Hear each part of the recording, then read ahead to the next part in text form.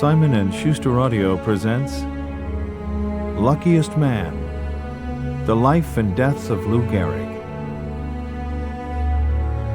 by Jonathan Ive. Read by Edward Herman, with an introduction by the author.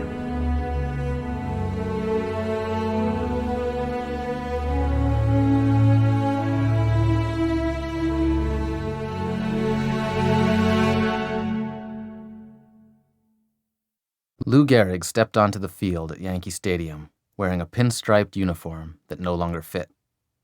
His pants were bunched at the waist. His jersey billowed in the wind.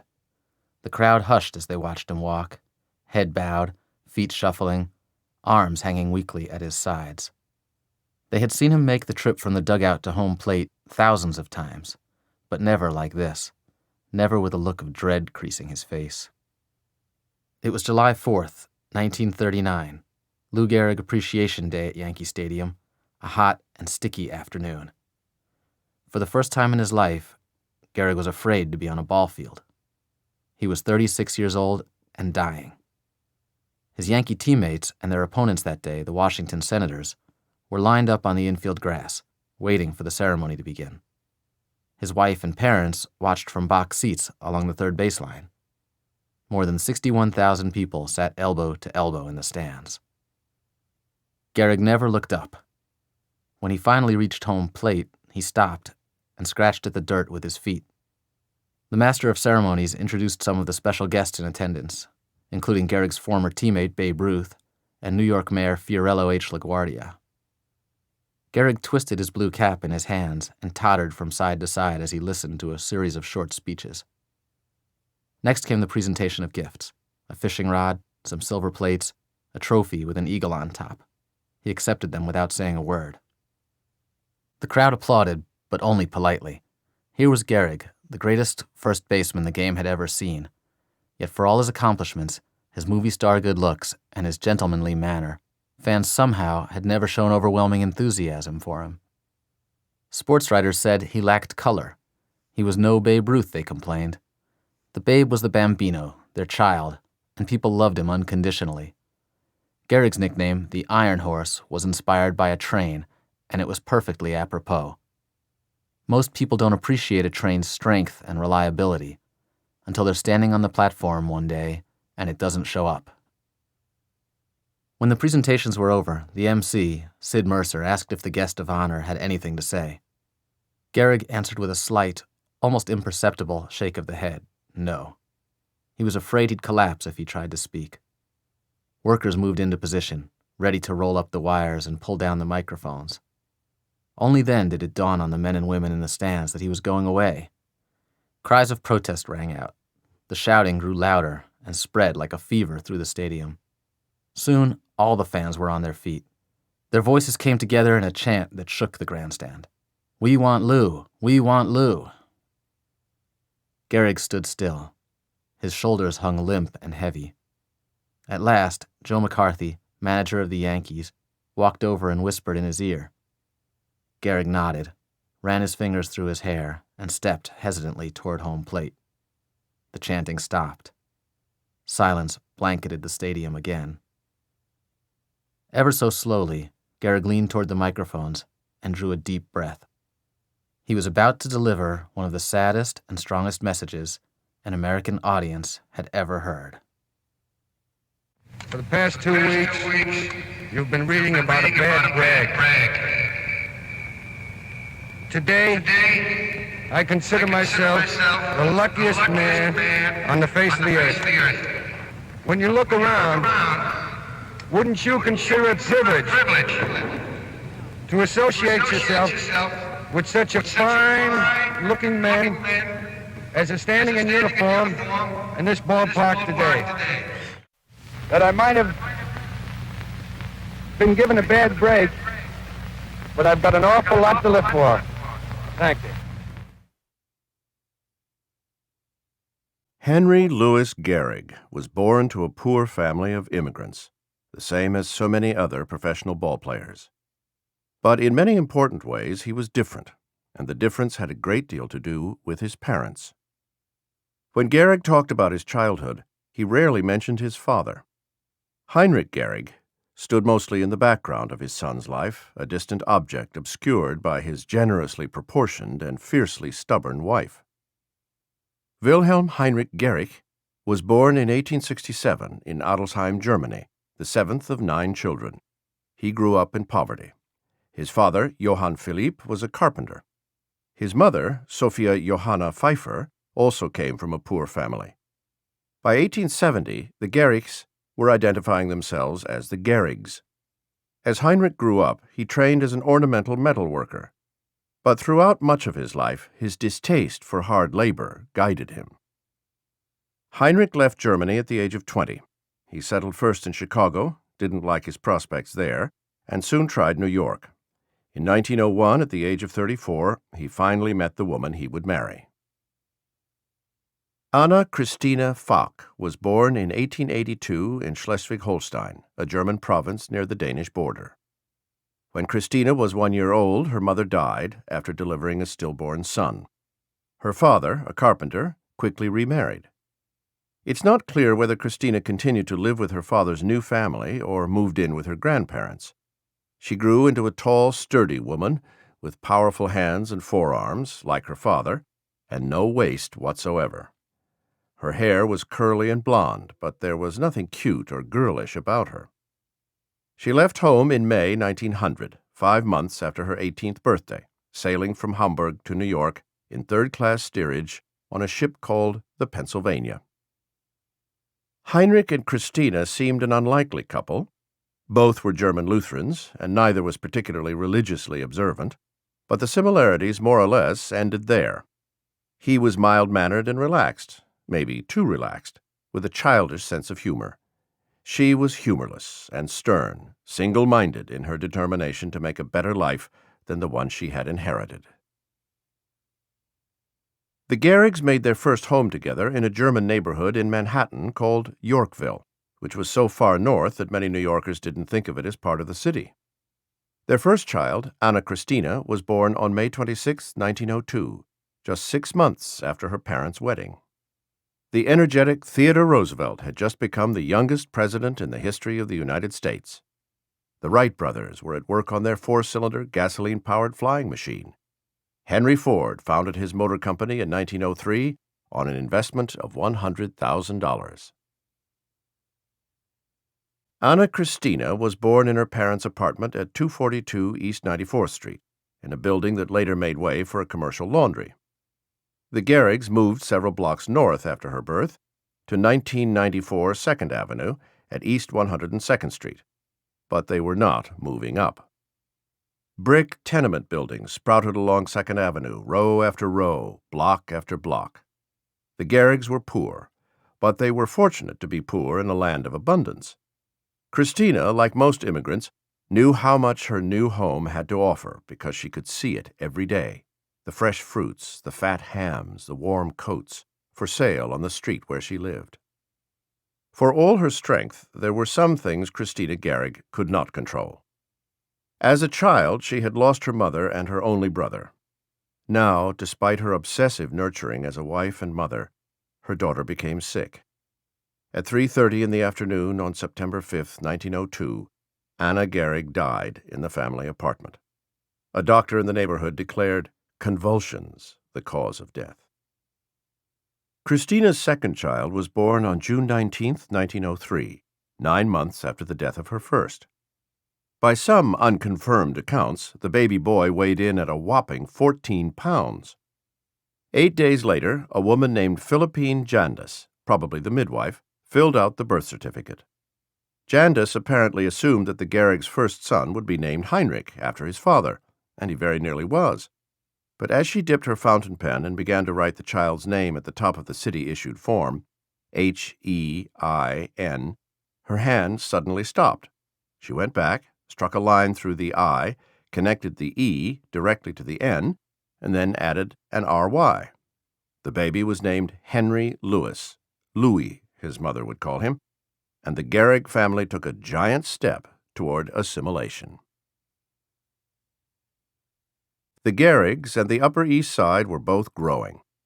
While the poor clustered near the elevated train lines, The wealthy began lining up a few blocks to the west along Central Park. Jacob Rupert, who owned the brewery that made Knickerbocker beer and who would eventually come to own the Yankees, lived at 5th Avenue and 93rd Street in a castle-like mansion on a hill. All around these massive homes were rocky, vacant lots, shanty towns, and a growing number of tenement buildings.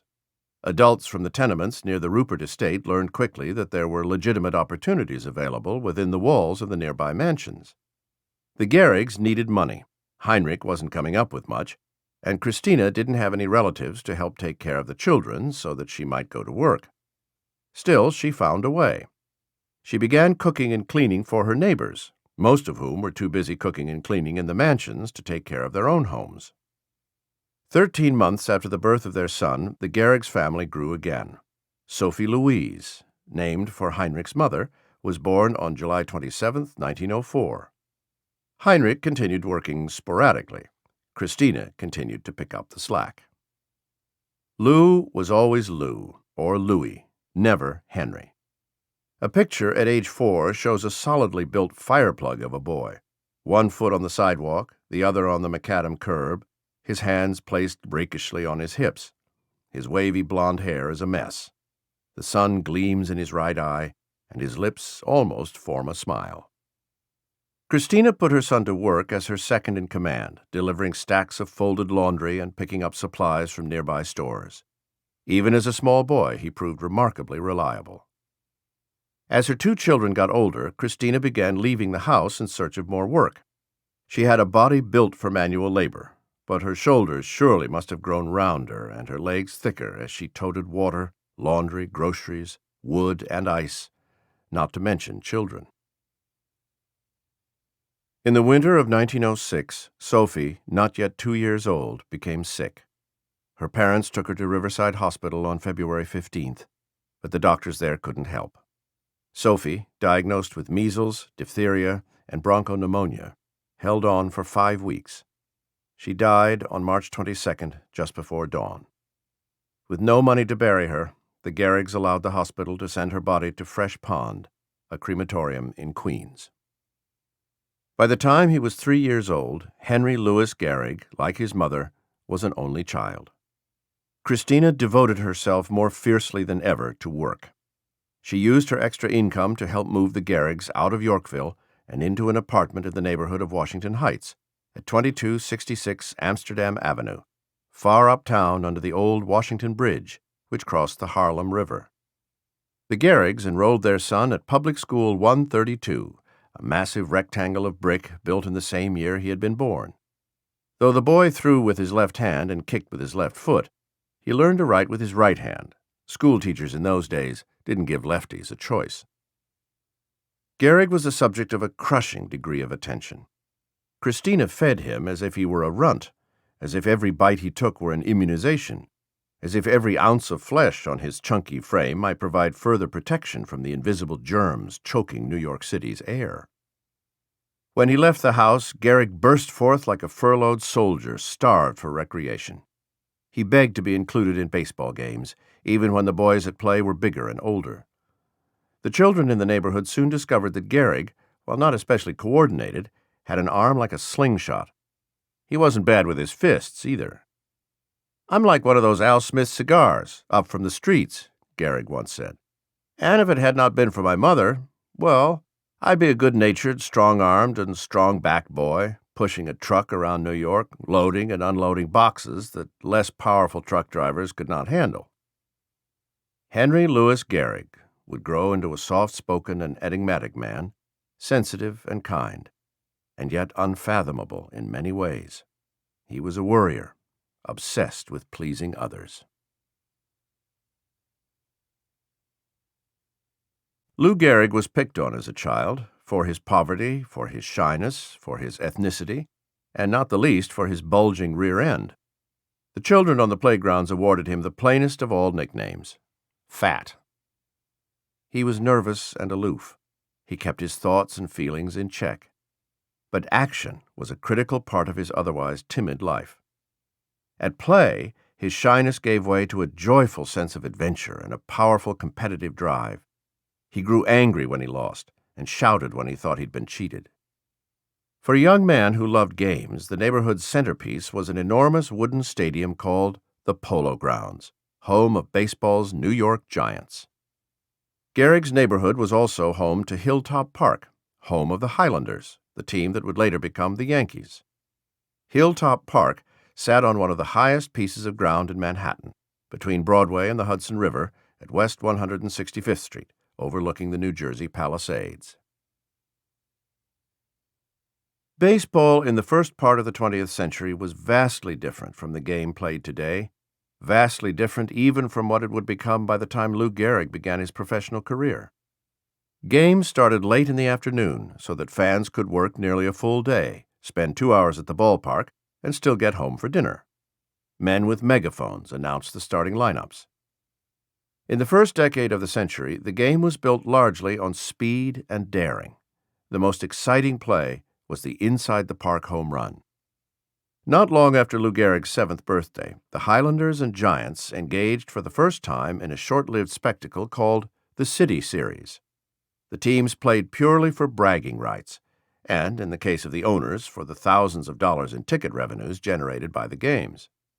The Giants not only won the series, 4-2, but also won the ongoing loyalty of Gehrig and most of his friends. Young Lou Gehrig learned about baseball's famous players by collecting the glossy gray baseball cards that came in packages of his father's sweet Caparel cigarettes. Like most of the children who used broomsticks for bats and rags for bases, he indulged the dream of becoming a professional athlete, even though he showed few natural abilities. He was slow on the bases and even slower to learn. "Some ball players have natural-born ability," he once said. "I wasn't one of them." The fact that he threw left-handed made him something of a misfit, too. When his mother was working, Lou sometimes followed his father to the nearest Turnverein, a German gymnastics club and social hall at 156th Street in the Bronx. Gehrig lacked confidence in many ways, but he began at an early age to believe in his physical strength. At the Turnverein, he fell in love with exercise, with the parallel bars, pulleys, and free weights, with the musty smell of the locker room and the quiet company of men. By the time he was 12, his chest and shoulders had begun to catch up to his belly and backside. The firm line of his powerful jaw had begun to emerge from beneath those fleshy cheeks. For many of Gehrig's classmates at PS 132, graduation day marked the end of their formal education. But Christina Gehrig wanted her son to go to high school. She wanted him to be an architect or an engineer. At the time Lou Gehrig entered the High School of Commerce at 155 West 65th Street, a long ride along elevated train tracks from home, his cheeks were still pale and smooth. Those who knew Gehrig as a young man used words such as worried and harassed to describe him. They said he seemed from an early age to be carrying with him a sense of his own worthlessness. He kept to himself at Commerce High, making few close friends. If the girls in his school or neighborhood were attracted to this strong and handsome young man, Gehrig didn't seem to notice. His classmates said they never saw him with a girl. Starting in his sophomore year, Gehrig played soccer, football, and baseball, sometimes 2 out of the 3 on the same day. Baseball at the outset was his weakest game by some accounts, but he was too big and strong for his coach, Harry Kane, to give up on him. Kane put Gehrig at first base, where his clumsiness seemed likely to do the least damage. He also pitched in high school. Though he lacked control, he threw the ball harder than anyone on his team. But it wasn't Gehrig's pitching that excited his coaches. By the spring of his junior year, it was clear that Gehrig was one of the most powerful hitters, if not the most powerful hitter, ever to emerge from the city's public schools. While his son attended Commerce, Heinrich Gehrig became ill and couldn't work. The family moved from Amsterdam Avenue to another apartment building in the same neighborhood at 2079 8th Avenue. Christina turned to the Help Wanted section of the newspaper and found a full-time job as a cook and housekeeper for Sigma Nu Theta, a fraternity at Columbia University. Her son helped out by taking whatever jobs he could get, working in butcher shops and grocery stores, delivering newspapers, mowing lawns in summer, and shoveling snow in winter. And sometimes, when practice was over, he would head to the Sigma Nu house at Columbia to help his mother serve dinner or clean up after it.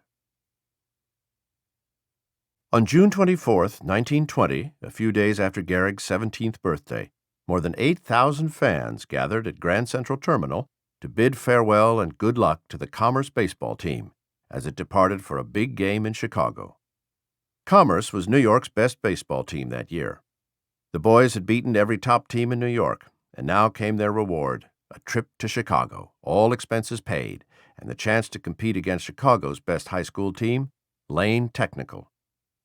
Even before Gehrig and his teammates departed, newspapers in Chicago had warned readers that Commerce would be tough to beat. The Gotham boys have a first baseman, Louis Gehrig, who is called the Babe Ruth of the high schools, wrote the Chicago Tribune. The engine sighed to a stop in Chicago on a warm Friday morning. A soft Lake Michigan breeze greeted the boys as they stepped onto the platform and squinted into the sun.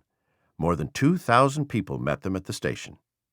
Gehrig and his 12 teammates whispered and laughed as they climbed into convertibles and joined a parade through the city's downtown loop. After a stop for lunch, the team traveled by car to Comiskey Park on the city's south side, where the White Sox were playing the Cleveland Indians. The boys tucked their uniforms under their arms and carried them into the stadium, so they could change out of their other clothes and begin practicing when the game ended.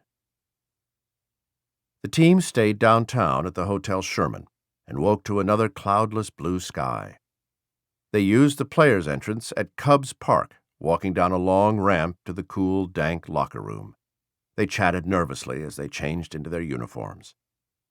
By the end of the first inning, the New Yorkers led 3-0. The Bingle Fest, as one writer called it, had begun. As the game stretched on, though, Gehrig didn't do much bingling. In 4 at-bats, he put the ball in play only once, and even then hit it feebly. The crowd was beginning to wonder if the stories of his batting prowess were all myths, one Chicago writer noted. With Commerce leading 8-6 in the top of the 9th inning, Gehrig came to bat for the last time. The bases were loaded with 2 outs. He stepped into the batter's box, spread his feet in a wide stance, and looked hard at Lane's new pitcher, a right-hander named Norris Ryerholm.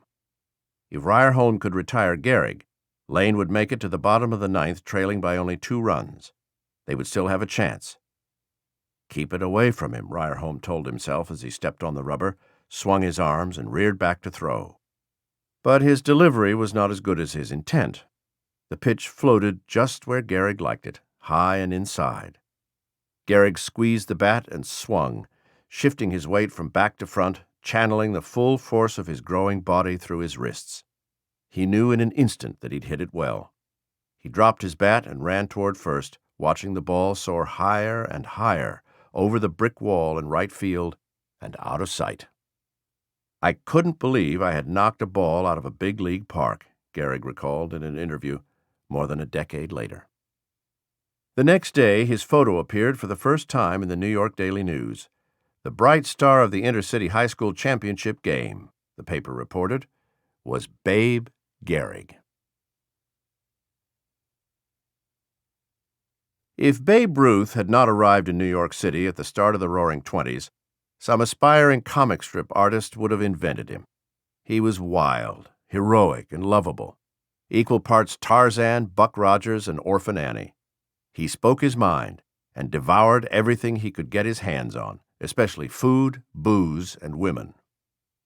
He joined the Yankees and almost instantly became much more than a ball player. To the Yankees, he became a huge source of revenue, attracting enormous crowds, even for meaningless games. To the reporters who covered the team, he was a dream come true. To the fans, he was a source of never-ending wonder. In 1919, he hit a record-breaking 29 home runs. The next year, when he hit 54, 35 more than his nearest competitor, baseball had been remade in the Babe's image. He was the sport's first showman, the first to fully appreciate that sporting events produced not just winners and losers, but also stars, and that stars could be winners even when their teams lost. Ruth not only changed the approach of young athletes, he also changed how coaches and scouts assessed talent. They began paying more attention to some of the lumbering men who might previously have been left to football. To Henry Louis Gehrig, 17 years old and still very much under his mother's watch, Babe Ruth became an unlikely but powerful role model. Gehrig's mother wanted her son to be a collegian, or a collision, as she pronounced it. But Christina wasn't ready to let him leave town. Gehrig graduated from Commerce on January 27, 1921, and in February he enrolled in Columbia University's Extension program. When the weather warmed, Gehrig began practicing with the school's baseball team. On April 5th, Columbia played an exhibition game against the Hartford Senators, a team of minor league professionals from the Class A Eastern League. Gehrig, wearing a sweatshirt instead of a proper baseball uniform, smashed 2 home runs. The second shot, according to the Hartford Times, went sailing out over the enclosure past a big sundial and almost into the School of Mines. That spring, scouts for the New York Giants tried to persuade Gehrig to quit college and jump to the big leagues. Gehrig wasn't sure. His mother wanted him to get an education.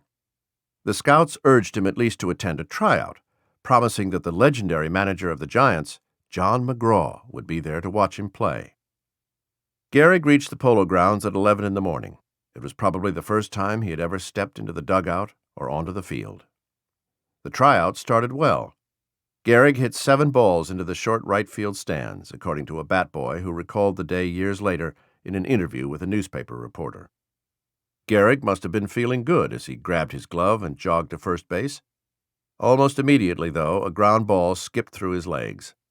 After only a few minutes, McGraw announced that he had seen enough of the first baseman. Gehrig's muffed grounder turned into one of McGraw's most profound errors. He let the greatest first baseman of all time get past him. In the years ahead, McGraw would watch Gehrig's Yankees supplant his Giants as baseball's dominant team. But if he remembered giving the young man a tryout, he didn't talk about it much.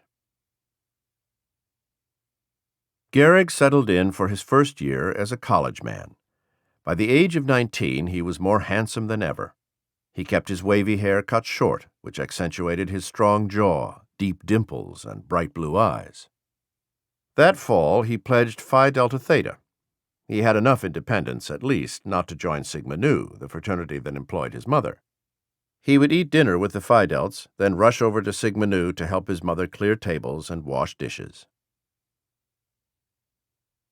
In the spring of 1923, Gehrig's sophomore year, Yankee Stadium opened at 161st Street between Jerome and River Avenues in the Bronx, directly across the river from the Polo Grounds. It was far and away baseball's greatest park, tailor-made to fit the game's greatest star, Babe Ruth. Colonels Tillinghast Houston and Jacob Rupert had purchased the team in 1915, only about a year after its name was changed from the Highlanders to the Yankees. Once they had Ruth, they wanted a stadium big enough to host football games, boxing matches, and political rallies. It would be a profit center, not just a ball field. The stadium was spectacular. It had seating for about 58,000 fans, an elevator to carry team executives to their offices, and an unprecedented 16 toilet rooms, 8 for each gender. The most important feature of the field was its short right field fence, 294 feet 9 inches, which ensured that there would be plenty of home runs for left-handed batters. It was no wonder that sports writers would come to refer to it as the house that Ruth built. At some point that spring, Columbia's coach Andy Coakley took Gehrig to see his first game at Yankee Stadium. The college star didn't recall any of the details of the game when interviewed years later, but it was the first time he saw Babe Ruth play, and it was that sight that made the most lasting impression. And when I saw the way he swung, watched the perfect rhythm and timing, Gehrig said, I made up my mind that there was one man to pattern after. I learned a lot from Babe Ruth in that one day. But Babe Ruth was not the most important Yankee in Lou Gehrig's life, at least not yet. That honor would belong to a retired catcher named Paul Critchell, who appeared in only 87 games in 2 seasons with the St. Louis Browns. In 1920, when Ed Barrow joined the Yankees as the team's general manager, he hired Critchell as one of his scouts. On April 26, 1923, Critchell took the train to New Brunswick, New Jersey, to watch Columbia play Rutgers University. He knew little about either team. He happened to catch the same train as the Columbia squad and he settled into a rear seat next to Coakley for the short ride. As the train clattered south, the two men talked. GEHRIG's name came up right away.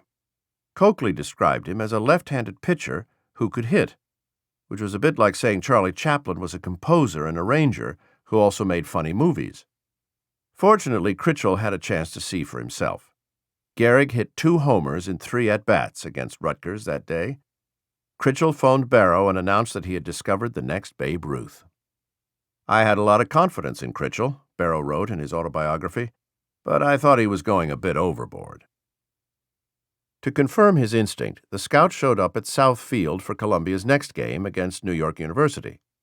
GEHRIG hit one of those homers that people would talk about for years, a shot that reportedly touched down on 116th Street and bounced out of sight. He went 2 for 3 and pitched a complete game, striking out 8 in a 7-2 win. Critchell wasted no more time. He chased down GEHRIG after the game and asked him to show up the next morning at Barrow's Yankee Stadium office. When GEHRIG arrived, Barrow offered him a contract. It didn't take much to persuade the college sophomore to leave Columbia. He had made a few friends, but felt no attachment to the school, and it was clear he was not destined for academic excellence. More important, his mother and father were sick at the time and unable to work. By some accounts, his mother was recovering from pneumonia. His father's illness was vague, as usual. In any case, the family needed money.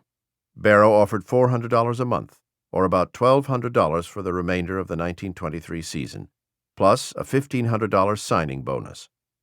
It was a good deal, not a great one, at least by baseball standards, but for the GEHRIG family, it was a life-altering payday. Monday afternoon, June 11, 1923, was cool but carried a strong hint of the long summer days to come. Lou GEHRIG, toting his cleats and glove, traveled from his apartment in Morningside Heights to the Bronx. The streets around Yankee Stadium were clean and quiet. The ballpark gleamed like a giant sand castle. The Yanks were scheduled to play the Indians that afternoon, but fans would not begin to arrive for hours. Paul Critchell and Andy Coakley were waiting at the stadium to greet the newest Yankee.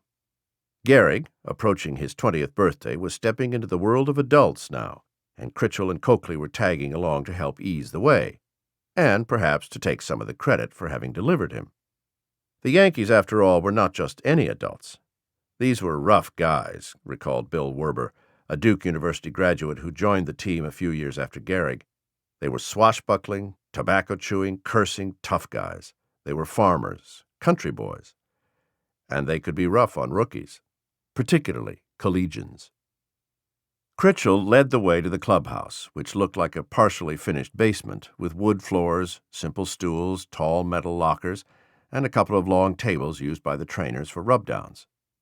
The players were lounging in front of their lockers, slowly changing out of street clothes and into their uniforms, which were white with blue pinstripes. The interlocking NY on the chest and the numbers on the back had not yet been added.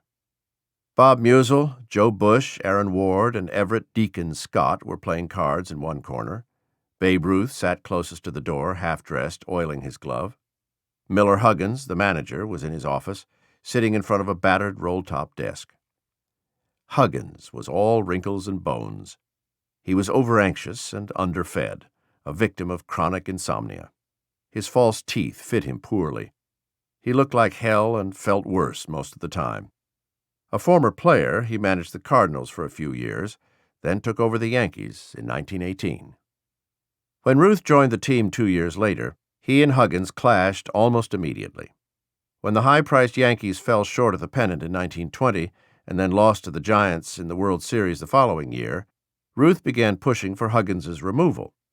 It was no surprise that most New York fans sided with the Babe. Huggins wasn't going to win any popularity contests, but he held on to his job courtesy of Colonel Jacob Rupert, now the Yankees' sole owner. Though it was early in the workday when GEHRIG appeared in his office, Huggins had the look of a man who'd been through extra innings. He had just turned 45, but to GEHRIG he probably seemed ancient.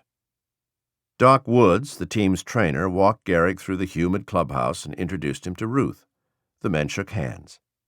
Then GEHRIG put on his uniform, hitched his black socks up to his knees, and tied the laces on his cleats. Huggins came out of his office and found the kid all alone, awaiting instructions.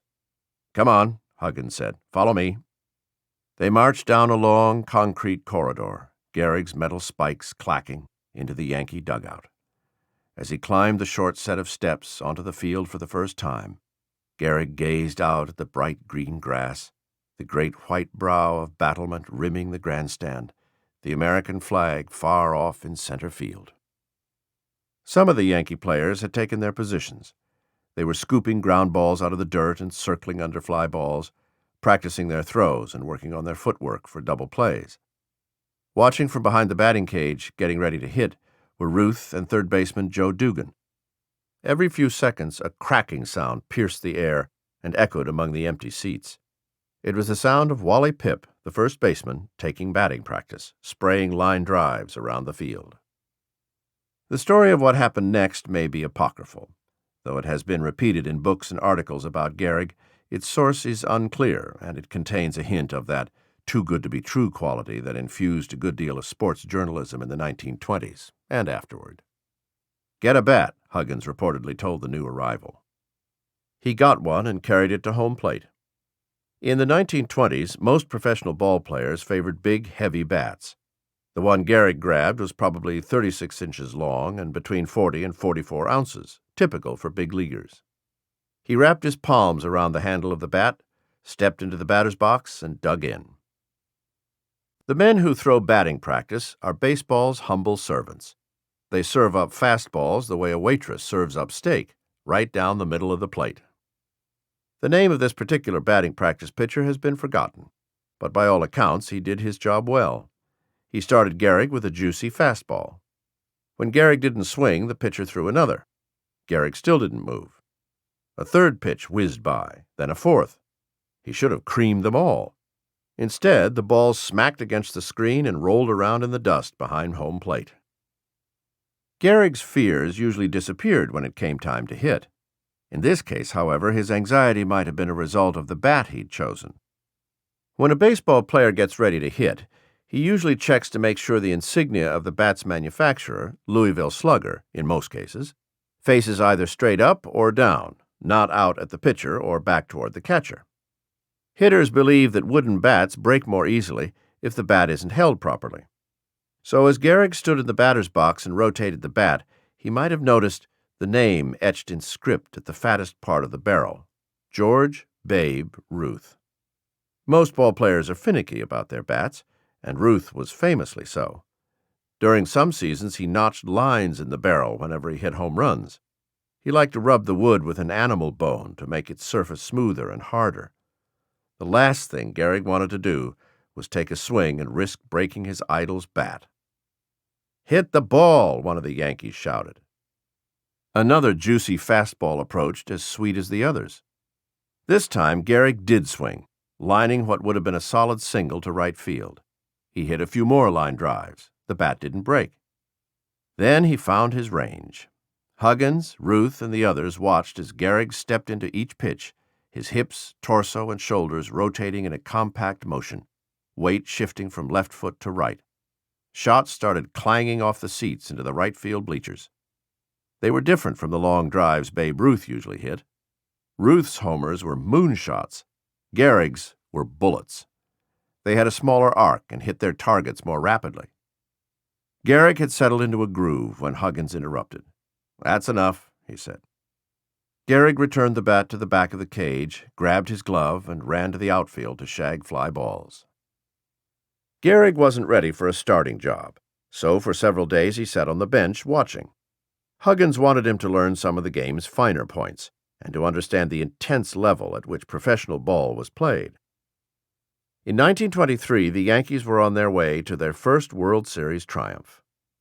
Ruth hit 41 homers and batted .393, still a record average for a Yankee.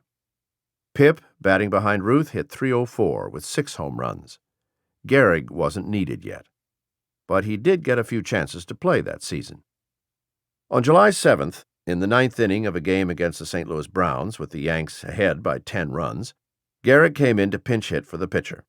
Facing Elam Van Gilder, a pretty tough right-hander, Gehrig swung and smashed a long line drive that caromed off the fence in right field. The right fielder came up with the ball quickly and held Gehrig to a single. His first big league hit. Huggins expected almost nothing of the rookie. Even when the Yankees had huge leads against hapless opponents, the manager usually kept him on the bench. Gehrig paid attention and did what he was told, but he failed in one critical way during his first tour with the Yankees. He made little effort to get to know his teammates or the reporters who covered the team. Teammates decided he was a nice fellow but immature and dull, and newspaper reporters concluded he had nothing that would jazz up their columns. On August 1st, Huggins decided Gehrig had spent enough time on the bench. He sent him to Hartford to let him finish the season in the minor leagues. The New York Times noted that the young man, known as the Babe Ruth of the Eastern College circuit, would probably be benefited by some seasoning in the minors. Paddy O'Connor, the new manager of the Hartford Senators, was a small, wiry, patient man. The Yankees instructed him to play Gehrig every day at first base, regardless of how he performed. Gehrig was considered an important prospect, but also a raw one, and team officials wanted him to get as much experience as possible. Strictly because of his reputation and his stout frame, Gehrig was inserted as the fourth hitter in the Senators' batting order, the slot usually reserved for the team's top home run hitter. Babe Ruth was an exception to the rule, batting third, in large part because fans wanted to see him come to the plate in the first inning, and also because he hit for such a high average. Gehrig doubled in his first game with the Senators and homered over the left field fence in his second.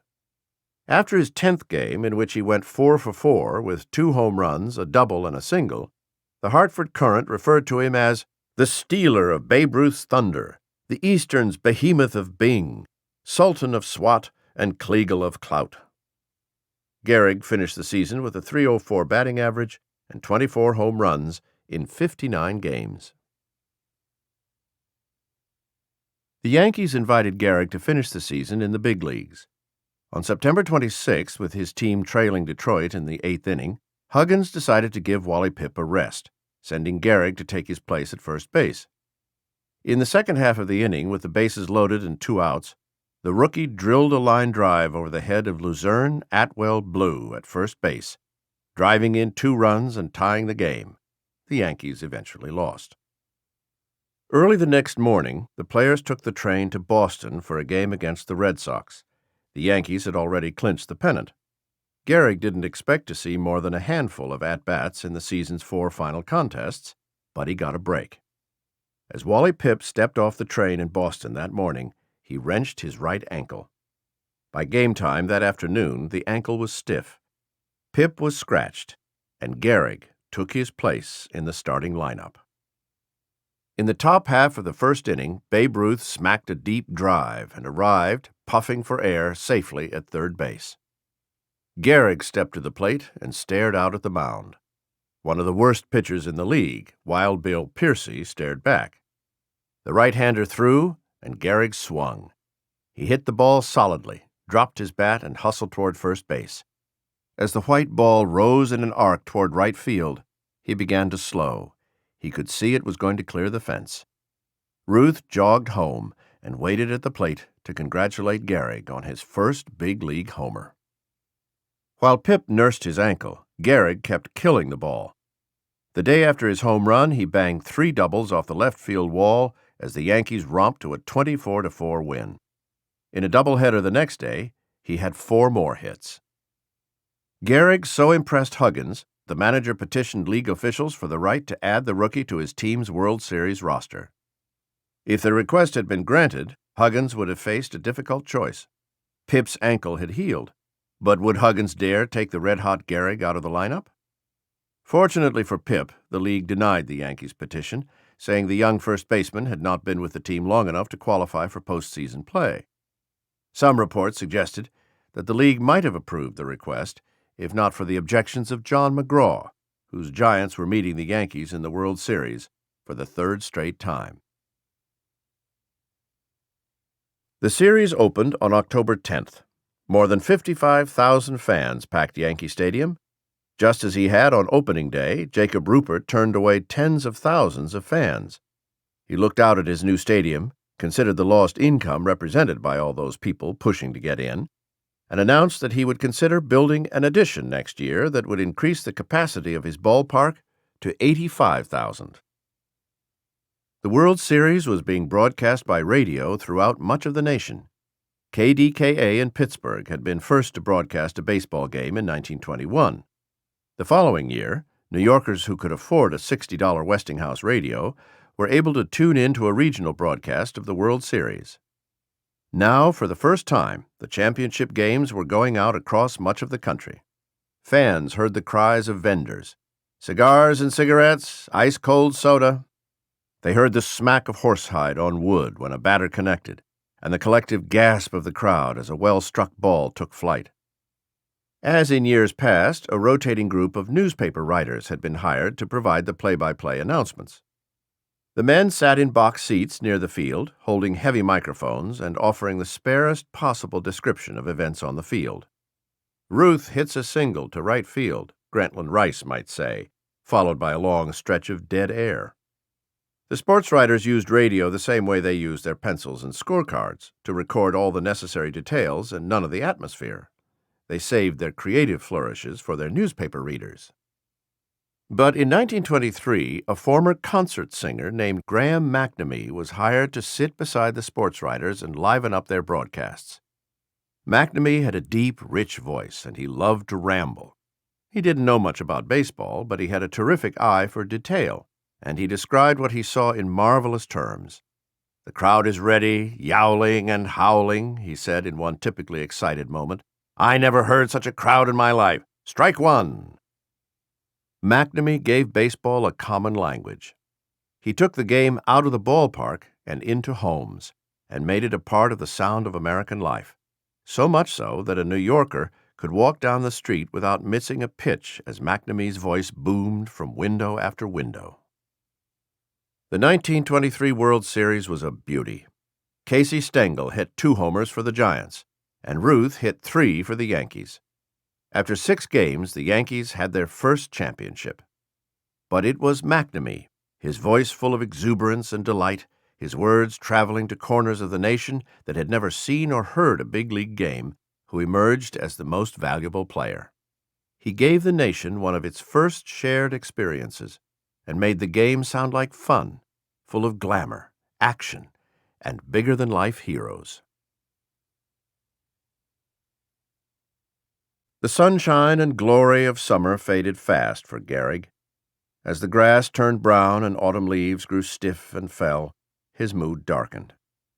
He took a job in the fall of 1923 as an office clerk at the New York Edison Company, in part because his family needed the money, and in part because he feared the Yankees might lose interest in him at any moment.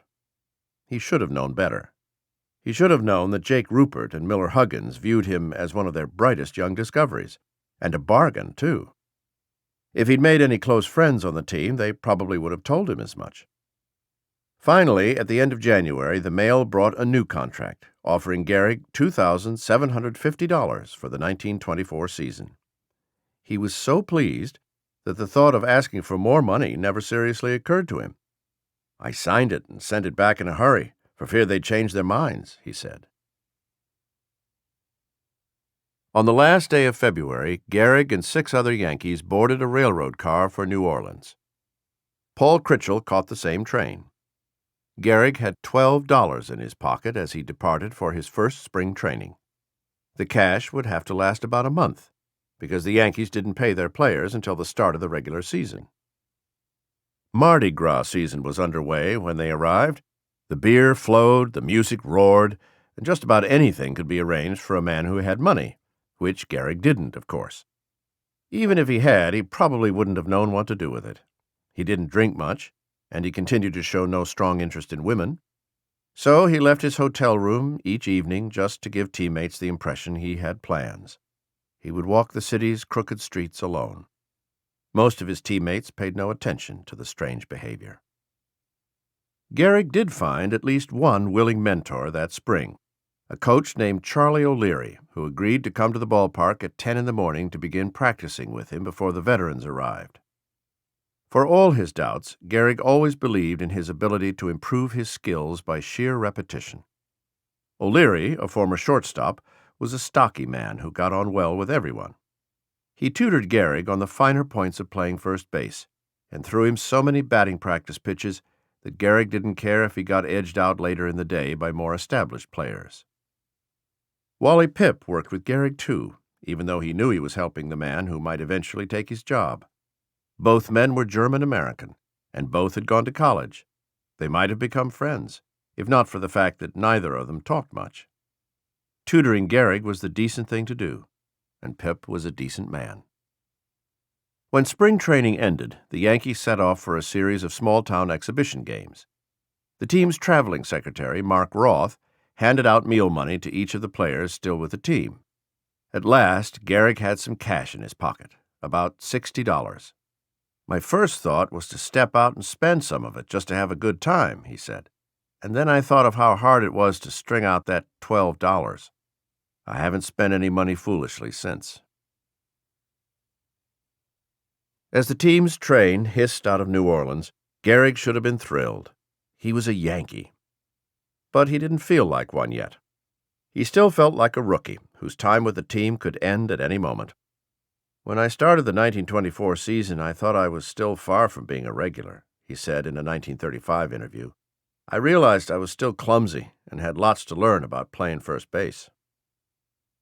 Barrow wanted to send GEHRIG back to the minors for more seasoning in Hartford, Atlanta, or St. Paul, Minnesota. But the general manager ran into a problem. In order for a team to cut a player from the big leagues and assign him to a minor league squad, the player had to clear waivers. In other words, every team in the league had to waive its right to offer that player a new contract.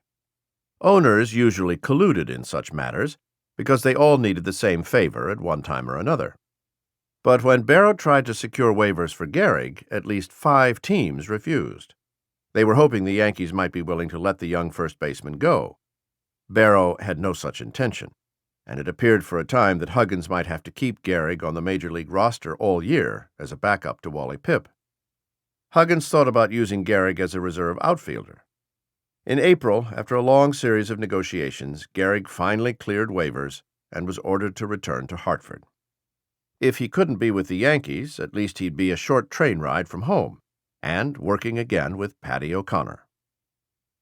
He had one other incentive. James Clarkin, the owner of the Hartford Senators, had promised him a $1,500 bonus payable in 2 installments if he returned to the team in 1924. He packed and went north. Miller Huggins believes that with another year in the minors, GEHRIG will be ready for serious business in the majors, the Times wrote, on the occasion of his assignment. GEHRIG tore through the Eastern League. The day before his 21st birthday, he homered with the bases loaded for the first time as a professional. On his birthday, he hit a double, a triple, and a 2-run homer as Hartford beat the Worcester Panthers 9-8. By midsummer, he was Hartford's most beloved athlete. GEHRIG played 134 games that year for Hartford, batting .369, with 37 home runs, 13 triples, and 40 doubles. Only his defense was less than big league. GEHRIG understood the basics of his position, but he was clumsy. Even when he made a play properly, he often looked inelegant doing it. He had no trouble hitting, however. Once again, Huggins invited GEHRIG to join the big league team for the final weeks of the season. This time, the Yankees were locked in a close race for the pennant. On September 19th, as the team arrived in Detroit for a 3-game series with Ty Cobb's Tigers, they were tied with the Washington Senators for first place. The Tigers, stuck in 3rd place with almost no chance at the pennant, were determined to wreck the New Yorkers' ambitions. Cobb, approaching his 38th birthday, seemed to hate all opposing teams, but he had a special enmity for the Yankees. The Tigers won the first 2 games in the series, dropping the Yanks 1 game behind Washington. Cobb was playing like a young man again, singling, stealing bases, and taunting his opponents. The Yanks did not respond well to the pressure. Wally Pipp made 2 errors in 1 inning. Huggins lost his temper and got ejected from the second game. Ruth seemed to walk or strike out almost every time up. In Game 3, the Yanks looked as if they'd come undone. They trailed 4-1 in the 8th, but had the bases loaded, when Huggins sent in GEHRIG to pinch hit for Everett Scott. The Tigers responded by replacing Whitehill with a new pitcher, Hooks Dowse. GEHRIG got a good pitch and slammed it sharply to right field for a hit, scoring 2. But then he made a mistake. He turned too far, rounding first, and got caught off the base. GEHRIG dashed back and forth between first and second, trying to avoid the tag, but he had no place to go. It was Cobb, sprinting in from center field, who finally made the putout. The Yanks finished the season 2 games behind the Senators. Cobb and the Tigers had spoiled their season. For more than a year, Wally Pipp had been keeping a nervous eye on GEHRIG.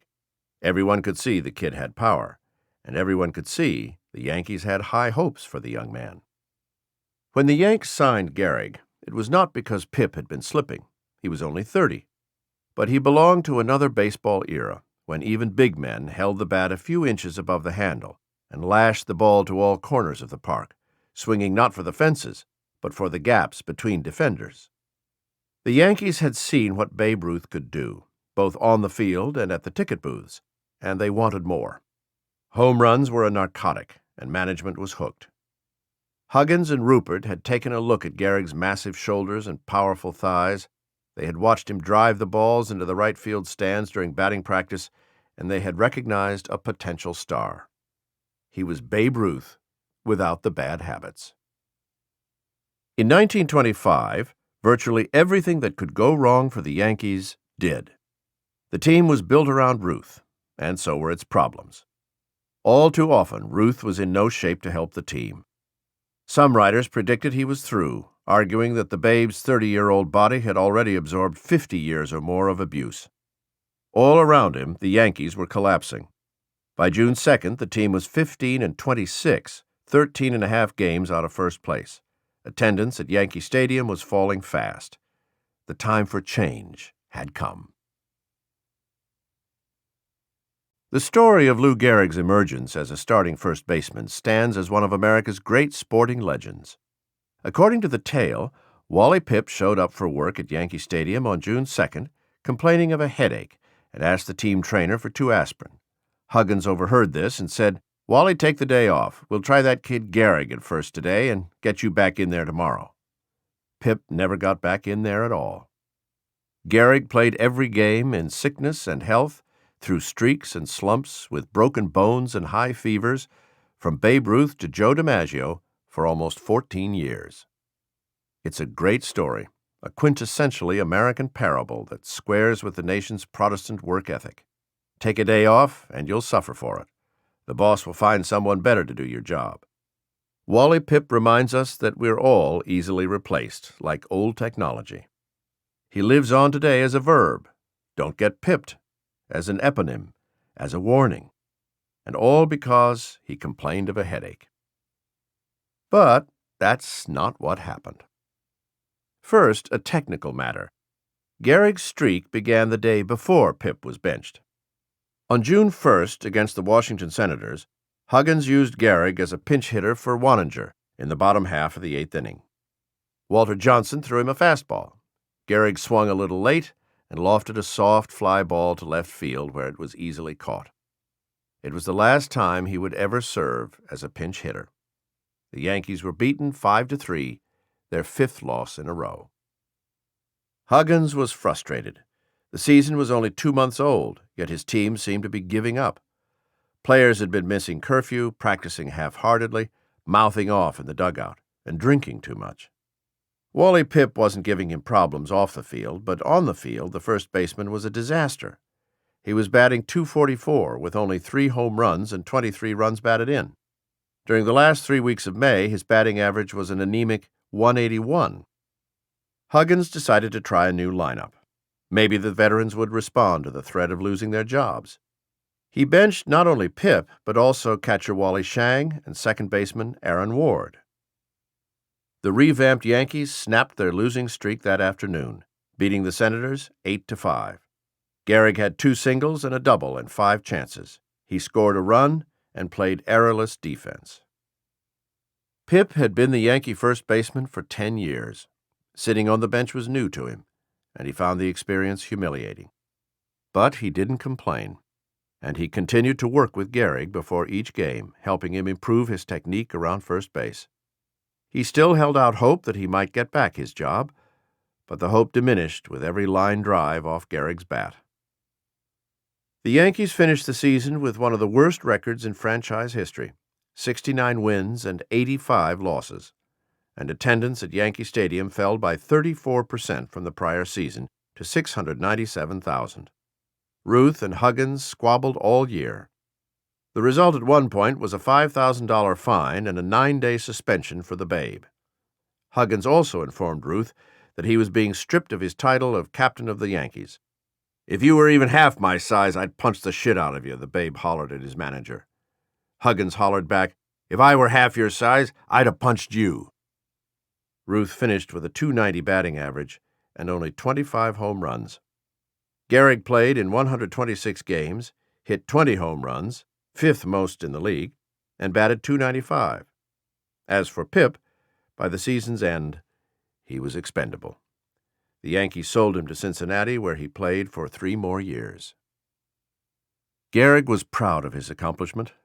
"That was the great kick of my career," he said, "the knowledge that I was the regular first baseman of my hometown team.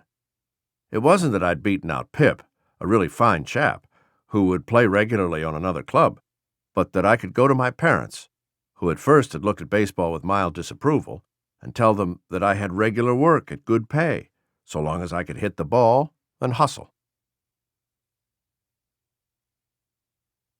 Spring training was perhaps the best time of all to be a Yankee, a time for loose curfews and easy women, mornings full of baseball and afternoons full of fishing. In the spring of 1926, as the Yankees gathered in St. Petersburg, Florida, some players brought their wives to training camp, others made a point of leaving them home. Gehrig was the only member of the team who arrived in the company of his mother. He rented her a room at the Del Prado Hotel. Christina Gehrig was a housewife, 44 years old and dowdily dressed. Never in her years of scrubbing floors and lugging pails of water could she have imagined that she would travel the length of the country in a Pullman car and bask in the sun for weeks without a single chore. She had come a long way from Yorkville, but some of the younger women who sat with her on the sands of Spa Beach nevertheless thought her crude. Half a dozen writers' wives, including mine, would be there, 3 or 4 other writers, and Mom Gehrig, Fred Lieb, a writer for the New York Post, recalled in his memoirs. Lieb and his wife were among the minority who enjoyed Christina's company. What struck me as odd for Americans in the late 1920s was that Mom and Lou would converse almost entirely in Mom's native tongue, German, wrote Lieb, who also spoke the language. If it struck him as odd that Heinrich was not in Florida with his wife and son, Lieb didn't mention it. In 1926, the Yankees bounced back from their poor performance the previous year. Ruth, fired up by the writers who said he was through, arrived at spring training in peak condition and taking the game seriously. Bob Musial, the outfielder with the best throwing arm in all of baseball, was in his prime, hitting .315 for the season. Earl Combs, the speedy center fielder, was developing into a great leadoff man. Joe Dugan had recovered from his knee injury, and he was joined in the infield by 2 unpolished but talented new players. The first was shortstop Mark Koenig, 21 years old, a switch hitter who played shaky defense but seemed loaded with potential. The other rookie was 22-year-old Tony Lazzeri, a second baseman who had hit 60 home runs the year before in the Pacific Coast League, where the schedule was 197 games long. Lazzeri was the team's best addition in 1926. He was a tall, skinny kid with big ears, a prominent nose, and cheekbones that looked as if they might poke through his flesh. He became an immediate sensation, especially among the city's Italian baseball fans, and the second most popular of the Yankees. He hit 18 home runs in his first season, 2 more than Gehrig hit that year, and drove in 114 runs, also 2 more than Gehrig. Huggins and Rupert had been pursuing power hitters ever since the investment in Ruth had paid off so richly, and now the Yankees had one of the biggest and toughest lineups anyone had seen, with 4 home run hitters, Ruth, Musial, Gehrig, and Lazzeri, batting consecutively at the heart of the order. Gehrig was still learning how to behave as an adult. He cried in the clubhouse when he thought he had disappointed his manager or hurt his team. He brought cookies and pickled eels for his teammates, courtesy of his mother, as an attempt to make friends. He was so earnest that his teammates found it amusing at times. He was just hopeless, recalled Mike Gazella, a backup infielder. When a woman would ask him for an autograph, he would be absolutely paralyzed with embarrassment. Though he wasn't ready to go out drinking or chasing women with Ruth, an approach that might have provided the quickest route to manhood, GEHRIG was at least starting to get comfortable in his hero's presence. He invited the babe home for dinner, and the babe accepted the invitation. Ruth enjoyed walking in the door of the GEHRIG's little apartment and smelling a ham in the oven, or cabbage on the stove, and knowing that someone had set a place for him. He had rarely tasted his own mother's home cooking, and he came to adore Christina GEHRIG and her elephantine portions. Ruth and his wife had recently separated, and while the babe had many women, and one serious girlfriend, Christina may well have been the only woman who cooked for him. Grateful, the babe bought her a chihuahua, which she named Gij, an approximate pronunciation of Ruth's real first name, George, and one of the babe's many nicknames. On the field, 2 dates in 1926 stood out for GEHRIG.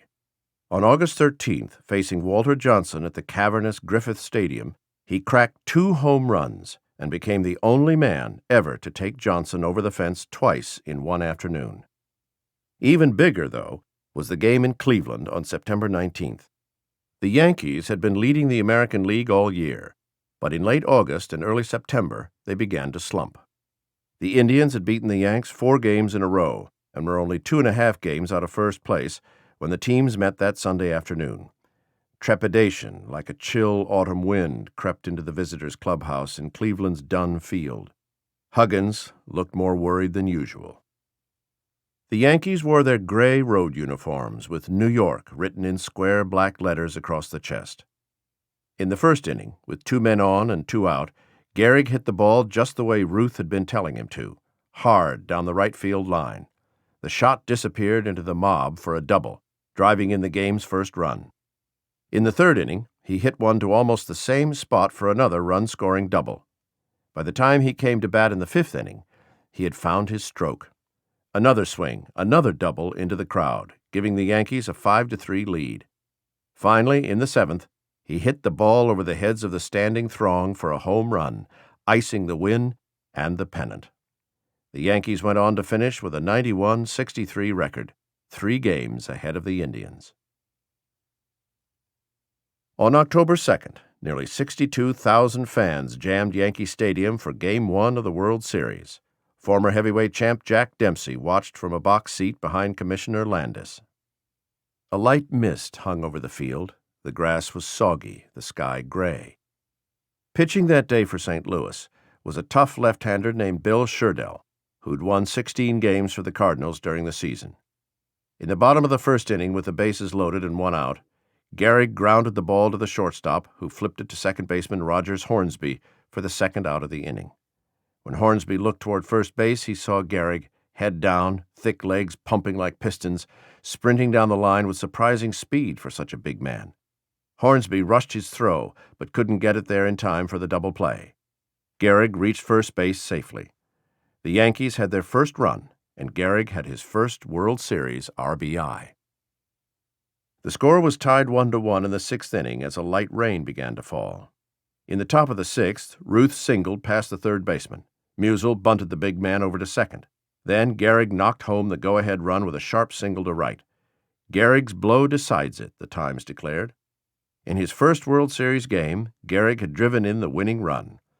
Over the course of his career, he would accomplish this feat an astonishing 8 times. Grover Alexander pitched Game 2 for the Cardinals and allowed only 4 hits. Ruth and GEHRIG came up empty against the wily right-hander, and the Cards won 6-2. After the game, both teams boarded trains for the trip west. The series was tied 1-1, but the Cardinals were greeted like champions. Game day broke cold and gray. But by early afternoon, the clouds parted, and the outfield grass at Sportsman's Park shimmered under a reddish autumn sun. Nearly 38,000 people jammed the ballpark, and the home team rewarded their enthusiastic supporters with a 4-0 win. GEHRIG had 2 hits, but the rest of the Yankees together had only 3. The next day, Ruth slammed 3 home runs, the first time that had been done in a World Series contest, and the first time Ruth had hit 3 in a single game. GEHRIG went 2 for 3 with a walk, a single, and a double. The Yankees won 10-5, tying the series at 2 games each. In Game 5, the Yankees were trailing 2-1 in the 9th inning when GEHRIG doubled, Lazzeri bunted him to third, and Ben Pascal singled to bring in the tying run. In the 10th inning, Lazzeri hit a sacrifice fly with the bases loaded to give the visitors the win. The series returned to New York for Game 6, the Yankees needing only 1 more win. But Alexander, once again, befuddled them. He pitched a complete game and gave the Cards a 10-2 win. GEHRIG managed only an infield single. The series and the season had come down to 1 game. On March 30th, 1927, a warm Wednesday evening in St. Petersburg, Florida, the last wisps of orange clouds were disappearing over the Gulf of Mexico as the Yankees boarded a train going north. GEHRIG was a few months shy of his 24th birthday. He had reached the height and weight, 6 feet 1 inch, 210 pounds, that he would maintain throughout most of his career. When he flashed his dimpled smile, he still looked like a kid, a handsome, happy, healthy kid. Ruth had dominated the headlines throughout the off-season. He told the Yankees he had no intention of playing in 1927 for less than $80,000. When Rupert balked at the unprecedented sum, the right fielder reminded the team's owner that he didn't need the Yankees as much as the Yankees needed him.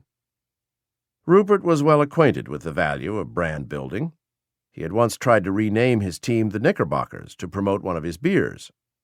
Rupert, by now, had been the sole owner of the Yankees for nearly 4 years. He knew that Ruth was his greatest asset. But he also knew that fans wanted more. They wanted to see a championship team. Ruth was in his prime, and he knew he had leverage in his contract negotiations. But he knew, too, that it would not be wise to give up baseball and turn full-time to the stage. After a strenuous series of negotiations, he accepted a contract for $70,000 that made him far and away the game's best-paid player. Most men in the league earned less than $10,000. Once Rupert gave in to Ruth's demands, he had little choice but to negotiate with the others. Herb Pennock, the team's best pitcher, became their highest-paid player after Ruth, getting about $20,000 a year for 3 years. Sports fans debated whether their heroes were worth such money, but few begrudged the athletes getting all they could. The nation was enjoying one of its greatest periods of economic expansion, with new millionaires popping up every day. In 1927, anything seemed possible. Motion pictures began talking. Charles Lindbergh soared across the Atlantic. Advertisers used airplanes to write slogans in the sky. To be sure, there were a handful of observers warning that the fun couldn't last, that the stock market couldn't soar forever, that there would be a price to pay for such excessive frivolity, but such warnings were easily ignored. GEHRIG never got caught up in the fashions of the day. He was too cheap to buy snappy clothes, too shy to be lured by the trappings of celebrity, too meek to demand a greater share of the wealth around him. Not yet a star, not yet rich, and not yet convinced he would have a long career in baseball, he was still living with his parents in an apartment in Morningside Heights at the start of the 27 season. When his contract arrived by mail, offering $8,000 for the year, he read, signed, and returned it without question or complaint. He was happy to have a job in baseball. Most forecasters picked the Philadelphia Athletics to win the pennant in 1927. After winning the World Series in 1914, the Athletics had sold off their best players. But Connie Mack, the team's careful, calculating manager, had set about rebuilding the club. Philadelphia fans were a testy bunch, and many had lost patience. But after 13 years, it appeared that Mack, one of the game's gentlest men, might finally have a shot at another championship, especially with his off-season acquisition of Ty Cobb of the Detroit Tigers. Cobb was 40 years old and nagged by injuries, but he had still hit .378 in 1925 and .339 in 1926. He was seen as the final piece in the puzzle for the Athletics. Mack was deemed a genius for getting him. It was fitting, then, that the league's two heavyweights, the Athletics and the Yankees, should open the season in direct competition. James B. Harrison of the Times practically gushed in his opening day dispatch from Yankee Stadium. The weather was lovely, the peanuts and hot dogs were unusually tasty. Babe Ruth and Ty Cobb were there. The Yankees marched slowly onto the field in their elegant pinstriped uniforms. Though he was far from the center of attention, no one looked better than Gehrig. The thin blue stripes elongated his bulky frame, while the baggy trousers hid his big rear end. Huggins knew what he was doing when he benched the veteran Wally Pipp in favor of the former Columbia University player, wrote Joe Vila in the New York Sun on April 15th, after Gehrig had banged 4 hits and driven in 5 runs in the season's first 3 games. The sports writers were finally beginning to take notice. They found in Gehrig a player who neither bragged nor fussed, a young man who clearly enjoyed making a living at play in a child's game, a shy fellow who treated everyone he met with respect. The journalist's only complaint was that Gehrig almost never said anything colorful. It was the one area in which he seemed not to make an effort. By the end of May, for the first time, he earned a nickname based on his performance, not on his appearance or his background. In the past, the newspapers had called him Columbia Lou, a reference to the fact that he was one of the only college men on the team, and his teammates had called him Biscuit Pants in reference to his big posterior. But on May 24th, the New York Times began its game story this way. Babe Ruth and Buster Gehrig, the home run twins of the Yankees, put on their specialty act this afternoon. Buster hung around a while, but didn't stick. Even so, it represented progress in the color department. The Yankees were diverse in their occupations, yet fairly homogeneous in their working-class backgrounds. They were anything but spoiled celebrities. Only Ruth enjoyed nationwide celebrity, although Tony Lazzeri was fast becoming a big star in Italian communities across the country. 6 players from the club would eventually gain election to the Hall of Fame: Ruth, Gehrig, Lazzeri, Combs, Pennock, and Hoyt. But there were more mortals than deities on the squad. Among pitchers, Hoyt was the ace, but not the only standout. And it wasn't just the pitching that proved better than anyone expected in 1927. Gehrig was playing better than average defense at first base and hitting the ball with more power than ever. And Lazzeri, a slashing hitter, was playing nearly flawless second base. The outfield was superb. In left field, Bob Musial, a Yankee since 1920, was one of the league's most graceful athletes. In center field, the Yanks had Earl Combs, a smooth fielder, a swift sprinter, and perhaps the finest leadoff hitter the game had ever seen. Ruth, of course, was the right fielder. He not only led the Yankees in the pennant race, he led them in fun. He hit, fielded, joked, drank, strutted, and cackled. And no matter how selfishly he behaved at times, teammates couldn't help adoring him. Even without the Babe, the Yankees might have been good enough to win it all in 1927. Of course, trying to imagine the 27 Yankees without Ruth is like trying to imagine the American Revolution without George Washington. Today, the 27 Yankees are the standard against which all great teams are judged. Other clubs have won more games. As batters have gotten bigger and stronger, other players have hit more home runs than Ruth and Gehrig. Yet no club has ever displayed anything near their sparkle or swagger. No team has been so exalted. No team has ever been such a gas. The team's nickname, Murderers Row, dated to 1921, when every member of the starting lineup had hit at least 4 home runs, but it was never more apt than in 1927. The White Sox as a team would hit 36 home runs in 1927. The Athletics, the second most powerful team in the league after the Yankees, would hit 56. The Yankees would finish with 158. The team won so many games with dramatic late-inning blasts that writers began to refer to the phenomenon as 5 o'clock lightning. The nicknames piled up as fast as the winds. The players would sing in the shower after a victory. Then the celebration would often move to a speakeasy or to one of the city's better restaurants. With only a few exceptions centered around Lou Gehrig, we were night owls, Waite Hoyt once wrote. The men who didn't go for sex and alcohol were referred to in the clubhouse as the movie set, those who would set out after most road games to see a motion picture.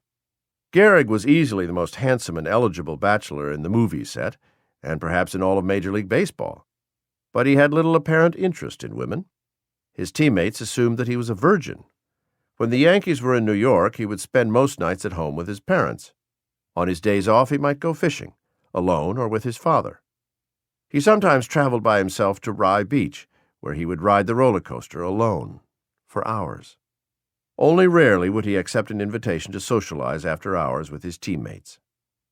He used to come up to the apartment Benny Bengoff and I shared and sit around waiting for us to introduce him to girls, Koenig once said. He would wear a nice new suit, perfectly pressed by his mother, and would sit on the sofa with his hands in his lap. When a woman was introduced, he usually found it too difficult to speak. He took some teasing for his shyness, but he never let on if it bothered him. The more he hit, the more his teammates accepted his idiosyncrasies. No one on the team took the game more seriously or worked harder to improve. He loved baseball so much that he sometimes went home after a game, rounded up a few of the kids from the neighborhood, and played in the street until dark. On June 22nd, the Babes smashed 2 home runs in the opening game of a doubleheader against the Red Sox, putting him slightly ahead of his 1921 pace, with 24 for the season. With each homer, Ruth would put another small notch in the barrel of his bat. The day after Ruth's 2 homers, Gehrig hit 3 in one game for the first time in his career. That gave him 21 for the season. He didn't notch his bat or engage in any other form of braggadocio, so Ruth did it for him. "There's only one man who will ever have a chance of breaking my record," the Babe said in one interview, "and that's Lou Gehrig. He's a great kid." A great contest was shaping up. By July 1st, Ruth and Gehrig were tied with 25 homers each. When Ruth hit a homer, Gehrig would wait at home plate to greet him before taking his turn at bat. If Ruth happened to be on base when Gehrig belted one, the Babe would wait to greet Lou, and the 2 men would laugh their way back to the dugout as the fans stood and cheered and waved their straw hats.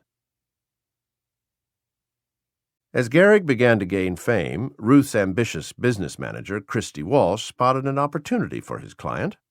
Ruth was in no danger of being eclipsed by Gehrig as a celebrity.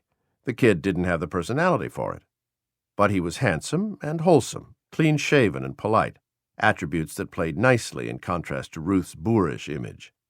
Walsh thought he could sell the sluggers as a pair, Babe and Buster, the legend and the kid, the rascal and the choir boy. He invited Ruth and Gehrig on fishing trips to create the impression that the men socialized together. In truth, there was no great friendship, not yet anyway. For one thing, Ruth and Gehrig were sharply divided on the subject of Huggins. Gehrig, naturally inclined to obey authority, saw in Huggins yet another father figure, a man of iron will and great determination, a mentor. Ruth saw a worthless little squirt. As summer heated up, the Yankees kept winning. Combs seemed to be on base every inning. Lazzeri was driving in almost as many runs as Gehrig or Ruth. Musial was playing with surprising tenacity. The pitching staff, to almost everyone's surprise, had emerged as the league's best. By July, the Yankees, the frolicking, rollicking, walloping Yankees, as Richards Vidmer of the Times wrote, were running away with the pennant. Rumors circulated that Huggins was spotted wearing a smile. Bigger crowds than ever greeted the Yankees when they traveled, and while these throngs had once been satisfied when Ruth stepped outside the train to wave and utter a few words, now they wanted something new. Gehrig, the Wunderkind. Suddenly, baseball had more than a big star. It had a big star and a dramatic narrative. It had a home run race, referred to by writers as the Great Home Run Derby. It had a notorious character and a squeaky clean one, battling for supremacy, a sinner and a saint. America's love of the home run said something about the nation's expectations in 1927, about the population's delight in muscle and spectacle.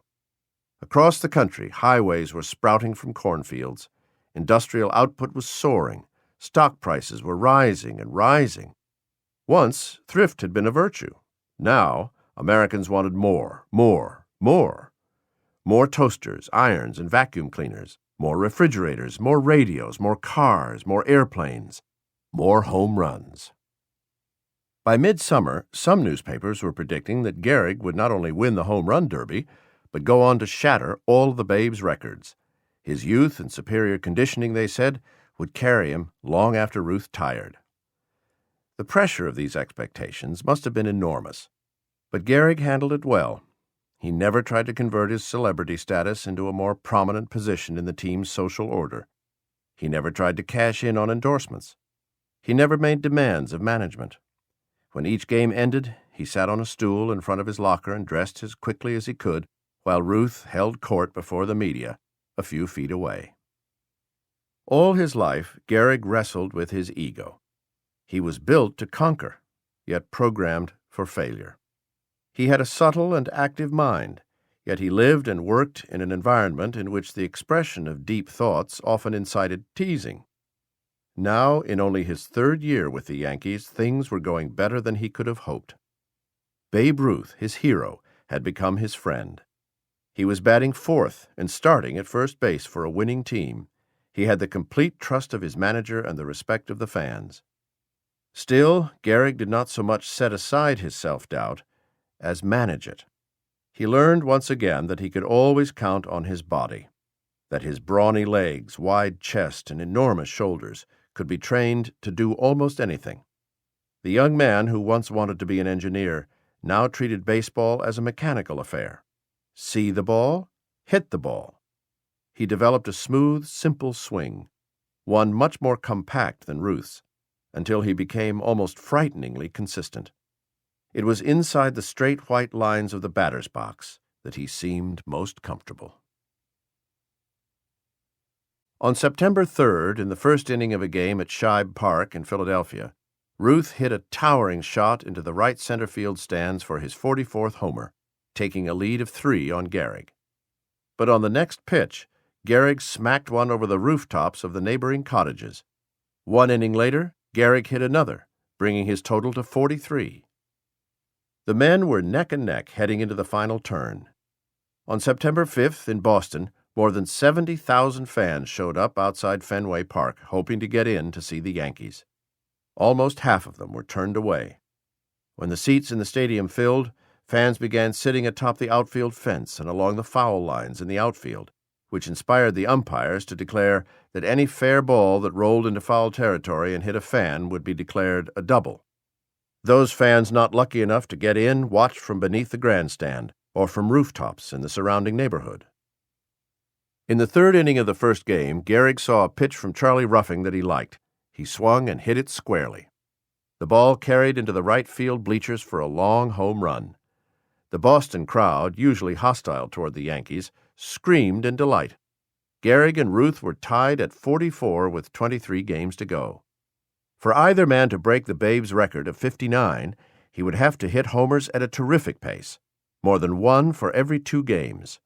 And yet the question gripping fans wasn't whether the record would be broken, but who would break it. The most astonishing thing that has ever happened in organized baseball is the home run race between George Herman Ruth and Henry Louis GEHRIG, wrote Paul Gallico. GEHRIG, of course, cannot approach Ruth as a showman and an eccentric, but there is still time for that. Lou is only a kid. Wait until he develops a little more and runs up against the temptations that beset a popular hero. Ruth without temptations might be a pretty ordinary fellow. Part of his charm lies in the manner with which he succumbs to every temptation which comes his way. That doesn't mean Henry Louis must take up sin to become a box-office attraction. Rather, one waits to see his reactions to life, which same reactions make a man interesting or not. On September 6th, Ruth hit 3 home runs and a doubleheader. He had the lead again. Then, the next day, he hit 2 more, numbers 48 and 49. GEHRIG entered the game on September 7th, batting .389 with 45 home runs and 161 runs batted in. He was driving in an astonishing 1.2 runs per game.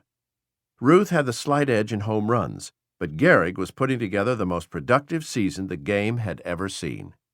He could have stopped on that date, nearly a month early, and still have had one of the greatest seasons any baseball player had ever enjoyed.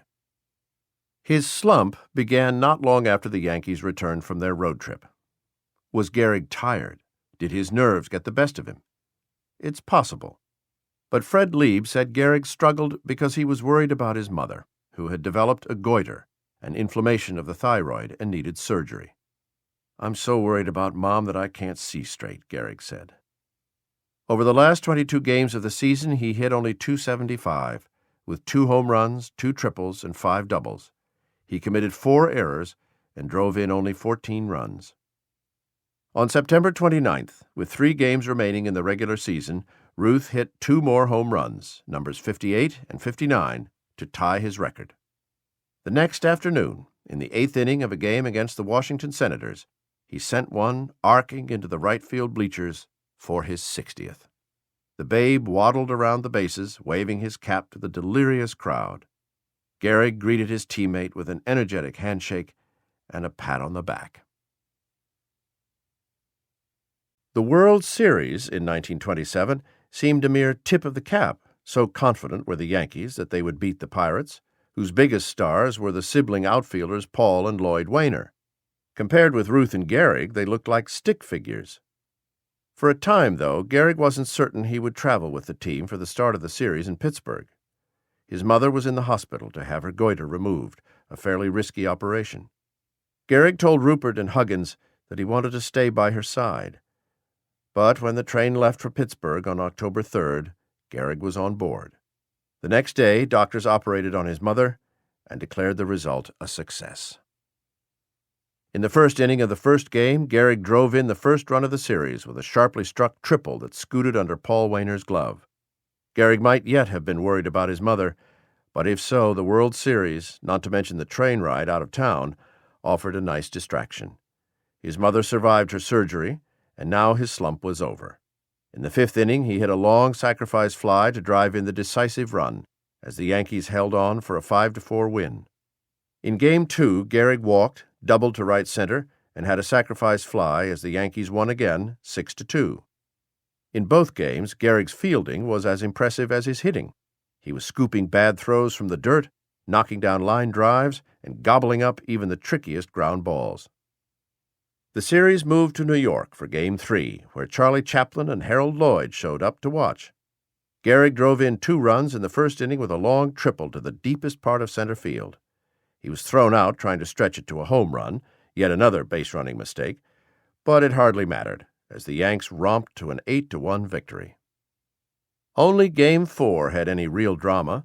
With the score tied 3-3 in the 9th inning, Gehrig came to the plate with the bases loaded and nobody out. Here was the situation he must have dreamed about as a boy, and probably as an adult, too, the chance to win the World Series for his team with a single at-bat.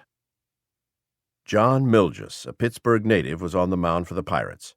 With a count of 2 balls and 2 strikes on Gehrig, Milgis went into his motion and threw a beautiful pitch that seemed to curl from the outer edge of the plate to the inner. Gehrig squeezed the handle of his bat, stepped into the pitch, and swung. The ball dropped harmlessly into the catcher's mitt for strike 3. There was 1 out. Next came Musial, who had done nothing in the series. He did nothing again, striking out on 5 pitches. 2 outs. Tony Lazzeri stepped to the plate. Suddenly, it seemed to many in the crowd that Milgis was on the verge of performing something truly spectacular. As much as they wanted the Yankees to win, they were not quite ready to see such a wonderful season end. They were rooting for Milgis to get the out so that the game would go on. Lazzeri crouched in the batter's box, ready to go. He swung at the first pitch and fouled it off. Milgis threw the next one high and outside, so far high and outside that his catcher couldn't get a glove on it. The ball rolled all the way to the backstop. Combs sprinted in from third base. With a fizzle, not a bang, the World Series was over. The greatest team in the game's history had its crown. Early on the morning of October 11th, a small crowd gathered in the Great Hall of New York's Pennsylvania Station. At the center were Babe Ruth, the 2 call girls with whom he had spent the previous night, Lou Gehrig, Gehrig's mother, and the Babe's business manager, Christy Walsh. Ruth tipped the call girls and sent them on their way.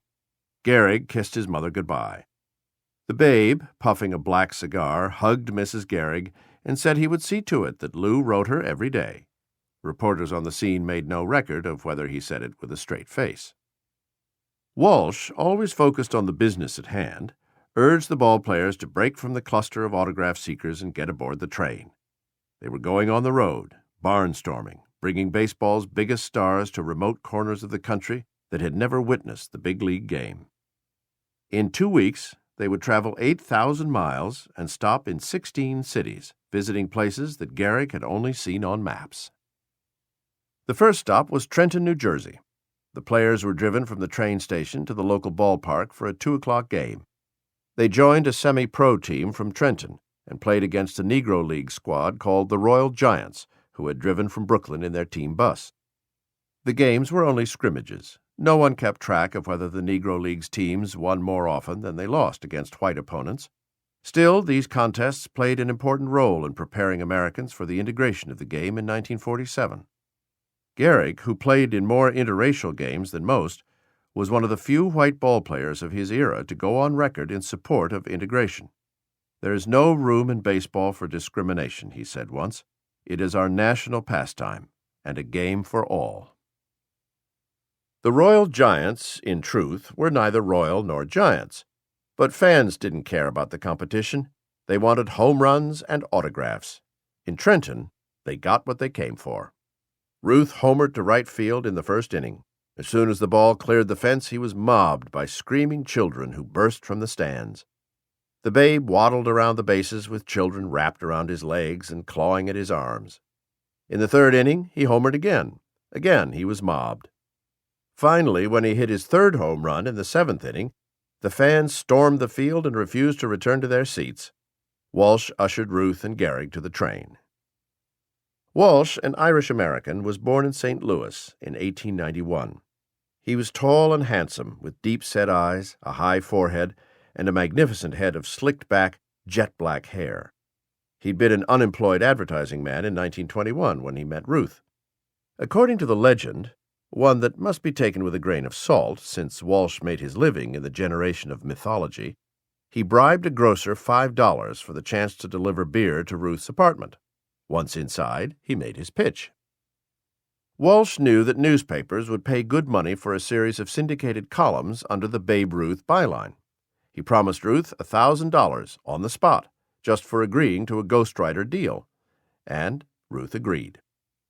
For the promoter, it marked the start of a long career running a stable of ghostwriters, simultaneously creating and feeding the nation's appetite for news and gossip about its sports stars. Thanks in no small part to Walsh, players began speaking more directly to the fans, boosting the game's popularity. Most readers knew that ghostwriters were involved, just as they knew that stuntmen were involved in Douglas Fairbanks's movies. They didn't really care. Walsh and GEHRIG had at least one thing in common. Both were tight with their money. GEHRIG rarely opened his wallet on the barnstorming tour, except to buy stamps to send letters home to his mother. This drove Ruth crazy. But GEHRIG was happy to have time alone with Ruth, and he was eager to strengthen their friendship.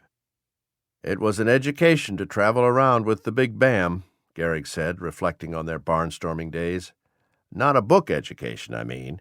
But for a boy like me, getting his first long-distance close-up of these United States, it was an education in meeting people and seeing things." But the education only went so far. GEHRIG mentioned that the Babe taught him how to act in a parade. But if his mentor offered instruction in more private acts, GEHRIG didn't say. He remained the straightest of straight shooters. He had little interest in gambling, though he enjoyed card games for the competition, and he remained too nervous to attempt intimacy with women.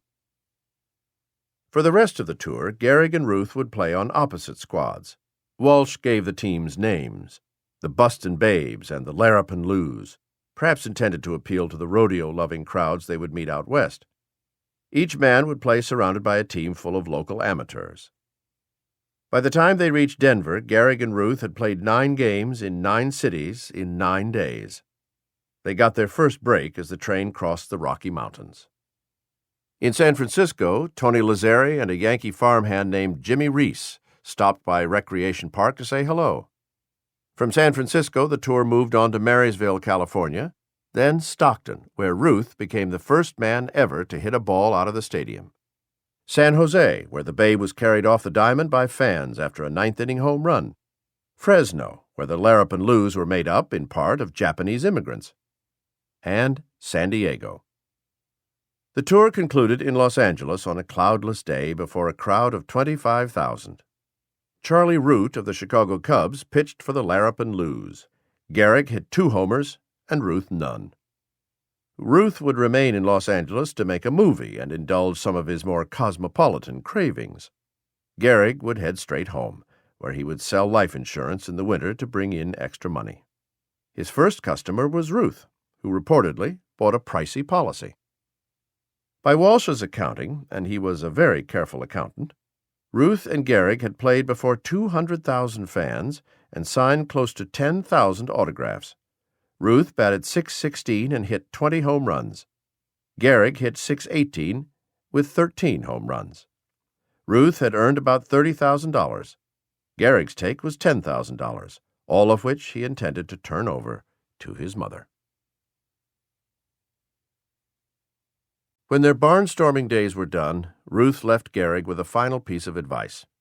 Don't accept the first contract Rupert offers you this winter. No matter what offer the Colonel puts on the table, said the Babe, insist on $10,000 more. And when the negotiations are over, make sure you don't settle for a penny less than $30,000. The Gehrigs that winter had been shopping for a new house, and Lou was hoping for a big raise to propel his family northward to Westchester County. No one knows the amount of Rupert's initial offer, only that Gehrig initially followed Ruth's advice. He decided not to sign the contract that came in the mail late in December. On January 4th, when a harsh cold snap broke, he traveled across town to Rupert's brewery to discuss things face to face. Since the start of Prohibition, the Rupert Brewery had been making non-alcoholic beer and other malt beverages, earning enough to stay afloat, but hardly as much as it had earned before. Fortunately for the Colonel, he had one of New York's most impressive portfolios of real estate to supplement his income. Gehrig walked into the boss's paneled office, past framed photos of some of Rupert's grandest buildings along Central Park, and greeted his boss with a handshake. The deal was done within minutes. According to information leaked to the press, Gehrig signed a 3-year contract for about $25,000 a year, the equivalent of about $275,000 in 2004. The salary was nothing to be ashamed of, but the length of the contract surprised many. Baseball men were at a loss to understand why the ex-Colombian should want such a long-term contract, the Times reported. Gehrig was 24 years old and had won the Most Valuable Player award for his 1927 season. There was no telling what he might do next, the thinking went, no telling how high baseball salaries might soar, and no telling how much he might be worth to Rupert in another year or two. Ruth, for one, could never understand Gehrig's cautiousness. But what Gehrig wanted more than anything was stability, an alien concept to Ruth. Gehrig wasn't tricked into accepting the 3-year contract. He wanted it. In fact, he initially asked Rupert for a 5-year deal. In Gehrig's defense, players had little leverage in negotiating with management. Contracts at the time included a reserve clause upheld by the Supreme Court in 1922 that said a player had no choice but to remain with his team so long as the team's owner chose to re-sign him for the coming season. If a player didn't like what management offered, he could refuse to play, but he had no other recourse. Owners, acting in collusion, would not hire a disgruntled player who'd quit another team. There had been 2 attempts to unionize players between 1903 and World War I, but both were half-hearted at best. Many players, it seems, were as averse to risk as Gehrig was. Baseball had taken them out of the coal mines and off the factory floors, and they were not eager to go back. There were a mere 400 men in the United States fortunate enough to play big league baseball. Hundreds more stood ready to fill openings. Even the most poorly paid major leaguer was probably making 2 or 3 times what most of his friends back home earned, and the ball player worked only 7 or 8 months of the year. Even at the end of his career, when Gehrig might have felt he had more clout, he was hesitant to pick a fight and doubtful that meaningful change would ever occur. Asked if he thought baseball players might eventually form a union, he answered, "I don't see how it could possibly work. I can't see it, no." Hard work and strong results would pay off in the long run, he believed. Rebellion was not an option. With his new contract set, GEHRIG bought a white, colonial-style house in New Rochelle, roughly 15 miles to the north of the family's apartment on 8th Avenue. The day that he took his parents to see the place for the first time, he said, was the proudest day of my life. The house at 9 Meadow Lane sat on a corner lot atop a gentle slope of grass. Pines and magnolias shaded the front yard, and shrubs surrounded the porch. The land amounted to only about half an acre. But to the GEHRIGs, accustomed as they were to matchbox apartments with paper-thin walls, creaky floors, and little or no sunlight, this place was a slice of rural paradise. That winter, a nationwide poll rated GEHRIG the 4th most popular athlete in the country after Jack Dempsey, Ruth, and boxer Gene Tunney.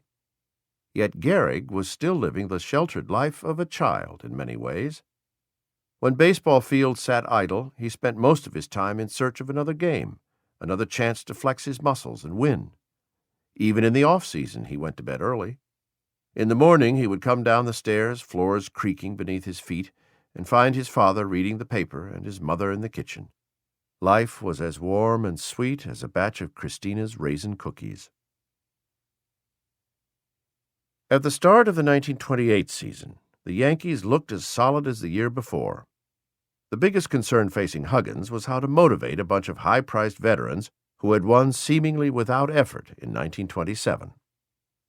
Huggins, as obsessed with the booming stock market as any American, decided to apply principles of capitalism in his preseason pep talks, reminding his men that hard work on the baseball field was the smartest investment they could make. By March of 1928, the stock market was growing not slowly and steadily, as it had through most of its history, but by huge leaps. People were borrowing money from banks to buy stocks, so eager were they not to miss out on the great bull market. Some of the Yankees invested in real estate, others in service stations, and others in clothing stores. Ruth, on the advice of Walsh, reportedly spent $65,000 on waterfront property in St. Petersburg. He put much of the rest of his money in bonds. For others, of course, the soaring prices of stocks were too good to resist. They decided to let it ride. GEHRIG never bought a restaurant, never set up a business, and never purchased real estate, other than his home in Westchester. He did play the market on the advice of Huggins, but he never publicly discussed the details of his investment portfolio. In 1927, each member of the championship team had received a World Series bonus of $5,592.17. Huggins urged his players to think about what another paycheck like that one would do for their families. The stock market offered no guarantees. If you're in the market, get out, he supposedly said. But a World Series victory paid off every time, enough to double some players' annual incomes. Once again, in 1928, the Athletics posed the greatest threat to the Yankees. Philadelphia had had a good team the year before. Now they were even better. By mid-June, the Yankees opened a big lead over Philadelphia. GEHRIG made it clear right away that his performance in 1927 had been no fluke. Once again, he was among the league leaders in every offensive category. On June 12th, against the White Sox, he put on an awesome show, hitting 2 home runs, his 14th and 15th of the season, and 2 triples while driving in 6 runs. The Yanks won 15-7. By the 1st of July, the Yankees had run their record to 50-16, putting them 11.5 games in front of the Athletics. Ruth, with 30 home runs, was far ahead of his record-setting 1927 pace. GEHRIG was hitting .363, which ranked him among the league's leaders. But he had only 16 homers. In all likelihood, pitchers were approaching him with more caution. GEHRIG resisted the temptation to swing at bad pitches or to try to loft every ball into the bleachers. He settled for line drive singles and doubles. With the whole team hitting so well, Lazzeri and Koenig were both batting .347, and Combs and Musial were over .300, there was no reason for GEHRIG to press. Still, a few dents were beginning to appear in the team's armor. Herb Pennock missed time with a strained arm. Lazzeri hurt his shoulder. Huggins had always been a worrier, but now he worried even more than usual. Meanwhile, the Athletics got stronger as the season stretched on, closing the gap in July and nipping at the Yankees' heels in August. On September 8th, Philadelphia took over first place. The next day, the Athletics arrived in New York for a crucial series. More than 85,000 fans packed the ballpark seats and aisles for a doubleheader. George Pipgrass shut down the visitors in the first game, and Musial came through with an eighth-inning grand slam to give the New Yorkers a 7-3 win in the second. 2 days later, the Yankees beat Philadelphia again, thanks to an eighth-inning home run by Ruth. Cobb appeared as a pinch hitter in the ninth inning and popped out to short. It would be his last appearance as a batter in the big leagues. He retired with more hits, more runs scored, more stolen bases, and a higher lifetime batting average than anyone else who had ever played the game.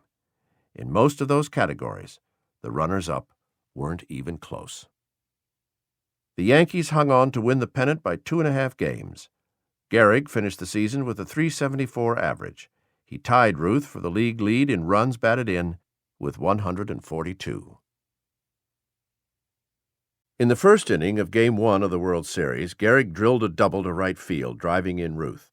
It was a sign of things to come, as GEHRIG and Ruth destroyed the St. Louis Cardinals almost entirely on their own. In the first inning of Game 2, with Grover Alexander on the mound, GEHRIG came to bat with 2 men on. He swung at a screwball and watched it fly.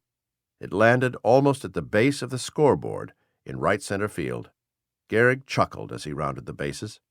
The Yankees went on to win 9-3. Leading the series 2-0, the Yankees left for St. Louis. Most players traveled alone or with their wives. GEHRIG brought his mother. In Game 3, leading off the second inning, he hit a ball high and deep to right field. Fans sitting in the pavilion craned their necks and stared into the sun as the ball came their way. The Yankees climbed to the dugout steps and tried to follow the arc of the shrinking sphere. The ball bounced off the pavilion roof and bounded onto Grand Avenue for another home run.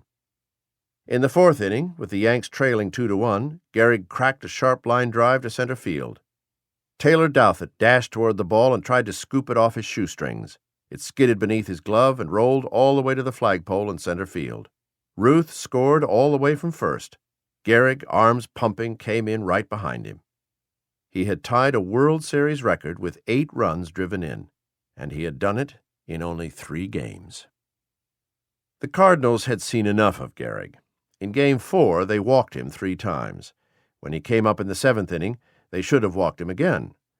GEHRIG got a pitch he liked and parked it on the roof in right field, giving the Yanks a 3-2 lead.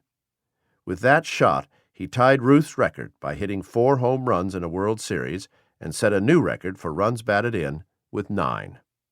His accomplishment was overshadowed, as usual, by the Babe, who hit 3 homers in the final game and finished with a .625 batting average.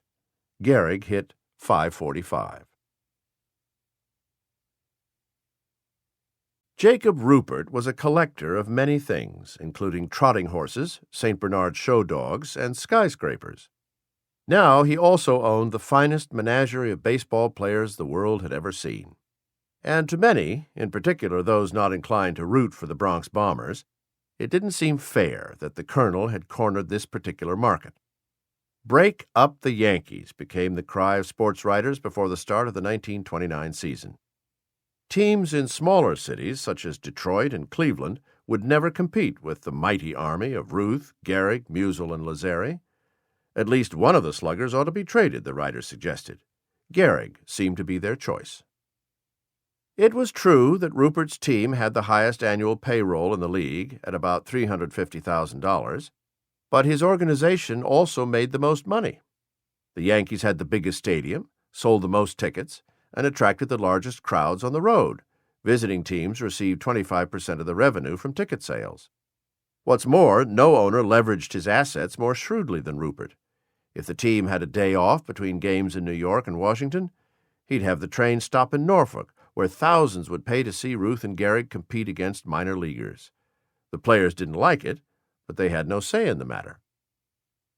If Ruth had been the one nominated for extradition, he probably would have let the writers have their fun.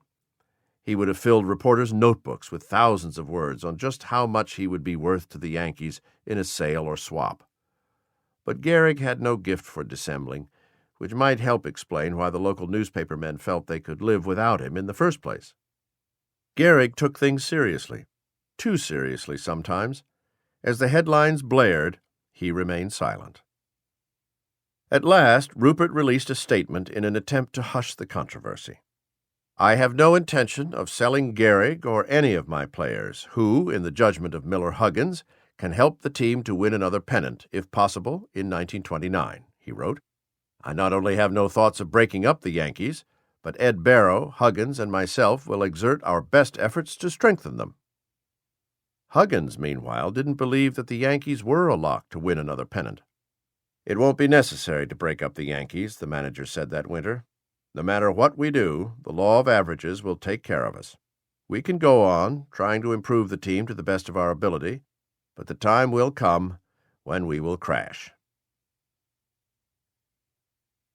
The Yankees and the Indians tried something new at the start of the 1929 season. They wore numbers on the backs of their uniforms. Numbers were one more sign that the game had grown. A game born in small-town pastures belonged to the big city now.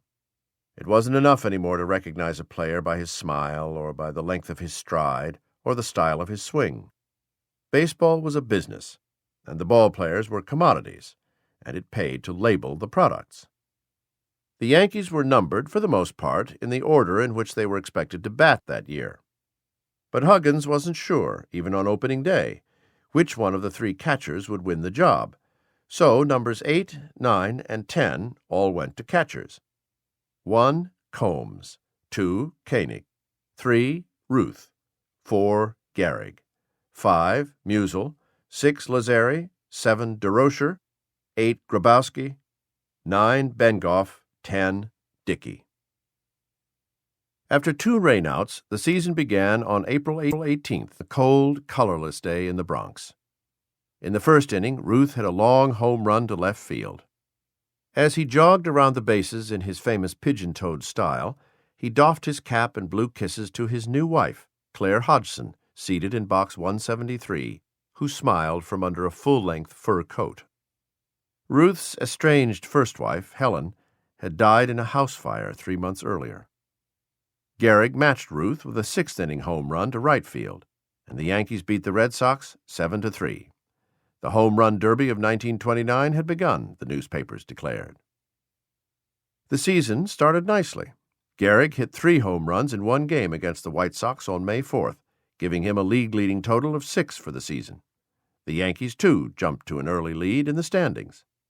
By the middle of May, the rookie Bill Dickey, 21 years old, began to establish himself as the Yankees' best catcher, a position he would hold for more than a dozen years. He also established himself as Gehrig's new best friend. William Malcolm Dickey was 4 years younger than Gehrig. Born in Louisiana and raised in Little Rock, Arkansas, he was one of 7 children. He was a quietly elegant man, long-legged and strong. Yet his face was that of a boy, with ears that stuck out like handles on a jug, and a sweet, wide grin. He didn't talk much, but when he did, his smooth southern drawl made even the most urgent plea sound calm. "Listen, Bill," Gehrig said to him one day by the batting cage in 1929, "I've been watching you, and I think I know what is wrong with your batting. You're trying to hit up at the ball." The two worked together for an hour that day, and for at least a few minutes every afternoon for days after. Gehrig's patience was never exhausted.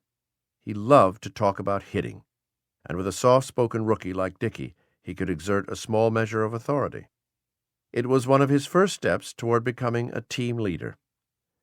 "I guess he was the best batting coach that ever lived," Dickey said.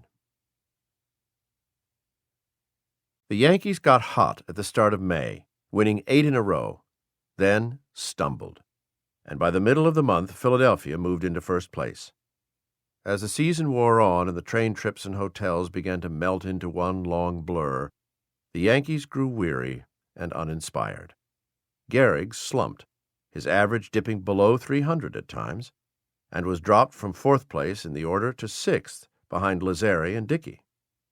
Late in August, the team lost 4 straight games to the St. Louis Browns. In 3 of those games, the Yankees failed to score a run. Sensing his men had given up, Huggins called a meeting. He reminded his players that they had only a month left to catch the Athletics, and he tried to explain what it would take to turn things around. His bloodshot eyes took in their faces. He could see in their expressions the same sense of defeat that pulled at his own conscience. When it became clear that he wasn't getting through, he sent everyone home. As the locker room emptied, Huggins bowed his head and lit his pipe. He went upstairs to the executive offices, which were located between the lower deck and the mezzanine at Yankee Stadium. Rupert and Barrow waited. "They're through, Colonel," Huggins told his bosses, according to one writer's account. "But we still have a month," Rupert said. "Forget about it," Huggins said. "Start getting ready for next year." "But why?" "I guess they're just tired, Colonel. I'm tired myself. I'm tired out, and I can't sleep." During the next 2 weeks, the manager's appetite eluded him. His right leg shook involuntarily. Sleep, a long-lost friend, stretched further out of reach. The languid rhythms of a baseball game did nothing to calm his nerves. Neither did the stock charts in his newspaper.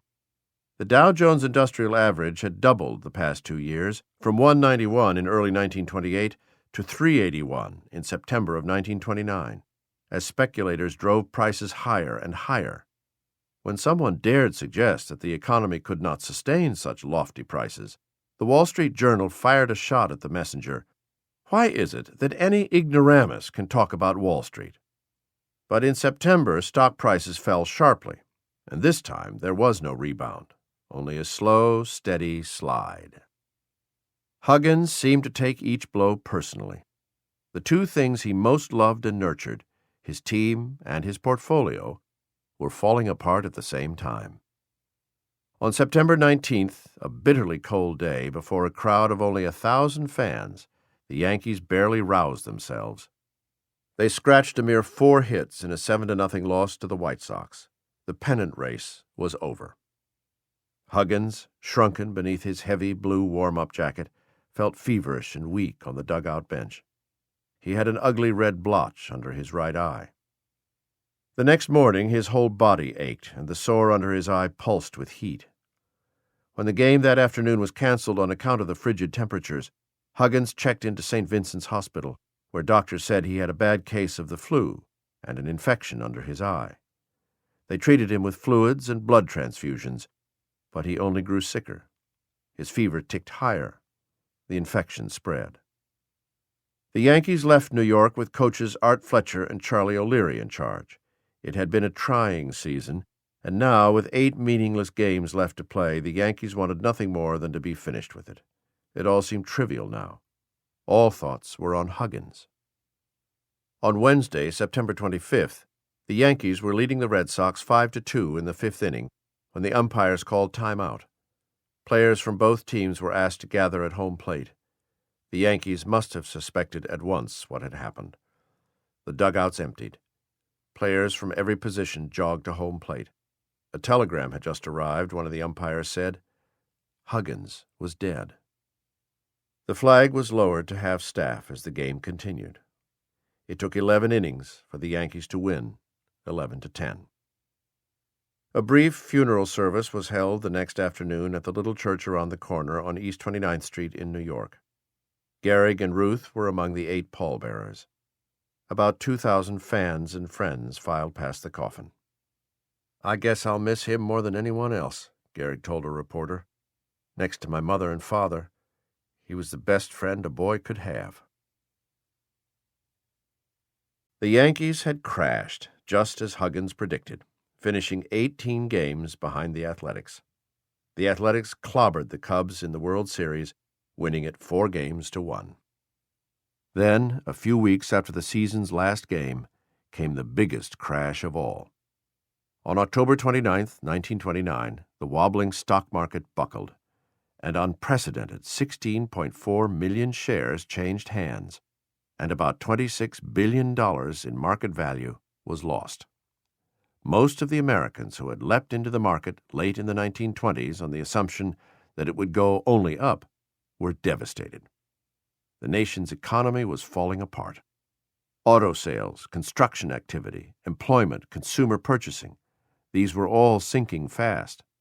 But while everything else seemed to fall apart during the Great Depression, baseball carried on, led by some of the greatest heroes the game would ever see, providing welcome entertainment to a nation soaked in gloom. The 1930s would be remembered for rising stars such as Hank Greenberg, Joe DiMaggio, Bob Feller, and Dizzy Dean. But no one would play better baseball in the 30s than Lou Gehrig. If Babe Ruth was the perfect hero for the glorious days of prosperity, Gehrig, durable, dependable, and dignified, was the man for hard times. One day in Florida in the spring of 1930, Ruth, Gehrig, Rupert, and the Yankees' new manager, Bob Shalkey, hammed it up for a movie reel photographer. "Well, Ruth, what have you got to say?" asked Rupert, dressed in an impeccable gray suit, holding his fedora in his left hand and dangling it at his hip. "Gonna make more home runs than you did last year?" "Well, I hope so," Ruth answered. He frowned as if he didn't feel like talking to the boss. Hoping for a warmer response, the colonel turned to his left, to his faithful first baseman. "How about you, Gehrig?" he asked. "I can tell you better in September," Gehrig said. He spoke so quickly, in that high-pitched New York accent, that the words were momentarily difficult to discern. Gehrig never showed disrespect for management, and even this remark was far from nasty. Still, it would have been difficult to imagine him attempting a wisecrack in front of Miller Huggins. Under Shalkey, the Yankees, and even Gehrig, were loosening up. Curfews were routinely ignored. Card games had no limits. The Yankees were behaving like a bunch of sixth graders with a substitute teacher. Shalkey, who had pitched for the team from 1915 to 1927, was only 37 years old. As a player, he had been one of Ruth's wilder cohorts, lapping up the Babe's leftovers. Now he hoped to make people forget all that drinking and all those blown curfews. He was trying to recast his image and establish himself as a disciplinarian, but no one was buying it. Gehrig was a veteran now, with 5 years of experience, and he was beginning to appreciate the subtle dynamics of the clubhouse. He had earned the respect of his teammates, if not their adoration. They could all see that he was a company man, and that he cared as much for the approval of his bosses as he did for the camaraderie of his mates. Such behavior might have aggravated some of the players, but Gehrig made up for it with hard work. No one prepared better for a game, no one stayed in better condition, and no one hustled harder on the field. It was the hustle that initially earned Gehrig admiration. But over time, despite his standoffishness, teammates began to more fully understand and appreciate his silence and seriousness. In his own peculiar ways, Gehrig showed them that he cared. He remembered the birthday of pitcher George Pipgrass's mother every year and usually bought her a box of candy to mark the occasion. When players were sick, he would invite them to come stay at his house for a night or two and let his mother take care of them. At the start of the 1930 season, Joe Sewell of the Cleveland Indians owned the Major League's longest-running streak of consecutive games played. But on May 2nd, Sewell developed a 102-degree fever and missed a start against the Red Sox, ending his run at 1,103 games, only 204 games short of the all-time record set by Everett Deacon Scott, the former Yankee. With Sewell's streak done, it took reporters little time to recognize that Gehrig now held the longest string of consecutive games at 744. It was Will Wedge of the Sun, a year later, who appears to have first referred to Gehrig by the nickname that would fit him best and stick longest. "Gehrig certainly is one of the Yanks' prize locomotives, a veritable iron horse to pull the team along over the grades," he wrote. "And certainly he has an important run on the main line. He is steaming along with throttle open wide after the 1,307 game mark set by Deacon Scott." Somehow, the baseball business seemed immune to the effects of the Great Depression, at least for the moment. The Yankees sold tickets at a record-breaking pace in 1930, even as the team faded from the pennant race. The more the team lost, the more Shalkey seemed to relinquish control. The Yankees finished the season in third place, 16 games out, with an 86-68 record, despite a team batting average of .309 and a record-breaking total of 1,062 runs scored. Gehrig had another phenomenal year, a .379 batting average, 41 home runs, and 174 runs batted in. After the 1930 season, Rupert dumped Shalky and brought in Joe McCarthy, who had recently been fired by the Cubs. McCarthy, stout and surly, was a disciplinarian. Marse Joe, the players called him, for he established almost immediately that there would be no other master in the clubhouse. Marse Joe expected his players to stay in shape, get plenty of sleep, and dress in a coat and tie every day. He believed the Yankees would win not by hitting the most home runs, but by preparing and executing better than their opponents. One day during McCarthy's first spring with the team, the Yankees battered a minor league team from Milwaukee by a score of 19-1. When Jimmy Reese, a reserve infielder, celebrated a bit too loudly, McCarthy shouted at him, letting the whole team hear it, suggesting that a team as great as the Yankees shouldn't gloat about beating a bunch of minor leaguers.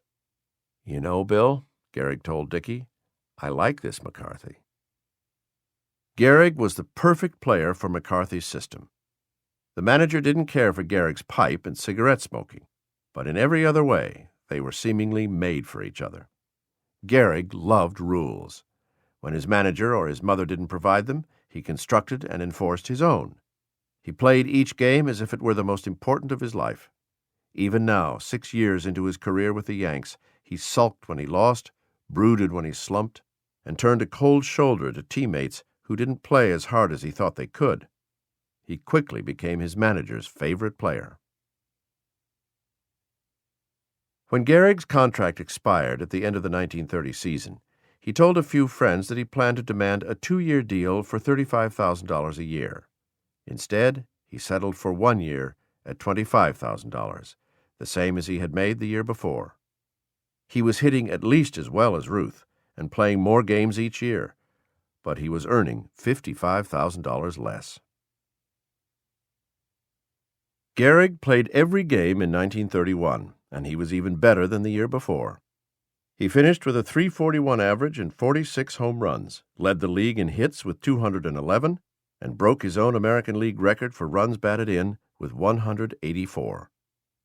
The Yankees were much improved in 1931, winning 94 games and losing 59. The team hit for a higher average and scored more runs than Philadelphia, but they still couldn't match the Athletics' pitching. In the World Series, the Athletics lost to the Cardinals 4-3.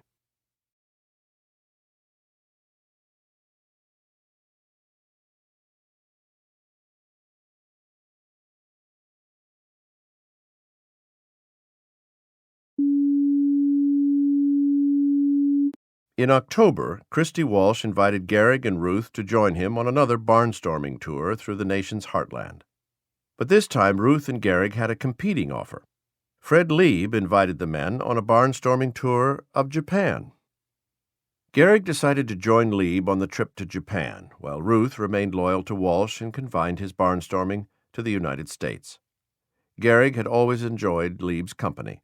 He also enjoyed the company of Lieb's wife, Mary, and was pleased to hear that she too would be making the trip to Japan. Mary was modest, both in her manners and in her appearance. She was a delicate woman with a long, narrow jaw and welcoming eyes. A person could get lost staring into those eyes. Some people did. Strangers tended to confide in Mary Lieb. Married men shared secrets with her that they didn't tell their wives. The trip by steamer to Japan took 2 weeks. Joining Gehrig and the Liebs were some of the game's top players, including Mickey Cochran, Lefty Grove, George Kelly, Rabbit Moranville, Frank Frisch, Lefty O'Doul, and Al Simmons. Gehrig enjoyed being with the athletes, especially Grove and Moranville. But once again the other men found his behavior somewhat strange. He seemed to disappear from the ship for hours at a time. How does a man disappear from a ship at sea? "Have you seen Lou?" O'Doul asked Fred Lieb one day. "I've looked all over and I can't find him," Moranville said. Lieb knew where he'd gone, but he didn't tell. Gehrig and Mary Lieb were sneaking off and hiding in a lifeboat on the ship's top deck. Lieb didn't say anything because he thought the players and their wives would gossip. But I knew Mary was as safe with Lou as with Billy Graham or the Pope, Lieb wrote in his memoirs. Lieb said it was Gehrig who suggested the lifeboat as a meeting place. He was beginning to open up to Mary in a way he had rarely, if ever, done before. He talked about his fears and frustrations, his sorrows and sacrifices. Most of all, he talked about his loneliness. He liked women, he told Mary, and he wanted to marry someday, but it was complicated. His mother had already suffered so much. Gehrig could never repay her, and he could never stand to disappoint her. He loved his mother with a great passion, he said, but he wondered sometimes if that devotion would keep him from ever loving anyone else. At least twice he had brought women to the house to meet his mother, women he liked, women he might have married, and both times they had failed to win Christina's approval. Once, Christina had traveled to a young woman's hometown and started asking questions. Returning from her trip, she pronounced the woman unfit for her son. Mary Lieb knew Christina Gehrig and knew she could be a bully. She knew also that Christina might never meet a woman she deemed good enough for her son. Lou was the most important man in Christina's life, and she was not prepared to give him up or even share him. Mary decided that Gehrig needed prodding. "Lou, you know I'm fond of your mother and wouldn't do anything to hurt her," she said. But she reminded Gehrig that he was 28 years old. "If you wait around for a girl that will suit Mom, you'll still be unmarried at 50. She advised him to stand firm the next time he met a woman he liked. "Once you and your wife have children," she said, "your mother will forget her objections." As the tour of Japan got underway, Gehrig bought jade jewelry, rolls of silk, ivory statues, and brightly colored kimonos for his mother, spending a good chunk of the $5,000 he earned for the trip. 7 games into the tour, he was struck by a pitch and broke 2 bones in his right hand. He continued to travel with the team, but he was finished for the tour as a player. Back home, the effects of the Depression were finally beginning to hit the game. Ruth took a cut in salary in 1932, dropping to $75,000 from $80,000. "Never again will any player get that much money for a year's pay," Rupert said. Gehrig's income was reduced to $23,000 from $25,000. 1 month into the season, attendance was down 45%. McCarthy and Barrow put together a good team in 1932, and the players were beginning to accept their new manager's militant style. The mood of the country had changed. With so many men unemployed, most professional athletes knew better than to whine about their work conditions. By now, Gehrig's streak of consecutively played games had begun making headlines. He started the season having played in more than 1,000 straight. On June 3rd in Philadelphia for a game against the Athletics, Gehrig hit 4 straight homers. Not since the dead ball era, when home runs were usually inside the park affairs, had anyone hit 4 in a game. Bob Lowe of the Boston Nationals had done it in 1894, and Ed Delahanty of the Phillies in 1896. No one had ever hit 5. As the air grew crisp and the shadows long, the Yankees found themselves back in the World Series, this time against the Chicago Cubs, a solid team, but far from a powerhouse. In Game 1, Gehrig hacked at a pitch and drove it deep into the right field bleachers, out in the direction of the Canada Dry billboard. The Yankees went on to win 12-6. In Game 2, the first baseman hit 3 singles, drove in 1 run, and scored 2 more as the Yanks won again, 5-2. The defining moment of the series, the moment no one would ever forget, even if no one ever seemed exactly sure of what happened, came in Game 3 as the series moved from New York to Chicago. It was a moment that would in many ways epitomize the careers of both Gehrig and Ruth. By now, the Yankees were getting cocky, and this time McCarthy didn't seem to mind a bit of gloating. In the 5th inning, with the score tied at 4-4, the crowd screamed vulgarities as Ruth stepped to the plate. Charlie Root stared down at the babe from atop the pitcher's mound. Root threw a strike. The Cubs and their fans hollered. Ruth let 2 balls go by. Then Root threw another strike. By now, the shouting was so loud, the abuse so terrific, that the outcome of the game seemed secondary. It was all about the babe. What happened next has been debated and discussed for years. Most agree that Ruth held up 2 fingers, indicating in the style of an umpire that there were only 2 strikes. According to some accounts, though, the babe not only signaled that there were 2 strikes, but also pointed to the spot in center field where he intended to hit the next pitch. If he did in fact point, it would have been a gaudy hunk of showmanship even by Ruth standards. Never before, not even on the barnstorming circuit, had he pulled such a stunt. On the next pitch, a curve, Ruth smashed one of the deepest home runs ever hit at Wrigley Field. It landed just to the right of the scoreboard in center field, more or less in the spot he had supposedly indicated. He roared with laughter and shouted at the Cubs as he rounded the bases.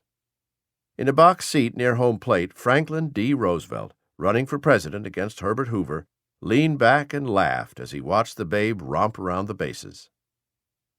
Did Ruth call his shot? Probably not. Most of the newspaper accounts from the game make it clear that he held up 2 fingers. But film footage of the game, discovered in recent decades, shows that Ruth made some sort of pointing gesture. Ruth would never say whether he'd forecast the homer. "It's all right there in the papers," he coyly said. GEHRIG at first told reporters that he didn't see Ruth call the shot. Later, he waffled, suggesting that it might have happened the way the myth-making writers said. But in the great swirl of discussion about what did or did not happen that afternoon, hardly anyone remembers what happened after Ruth's home run. On the next pitch, GEHRIG hit another homer, giving the Yankees a 6-4 lead and effectively icing the series. In the 4th and final game, the Cubs jumped to an early lead. In the 6th inning, with the Yankees trailing by a run, GEHRIG came to bat with runners on second and third and 2 outs. As he dug into the batter's box, he was distracted by the presence of umpire Bill Clem, who was standing near second base, directly in GEHRIG's line of sight. Ordinarily, when a batter asks an umpire to move, the umpire takes a few small steps one way or the other, and the game resumes. It's a routine courtesy. But Clem shook his head and held his ground. GEHRIG asked him again to move. Clem refused. When Jakey May threw his pitch, GEHRIG swung and lined a rocket aimed almost perfectly at Clem's head. The umpire jumped. "Old Clem has never moved faster," one writer noted, and the ball scooted into center field. Both runners scored. When the inning was over, GEHRIG ran past Clem and told him what he thought of his behavior. The Yankees went on to win the game 13-6. After a 3-year drought, they were champions again. GEHRIG finished the series with a .529 average, 3 home runs, 8 runs batted in, and 9 runs scored. During the off-season, Liberty magazine asked GEHRIG to write an article addressing the question of whether playing in the shadow of Ruth had made him jealous. It's not clear whether he employed a ghostwriter, though the subdued tone of the piece and the absence of the usual sporting clichés suggest that he might have handled the assignment himself. GEHRIG wrote that he had no trace of the inferiority complex toward Ruth that the reporters loved to talk about. He made it clear that he viewed Ruth as a competitor as well as a friend. He didn't mind finishing second to Ruth in home runs each year, he said, but he was determined to drive in more runs than his teammate. Referring to the RBI category, he said, "That's my baby." GEHRIG admitted in the article that he was shy. "But I have a pretty definite idea of my value, and I know I can hit a baseball very hard and very far. The point is that I do this in a pretty matter-of-fact way, whereas Ruth hits them with a flourish of drama that is instinctive, natural, and all his own. In other words, there is only one Babe Ruth. So why argue with facts?" Finally, GEHRIG said he was happy to have a good job and a good salary given the Depression. While retirement was a long way off, he would probably become a manager when he could no longer play. Until then, he said, his life might sound a little dull for some tastes, but he and his parents were happy. "Maybe we're missing something, but I can't help thinking the people who see life through a train window must be missing something too. They're going too fast to get anything but a fleeting glimpse of what it's all about. I'm not rich in the accepted sense of the word, but what millionaire can buy my serenity? What king can live exactly as he wishes, with an obligation to nothing except his conscience? In fact, I have yet to meet the man who can look backward over his shoulder as he passes his 30th birthday and say, as I do, it's all been worth the while.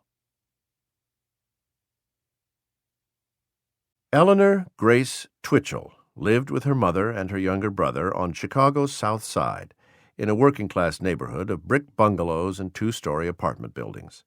She had a decent job, making about $40 a week as a secretary. But the work left her unsatisfied. Her social life had once been dazzling, even dangerous, like pages torn from a Fitzgerald novel. Now it wasn't. The depression had hit her like a blow to the gut, taking her wind away. Her father's business had collapsed. Her girlfriends, one after another, sought shelter in marriage. Her boyfriends seemed much less attractive, stripped of their financial security and bluster. Eleanor was 28 years old, no kid anymore, and her prospects were dimming. But on the night before the third game of the 1932 World Series, Kitty McKee, one of her old poker-playing pals, was tossing a party in Chicago. Kitty had recently married Emory Perry, a man who had made a small fortune by manufacturing bathroom fixtures. Emory was a friend of Babe Ruth's, and Kitty promised that there would be some handsome young Yankees at her party. That night, Eleanor would meet her future husband, Lou Gehrig. Eleanor was a fashionable woman. She had her hair cut just below the ears and dressed in long, narrowly tailored dresses. She drank hard liquor and smoked cigarettes in public, at a time when doing so was considered daring. But her full cheeks, upturned nose, and small smile undermined her careful attempts at glamour. Her slender figure lacked dramatic curves. No matter how she tried, she always looked like someone's kid sister. There were few things sadder than an aging flapper still trying to dance the Charleston after the music had stopped, and Eleanor didn't want to play that part. She was trying to do the responsible things that women her age were supposed to do.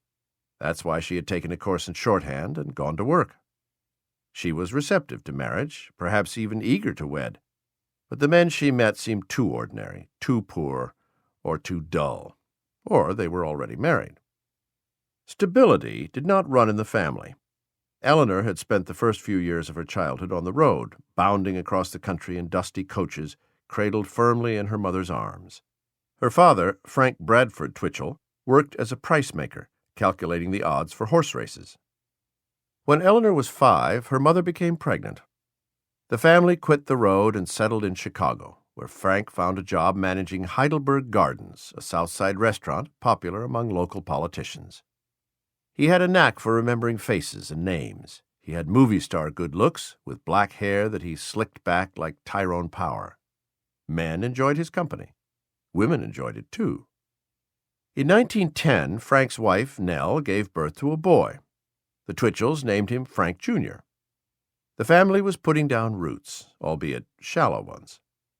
They lived on Calumet Avenue in an apartment they shared with a couple of boarders. But Frank Twitchell was too ambitious and too amiable to continue living so humbly. After a few years of shaking hands and rewarding influential guests with good tables, he began to recognize opportunities for advancement. In 1916, he founded the F.B. Twitchell Company and named himself president. The new company was immediately awarded a city contract to manage the concession business at Jackson Park, a 543-acre expanse that lined the lakefront south of downtown Chicago. It was a big job for someone with so little experience. The family's fortunes improved dramatically after Twitchell got the concession contract, and they settled down to what appeared to be a stable, middle-class existence on the thriving South Side. Eleanor and Frank Jr. used Jackson Park as if their father owned it, strolling along the lakefront, learning to play golf, and riding horses along its endlessly winding paths. But it all shattered with stunning suddenness when Eleanor was 15 years old. It happened one Sunday at breakfast when my father picked up the Tribune, glanced at it, and turned pale, she wrote in her memoirs. He stacked the paper under his arm and literally ran out of the house. An hour later, a messenger arrived holding a large manila envelope. Nell opened it. Inside was a note from Twitchell and a copy of the Sunday Tribune. Nell spread the paper across the dining room table and opened it to page 12. Her mother was still shaking as Eleanor squeezed in beside her and read the headline. Marine returns to charge wife loves another. Frank Twitchell had been having an affair with the wife of a Marine who had just returned from action in World War I. Nell and Frank stayed together for a few years, but she never trusted him again. For her part, Eleanor was shaken. She began skipping school to play golf, treating herself to expensive clothes and traveling with an older crowd. But while Eleanor danced and drank and spent freely, the source of her financial support was crumbling. In 1921, Twitchell asked the park commissioners for not less than $4,000 or $5,000 to make repairs. When they refused, he asked to be excused from his contract. By the time the Great Depression hit, he didn't have far to fall. The party at Kitty McKee's house was extravagant. For Eleanor, it must have felt as if she were stepping back to the days when she and her friends had so much time and so much to celebrate. Of course, the Yankees attended lavish parties wherever they went. Few Americans enjoyed more immunity from the effects of the Depression than Major League players, and among those players, none were better off than the Yankees. Traveling with the Yankees in 1932 was like traveling in a time machine with the dial stuck on good old days. And the Yankees were thrilled to find themselves in Chicago for the World Series, because Chicago was still the most raucous stop on the tour. The jazz blew more hotly in Chicago, the booze flowed more freely, and women, under the influence of both intoxicants, presented themselves more wantonly. GEHRIG was one of the few men on the team who looked as glamorous in a jacket and tie as he did in Yankee pinstripes. That wavy brown hair, those bright blue eyes, that chiseled smile, those gargantuan muscles. Women stared and sighed.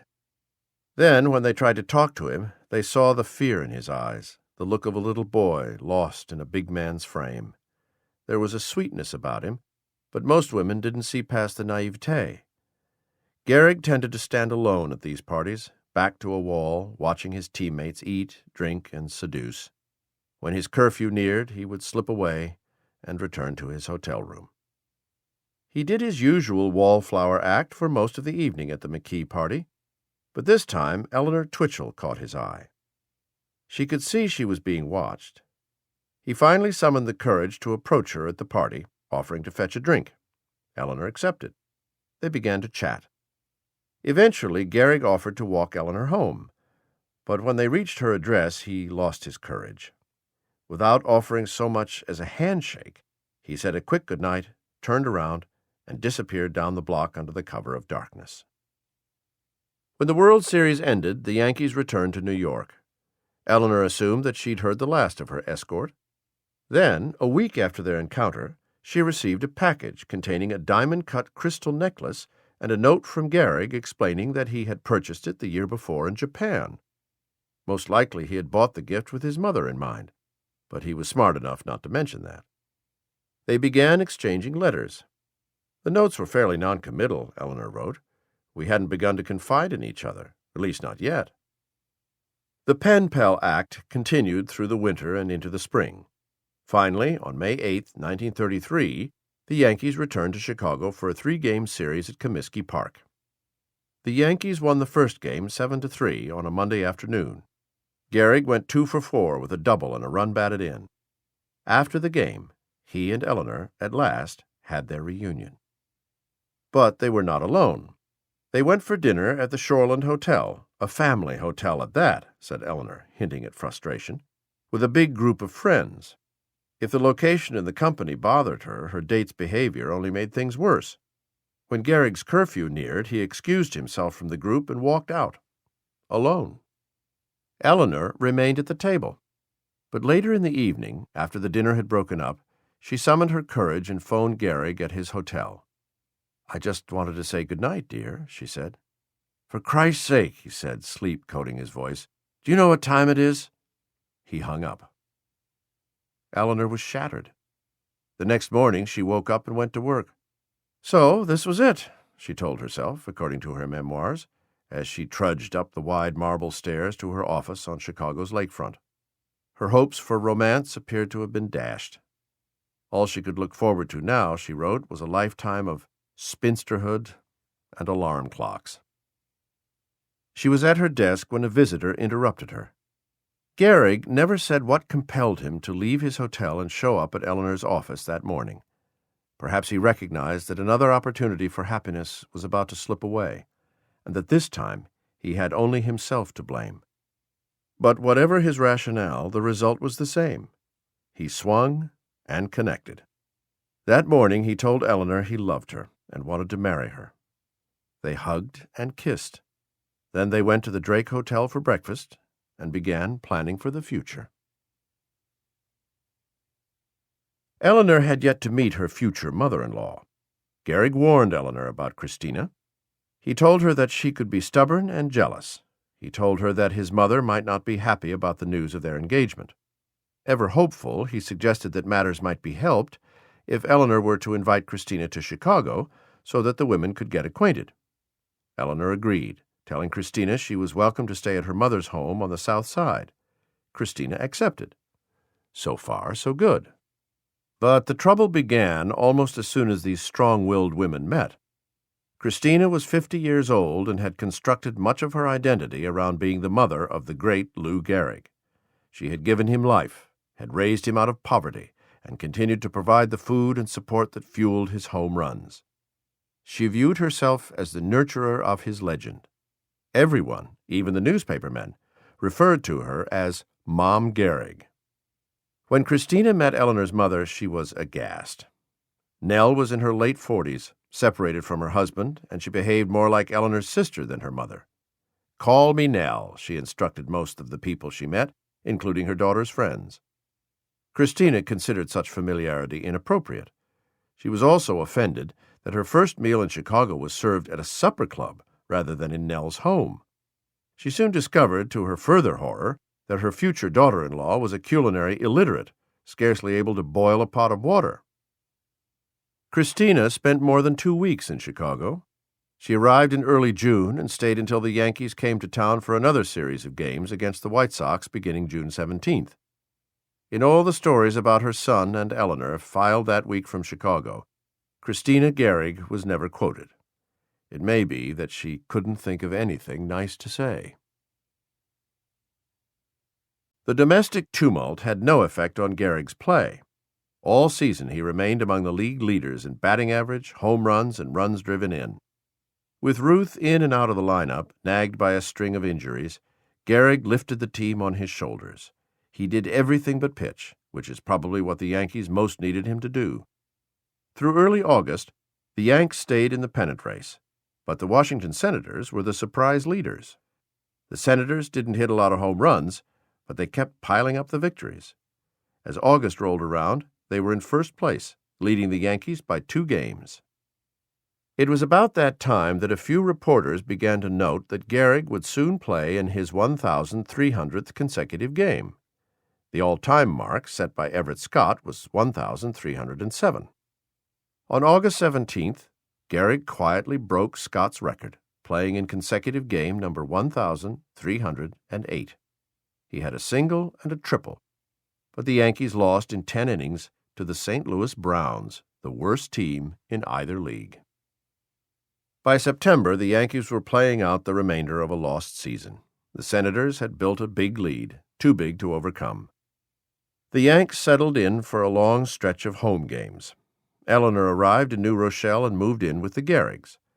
With Heinrich and Christina sleeping in the master bedroom, Lou and Eleanor probably slept in the 2 rooms across the hall. Eleanor made it clear that she didn't like the arrangement and planned to stay only until she could find an apartment of her own. Her search took on added urgency with each evening she spent at the GEHRIG home.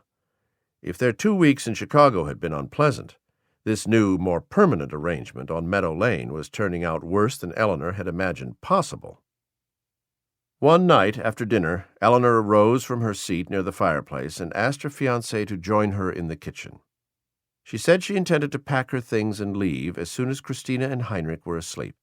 She would go to Long Island and stay with her uncle and aunt while she contemplated her next move. GEHRIG said he understood. That night he helped Eleanor load her bags in the car. GEHRIG backed out of the driveway, passing beneath his parents' window. As the Packard puttered down the road, past rows of sleeping houses, they talked about calling off the engagement. They both cried. By the time they crossed Long Island Sound by ferry and drove the rest of the way to the home of Jean and Blanche Austin, they had agreed not to give up on marriage. Things would be better once they found their own place to live, they decided. But GEHRIG agreed that Eleanor should stay away from his parents until the wedding. "Mom is the most wonderful woman in the world," GEHRIG told Lieb during this tumultuous week. "She broke up some of my earlier romances, and she isn't going to break up this one." The couple soon found a 2-bedroom apartment in a 7-story brick building at 5 Circuit Road in New Rochelle. Their perch was on the 4th floor, high enough to offer a view of Long Island Sound. GEHRIG kept a small fishing boat there, the Water Wagon, he named it with characteristic directness, and he was pleased to find a place within walking distance of his dock. The new apartment was also less than half a mile from his old home. Clearly, GEHRIG was ready to move out, but he was not prepared to move away. On September 29th, GEHRIG and Eleanor were in their new apartment surrounded by painters and carpenters. Christina had dropped by earlier, and she and Eleanor had argued. This time, apparently, it was about the drapes. Eleanor threatened yet again to call off the engagement. GEHRIG had had enough. He told Eleanor he wanted to get married right away. He phoned the mayor of New Rochelle, Walter Otto, and asked if he was available to perform the ceremony. The mayor agreed. Some accounts say the couple were married at City Hall, others that Mayor Otto came to their apartment. Their certificate of marriage doesn't say where the ceremony took place. After the ceremony, bride and groom hustled to the ballpark for a game against the Senators. GEHRIG announced his marriage to teammates and reporters before the first pitch. He told Dickie that Eleanor's aunt and uncle were hosting a party Saturday night on Long Island. Most of his teammates were not invited. GEHRIG had made his commitment to Eleanor. He had broken at last from his mother's powerful arms and struck a blow for independence. But he still loved his mother and yearned for her approval. He must have recognized that his wife and his mother were not destined to be pals, but he held out hope that they would at least learn to tolerate each other. The weeks and months following the GEHRIG's wedding must have been trying. The tension between Christina and Eleanor showed no signs of easing, and while a honeymoon might have helped the marriage start sweetly, GEHRIG had decided that they couldn't afford one. On the occasion of his marriage, he had turned over most of his savings, plus the house and car, to his parents. The payoff may have helped assuage his guilt, but it also left him feeling poor. So the newlyweds stayed in their new apartment, making occasional trips to Manhattan to shop at Macy's or to take in a show. Eleanor had begun to realize how sensitive and uncommunicative her husband could be. He was an iron horse, but his ego dented as easily as aluminum foil. Her first task had been breaking the chain that tethered him to his mother. Eleanor referred to it as a divorce. With that out of the way, she began working on his public image. She hired Christy Walsh to perform some of the marketing magic that he had performed for Ruth. In 1934, GEHRIG became the first athlete to appear on a box of Wheaties cereal. He also did ads for Camel cigarettes and Aqua Velva aftershave. He knew I wasn't leading him into a madcap life. He also knew I didn't want a dilettante on my hands, Eleanor wrote. I just wanted him to develop his capacity for enjoying life and for identifying with some of the better things in it. We were partners. It was that simple. On May 10th, 1934, GEHRIG awoke with a nasty cold. He'd played through worse. That afternoon against the White Sox, he hit 2 home runs, including a grand slam and a pair of doubles, tying a record with 4 extra base hits. And he did it all in only 5 innings. In the 5th, after smashing a ball into the right field bleachers and putting the Yankees ahead 11-3, he benched himself. Fans wondered what Larrap and Lou would have done at bat if he had been in perfect health, wrote the Times. The Daily News published a cartoon that pictured GEHRIG joyfully stepping out of Babe Ruth's shadow. The Yankees started strongly that season, but GEHRIG found himself surrounded by an unfamiliar cast that included some less than legendary names. Tony Lazzeri was still at second base, though his production had started slipping. Frank Cressetti had taken over at shortstop, and Jack Saltzgaver at third. The outfield was a revolving door. Ruth and Combs were on the way out. Ben Chapman, Merrill Hogue, and Sammy Bird were on their way in. Ruth still showed glimmers of greatness and continued to hit the ball higher and farther than almost anyone, but he was slowing down. For years, his massive chest had helped disguise his swollen gut. Now, there was no hiding the flab. All year long, opposing pitchers were going after Ruth and avoiding Gehrig. It was clear who presented the greater danger. Gehrig was leading the team in almost every offensive category, including walks. One day in Cleveland, after the Babe singled, Gehrig whistled a line drive between first base and second. Ruth, too slow to react, was struck on the right leg by the ball. He collapsed as if felled by a sniper's bullet. "I'm getting out of this game before I'm carried out," Ruth said, while waiting for an ambulance. "I'm getting banged up more now than I ever have been before." Gehrig was breaking free of Ruth, and the sports writers, perhaps realizing that the quiet first baseman, like it or not, would soon be the team's biggest star, finally showed some appreciation. On July 5th, when Gehrig hit an inside-the-park grand slam, the 17th bases-loaded homer of his career, the writers noted that Gehrig had already surpassed Ruth's total. But while Gehrig continued to hit all through the summer, the Yankees wilted. Through most of August and September, they trailed the Detroit Tigers by 4 or 5 games. They finished 7 back. Gehrig wound up leading the league in homers, 49, total bases, 409, runs batted in, 165, batting average, 363, slugging average, 706, and, though no one kept track of the statistic at the time, on-base percentage, 465. On defense, he was better than ever, making only 8 errors. He was fully in his prime, and his streak remained intact. As their roles changed, the relationship between Gehrig and Ruth worsened. They were still looked upon as a duo, numbers 3 and 4 in the lineup, the Babe and the Iron Horse, the greatest 1-2 punch in the history of the game.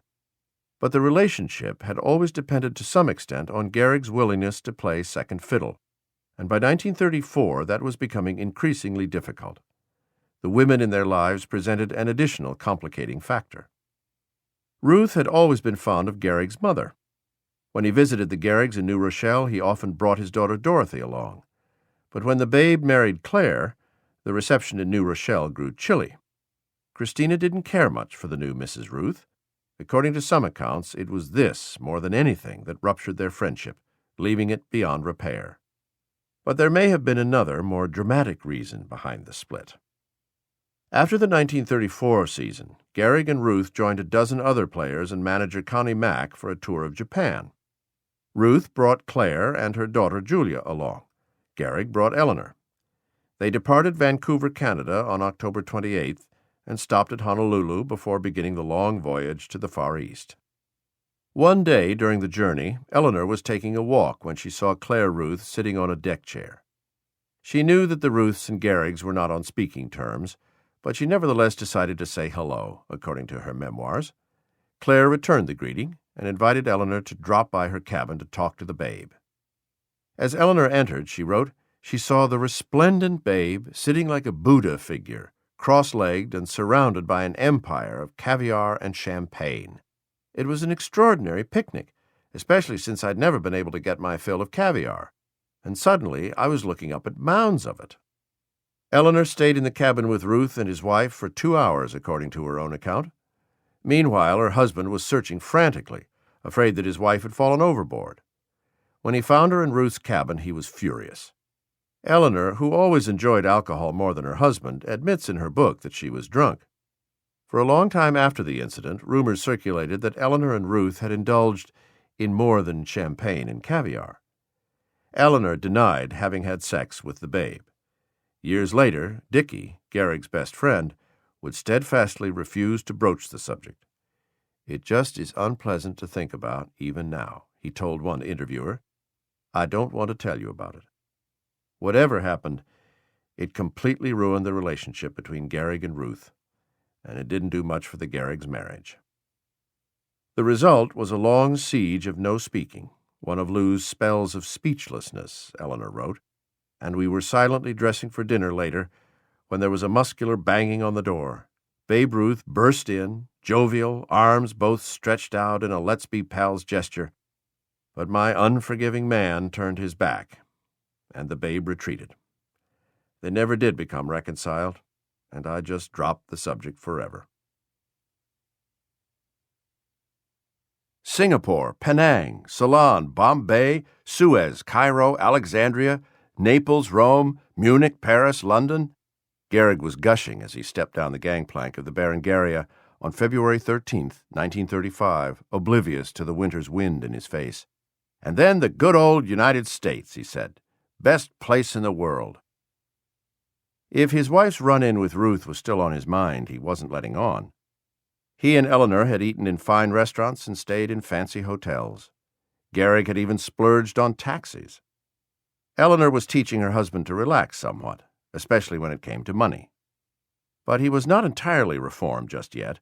By traveling home aboard the Berengaria, or the bargain area, as some travelers called it, he had chosen one of the least expensive and least glamorous ships in the Cunard line. Back in New York, the reporters scratching notes in their pads must have been surprised to find Gehrig in so chatty a mood. After listening to his travelogue, they called his attention to the matter in which they were most interested, his new contract. When talk turned to money, Eleanor became more attentive. She looked up at her husband from under an elegant black hat and crowded in close to hear his every word. Now she would see if her coaching had really made a difference. One reporter asked if Gehrig was satisfied with Rupert's initial offer. "How do I know?" he said, grinning. "I haven't seen the contract, so I don't know whether I'll like the figures or not. Suppose it calls for 50 or 60 grand. He was joking. He knew he wouldn't get that much. He was hoping for something between 30 and 35,000. "You know, I've got a new manager now," he continued, referring to Eleanor. "We feel that I've earned something on the record that's behind me and the one that's yet to be made. I had a big year in 1934. Batting title, most runs driven in, and 49 homers. I won't be 32 until June, and I figure I've still my best years ahead of me." Roscoe McGowan, the Times man on hand, wrote that he detected in Gehrig a new mental attitude. He was speaking more boldly, as if he recognized at last that his time had come. Gehrig asked another writer, "If I don't get the big dough now, when am I going to get it? For years, I was content to sit back and let Ruth take all the money and all the spotlight as well, because he deserved it. But now the time has come for me to step out." This newly emboldened negotiator didn't know it, but Rupert needed to close the deal with his first baseman in a hurry.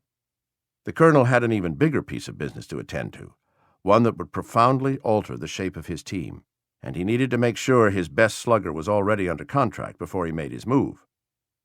The men met on February 19th at the colonel's office. Gehrig told the boss he wanted about $35,000, which would have represented a $12,000 raise. Rupert countered with $27,000. They quickly settled on $31,000, though they never announced the precise figure to the media. Then Rupert's office phoned reporters and told them to drop by for an announcement. "We had no trouble signing Gehrig," the colonel said as the two men sat behind a desk, pretending to examine the contract's fine print as flashbulbs popped. "He merited a raise in salary on the strength of his wonderful record last year. He is satisfied, and so is the club." In the history of the game, only 6 other players had earned $30,000 or more: Ruth, Cobb, Hornsby, Tris Speaker, Hack Wilson, and Al Simmons. Salaries had dropped during the Depression as attendance fell, and teams struggled to make profits. Rupert, however, had increased his fortune during the darkest years of the Depression. The bulk of his money had always been in real estate, not the stock market, and attendance at Yankee games had risen about 17% in the previous year. Rupert could certainly afford to give Gehrig his raise, and the colonel had another reason to keep his star first baseman happy. For much of the winter, Rupert had been conducting secret talks to unload the game's all-time greatest slugger. In fact, the Yankees had already completed a deal that would move Babe Ruth from the Yankees to the Boston Braves. The Babe returned to New York one day later than Gehrig. Though he now weighed about 240 pounds by some reports, he told reporters that he hoped to play at least one more year before becoming a manager. He said he was looking forward to talking to Rupert and settling on a new contract. But Rupert had no intention of settling anything. Ruth had been valuable to him, despite his faults, so long as he'd been able to hit home runs and bring in fans. Now the Babe played neither well nor often enough to justify his price tag. During the offseason, Rupert had worked out a complex deal. In effect, he let the Boston Braves have Ruth for nothing. The Braves did their best to make their new star feel welcome, saying he could play as much or as little as he liked. They named him an assistant manager and suggested that he would probably become the team's top manager in 1936. Ruth was surprised to be tossed aside so quickly, but professed, at least in public, to be pleased. The Yankees belonged to GEHRIG now. On April 12th, as the team arrived in New York to start the season, McCarthy announced that his first baseman would become the team's captain. The designation conferred no rights or privileges, but it was an honor, to be sure. The last Yankee captain had been Ruth, but he'd been stripped of the title 10 years earlier in one of Miller Huggins's frustrated attempts at discipline. GEHRIG promised to lead the team back to the top. With Ruth gone, it quickly became clear that GEHRIG was the only batter in the Yankee lineup capable of rattling outfield fences and bouncing balls off the bleacher seats. Dickey slumped. Tony Lazzeri battled injuries and inconsistency. Ruth's replacement, George Selkirk, played reasonably well, but not well enough to make anyone forget the national monument he'd replaced. The Babe might have laughed as he watched the Yankees stumble, if not for the fact that he had bigger problems of his own in Boston. At the outset of the season, the Braves didn't know where to play the aging legend. He was too slow for the outfield and too clumsy at first base. On opening day, he singled to drive in a run in the first inning and hit a 2-run homer in the fifth. But after that, nothing went right. He lasted only 28 games with the Braves, batting .181 with 6 home runs. Late in May, he hurt his knee chasing a fly ball and left the game. He never played again, and he never got the managing job that he coveted. Even with their gimpy offense, the Yankees managed to hold on to first place for half the season. Yet again, in 1935, GEHRIG played every game. "I guess I've been very lucky," he said in an interview that year with Fred Lieb. "I must have been to have dodged serious accidents and illnesses all of these years. Any player, no matter how sturdy he may be, must thank his lucky stars if he can play through 10 seasons without any real mishap. Then I suppose I can thank my sturdy German ancestry for this iron constitution.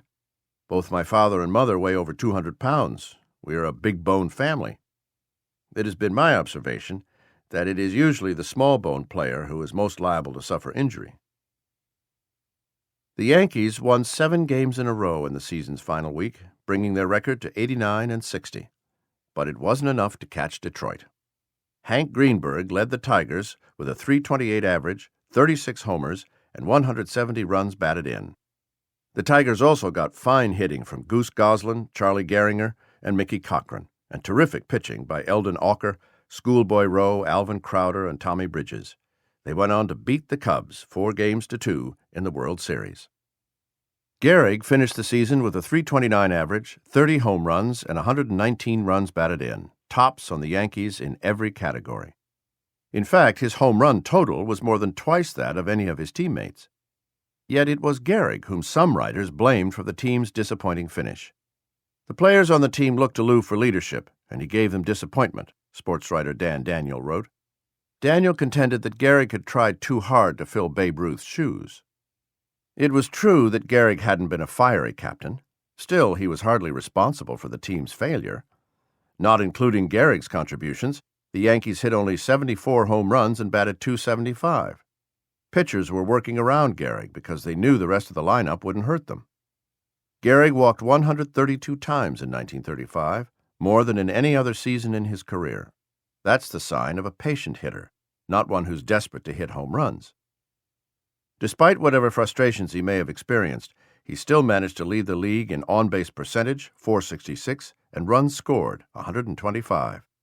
He finished third in the league in home runs and second in RBIs. The marketing of Lou GEHRIG was not always easy. General Foods paid him to drop his affiliation with Wheaties and endorse its Huskies brand cereal. All he had to do was pose for some pictures and mention the Huskies brand on a few radio broadcasts. One day, GEHRIG appeared on Robert Ripley's Believe It or Not, a General Foods Network radio program with an enormous national audience. Ripley went into his wind-up. How did GEHRIG get so strong? What did he eat? Did he enjoy any special breakfast food? The celebrity endorser never hesitated. "Wheaties," he blurted. Gehrig's flub became a national news story. Humiliated, he wrote to officials at General Foods and offered to return their money. The company refused. The amusing incident earned Huskies more publicity than its manufacturer could have hoped for. Ripley was delighted as well. So delighted, in fact, that he invited the slugger back on his program and threw him the same pitch. This time, Gehrig hit it right on the button. "My favorite is Huskies," he said, "and I've tried 'em all." Gehrig spent 1 year as the team's big star, but the sports writers who followed the Yankees were not satisfied with his performance as a leading man. Between the foul lines, he was terrific, but outside them, he almost never said or did anything interesting enough to satisfy the men who pointed notebooks in his face. So, even before the start of the 1936 season, the writers made up their minds that the team should have a new star, a rookie from the West Coast named Joseph Paul DiMaggio. In 1933, while playing for the San Francisco Seals in the Pacific Coast League, DiMaggio had become the most famous minor league player in the country. During one stretch that summer, he had at least one hit in 61 consecutive games, the second longest streak in the history of professional baseball. The following summer, he badly injured his knee, prompting some big league teams to lose interest in purchasing his services. But when the Yankees decided to take a chance, DiMaggio proved that the injury hadn't damaged his confidence. He sent back the first 2 contract offers without signing them, holding out until the third contained a fantastic figure for a first-year player, $7,500. DiMaggio was the next big thing, the sports writers promised, warming up their portable typewriters and their hyperbole for a new season. To help ensure that the DiMaggio prophecy was fulfilled, the Times published a note on the proper pronunciation of his name. He was 21 years old, a lanky kid with a long face and a gap-toothed smile, when he showed up for his first spring training. He had driven across the country with a couple of Yankee veterans and fellow Italian-Americans, Tony Lazzeri and Frankie Crosetti, in Lazzeri's new Ford. The San Franciscans had timed their trip to arrive in St. Petersburg by night and avoid the crush of reporters.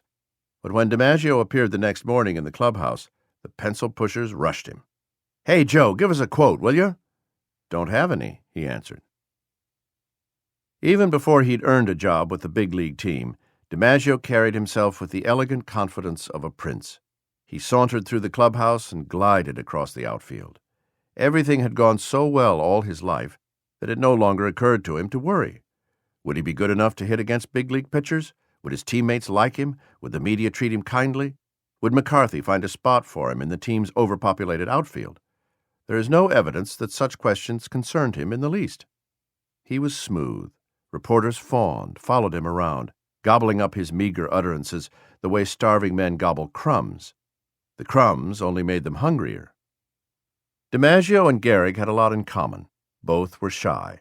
Both were second-generation Americans earning fame and fortune beyond their wildest imagination. But the same characteristics that made Gehrig seem colorless somehow made DiMaggio mysterious, even sexy. DiMaggio had flair, he had charisma, he had style. He was Fred Astaire in pinstripes. He came along at a time when the public was becoming infatuated with new and improved designs. It was no longer enough for products to be useful. Now they had to be sleek and modern, too. The Yankees were eager to make DiMaggio a featured attraction at Yankee Stadium. His coronation continued almost without pause throughout the spring. "Rookie outfielder blasts 3 homers in debut," said the Herald-Tribune headline after DiMaggio's first day of spring training. The headline writer seemed not to care that the homers had been hit in batting practice, not during a game. Gehrig usually hit 8 or 9 in batting practice, but no one rushed that news to print. DiMaggio missed the first weeks of the season with an injured foot, but the writers gushed even in his absence. The World Telegram ran an 8-part series purporting to be DiMaggio's autobiography. When DiMaggio finally recovered from his injury and began to play, he dominated almost every game story, even when Gehrig dominated the game. "DiMaggio's 3 hits help Yanks score," read the Times headline on May 4th. Gehrig that day had 4 hits and scored 5 runs. Later that month, DiMaggio needed a police escort to protect him from his fans as he left the stadium. Gehrig presumably slipped out quietly, same as ever. A week later, in a game against the Browns, DiMaggio had a homer, a triple, and a single. Gehrig had a homer, a double, and a single in the same game. The headline in the Times was by now predictable. Yanks score 12-3 as DiMaggio stars. By the All-Star break, the rookie had established himself as a wonderful player. 358, 10 home runs, 60 RBIs, fully justifying the acclaim. But GEHRIG was even better. 399, 20 home runs, 61 RBIs. He was leading the league in nearly every category, including invisibility. Joe became the team's biggest star almost from the moment he hit the Yanks, pitcher Lefty Gomez said. It just seemed a terrible shame for Lou. He didn't seem to care, but maybe he did. Sure, the relationship between Joe and Lou seemed pretty good.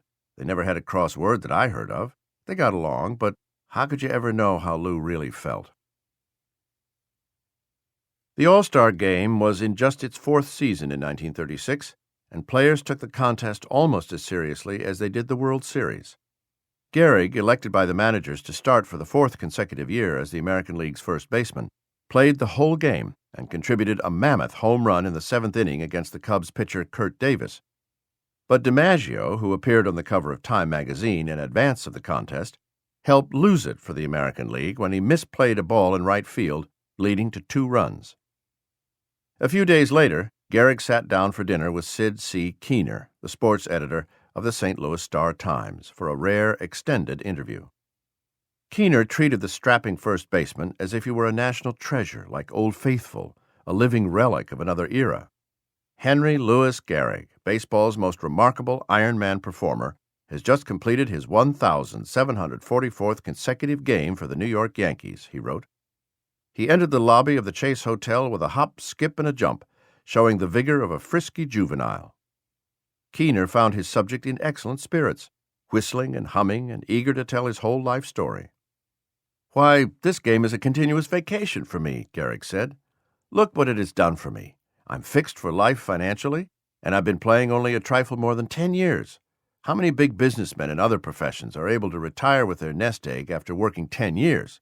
Not many, I tell you."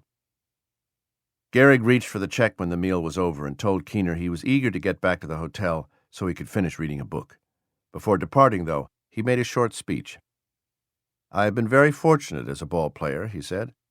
"I have played with the greatest batter of all time, none other than Babe Ruth. My home runs are fouls in comparison with the Babe's drives. And here's something, too. I have played for 2 of the game's greatest managers, Miller Huggins and Joe McCarthy. I can't overlook my big boss, either, Mr. Jake Rupert, owner of this club. For myself, little Lou hopes to keep plugging on and on." In the summer's hottest months, the Yankees blazed. They were running away with the American League pennant. In the National League, the race was shaping up to be a beauty, with the Giants, Cardinals, Cubs, and Pirates all in the chase. GEHRIG plugged on beautifully as the summer days grew long. "In the past, I played ball without thinking," he said, "without wondering why things happened. Now I am giving the pitchers a mental tussle, and I personally feel that I was never as good as I am today." On August 2nd, as a game against the Indians stretched drearily into the 13th inning, GEHRIG swung at a pitch and missed it badly. He felt a twinge run down his spine. He watched the rest of the contest from the bench as the Yankees and Indians settled for a 16-inning tie, called on account of darkness. But GEHRIG was back for the next game, and the next, and he was still playing on September 19th, when New York's diminutive mayor, Fiorello H. LaGuardia, presented him with a scroll in honor of his 1,800th consecutive performance. His teammates gathered around him in loose formation and removed their caps, squinting in the sun and chuckling among themselves. GEHRIG, one reporter said, seemed embarrassed by the attention. These Yankees were built differently from the teams that had been constructed around Ruth. McCarthy and GEHRIG were its leaders now, and they inspired a quiet brand of professionalism. The ballpark was their office, not their playground. They were in the business of producing hits, runs, and wins, and they performed their work with studied efficiency. They still banged a lot of home runs, same as they did with Ruth in the lineup, but now they did more of the little things that helped a team win. They sacrificed, hit the cutoff man, and slid hard to break up double plays. When they won, they reacted calmly, as if they had expected nothing else. When they lost, they stewed. Down the stretch, GEHRIG played every inning of every game, even after the Yankees had clinched the pennant on September 9th with 3 weeks to play. Only in the last 2 games of the season against the Senators did he rest, telling reporters that his back hurt. After singling to center in the second inning on September 26th, he spent the remainder of the game on the bench. The next day he played 5 innings, changed into his civilian clothes, and watched the last 4 innings from the seats behind the Senators' dugout. He finished the regular season with a .354 average, 49 homers, and 152 runs batted in, good enough for his second Most Valuable Player award. Before the start of the World Series, with the Yankees set to meet their neighbors, the Giants, Gehrig appeared with Giants pitcher Carl Hubbell on the cover of Time magazine. Ruth and DiMaggio had already been on the magazine's cover, but for Gehrig this was a first, and there was no shame in sharing the honor with Hubbell, who was the game's best pitcher in 1936. In the first game of the series, Hubbell's fastball was buzzing, his curveball dropping as if on a string, his screwball moving in directions that made no sense at all to the men trying to hit it. Gehrig grounded out in his first at-bat, tapped one back to Hubbell the next time, and struck out the time after that, before getting hit by a pitch on his final turn. It was a feeble effort, and the rest of the Yankee lineup didn't manage much better. The Giants won easily, 6-1. In the next game, happy to see Hal Schumacher on the mound, the Yankee offense erupted for 18 runs. It was the longest World Series game in history to that point, at 2 hours, 49 minutes. But President Roosevelt, seated behind the Giants' dugout, stayed until the last out as the Yankees tied the series. The competition moved to Yankee Stadium for Game 3 on a cool, beautiful Saturday afternoon. The biggest crowd in series history, 64,842 fans, wedged into the ballpark. Outside, thousands more stood on nearby rooftops and fire escapes, paying up to $1 for partial views of the field. Freddie Fitzsimmons, otherwise known as Fat Freddie, took the mound for the Giants. He was 35 years old and past his prime, the newsmen said, but this time out he threw one of the finest games of his career, giving up only 4 hits. Unfortunately for Fat Freddie, he made a bad pitch to Gehrig, and Gehrig knocked it more than 400 feet into the sun-drenched bleachers in center field. "There it goes!" shouted Tom Manning in his radio broadcast. "A long smash deep into center field, way up, going! A home run, Lou Gehrig!" Gehrig smiled and waved his cap to the crowd as he rounded the bases and crossed the plate. The Yankees won the game, 2-1. The next day, Hubbell pitched again. He had to win, or else his team would be all but finished. In the third inning, with the Yankees leading 1-0, Crissetti opened with a double and scored on a single by Red Rolfe. After DiMaggio fouled out, Gehrig stepped in.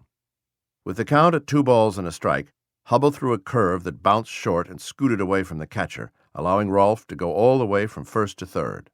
Now the count, at 3-1, favored Gehrig. Bill Terry, the Giants' first baseman and manager, called timeout and walked to the mound. With first base open, Terry and Hubbell probably discussed whether to give Gehrig an intentional walk. When the conference on the mound ended, Hubbell stared in at Gehrig. He went into his windup and threw a pitch he thought Gehrig couldn't possibly hit. A curveball so high and so far inside that it might have shaved the batter's whiskers had he leaned the wrong way. In Hubbell's view, it was practically an intentional walk. But Gehrig surprised everyone. He pretzeled his body and took a vicious hack, and somehow he got the meat of his Louisville slugger on the ball. By the time Hubbell turned around to track the ball, it had already landed in the right field bleachers. This was the only time all year the pitcher had allowed a homer with a man on base. The Yanks went on to win, 5-2. Gehrig had too much admiration for Hubbell to gloat, but he surely swelled silently with pride. He'd hit a hugely important home run against the toughest pitcher in baseball on the game's biggest stage. Later, he would recall this as the greatest moment of his career. In the next game, in the top of the 10th, the Giants scored a run on a sacrifice fly and held on to win. The series returned to the Polo Grounds, with the Yankees leading 3-2. The Giants needed one more victory to set up a decisive 7th game, in which they no doubt would have sent Hubbell to the mound. But in the 9th inning of Game 6, with the Yankees clinging to a 1-run lead, DiMaggio led off with a single, and Gehrig sent him to third with another base hit. The Yanks went on to score 7 runs, turning a great game into a romp. 2 weeks after the final game of the World Series, Gehrig made an announcement. He wanted to be Tarzan. The role had recently been vacated by Johnny Weissmuller, the Olympic swimming champion, and if the studio executives in Hollywood would give him a chance, Gehrig intended to audition. The plan had been hatched by Christy Walsh. Gehrig was one of his biggest and most important clients now, and the agent was more determined than ever to see him succeed. Walsh suggested a tryout. Producer Saul Lesser agreed. But first, he said, he wanted to see how Gehrig looked out of his baggy flannel uniform. Quickly, while the buzz was strong, Walsh leaked the news to reporters. Gehrig seeks role as Tarzan, and hired a photographer to take some publicity shots. Within days, the pictures began appearing in newspapers and magazines nationwide. They were the most revealing portraits of Gehrig's body ever taken, and they must have prompted some of the pitchers Gehrig had bludgeoned to marvel, after they stopped snickering at the wardrobe, that is. His torso formed a perfect V. His shoulders and forearms were as taut as rope. His chest looked like a hunk of marble.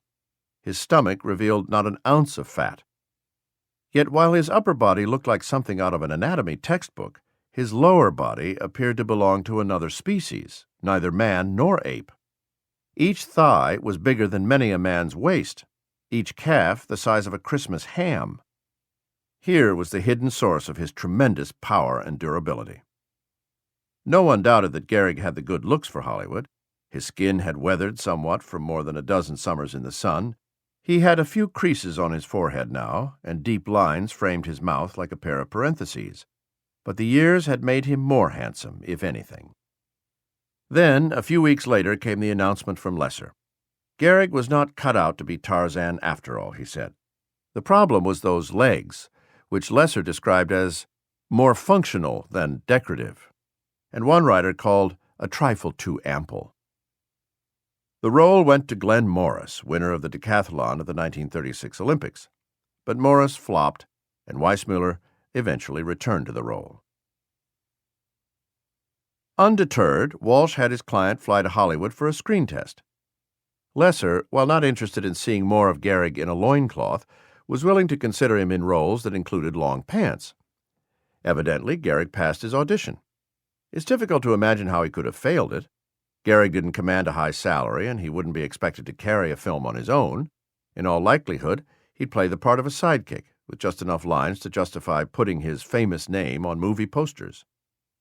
After the screen test at a luncheon at the California Club, Gehrig, Walsh, and Lesser announced to reporters that they had agreed on a one-picture contract, the terms of which were not disclosed. A few days after his return from California, Gehrig and Rupert met at the colonel's office to talk about a baseball contract. Gehrig assured reporters that he had no intention of leaving baseball for a career in acting. By mid-March, long after most of his teammates had signed contracts and 3 weeks after he ordinarily would have reported to spring training, Gehrig still hadn't agreed to terms with the Yankees. It was by far his longest holdout, forcing him for the first time to miss several spring training games. He appeared not to be happy about it. On the morning of March 18th, Joe McCarthy phoned Gehrig at home and asked if he was ready to join the team in Florida. Gehrig said he wanted very much to head south, but he was determined not to give in yet again to Rupert. Their negotiations had been unusually acrimonious. Rupert had offered $31,000, the same as Gehrig made in 1936, and Gehrig had insisted on $50,000. Rupert called it an unreasonable request. Gehrig called it payback for the Depression-era pay cuts. Now Gehrig told McCarthy he would settle for $45,000 a year for 2 years, or $40,000 for 1 year, with a $10,000 bonus to be paid if he played more than 100 games. Why would a man who hadn't missed a day at work in a dozen years need a $10,000 incentive for playing 100 games? And why would the Yankees offer one? It seemed an odd demand, to say the least. Rupert, McCarthy, and Gehrig spent the morning swapping long-distance calls. Finally, Rupert spoke directly to his star first baseman and said he would pay $36,000, a $5,000 raise from the previous season. Gehrig said he'd take $37,500. Rupert held the line at $36,000, but he offered to throw in a $750 bonus.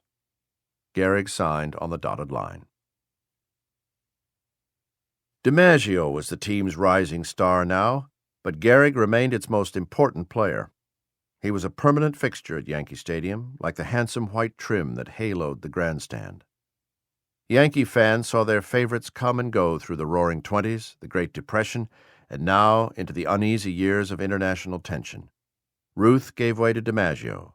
Koenig gave way to Crosetti. Pennock gave way to Ruffing. Huggins gave way to McCarthy. Gehrig remained. Lou is the perennial youth of the game, wrote the Sporting News that winter. But Rupert, Barrow, and McCarthy were not sentimentalists.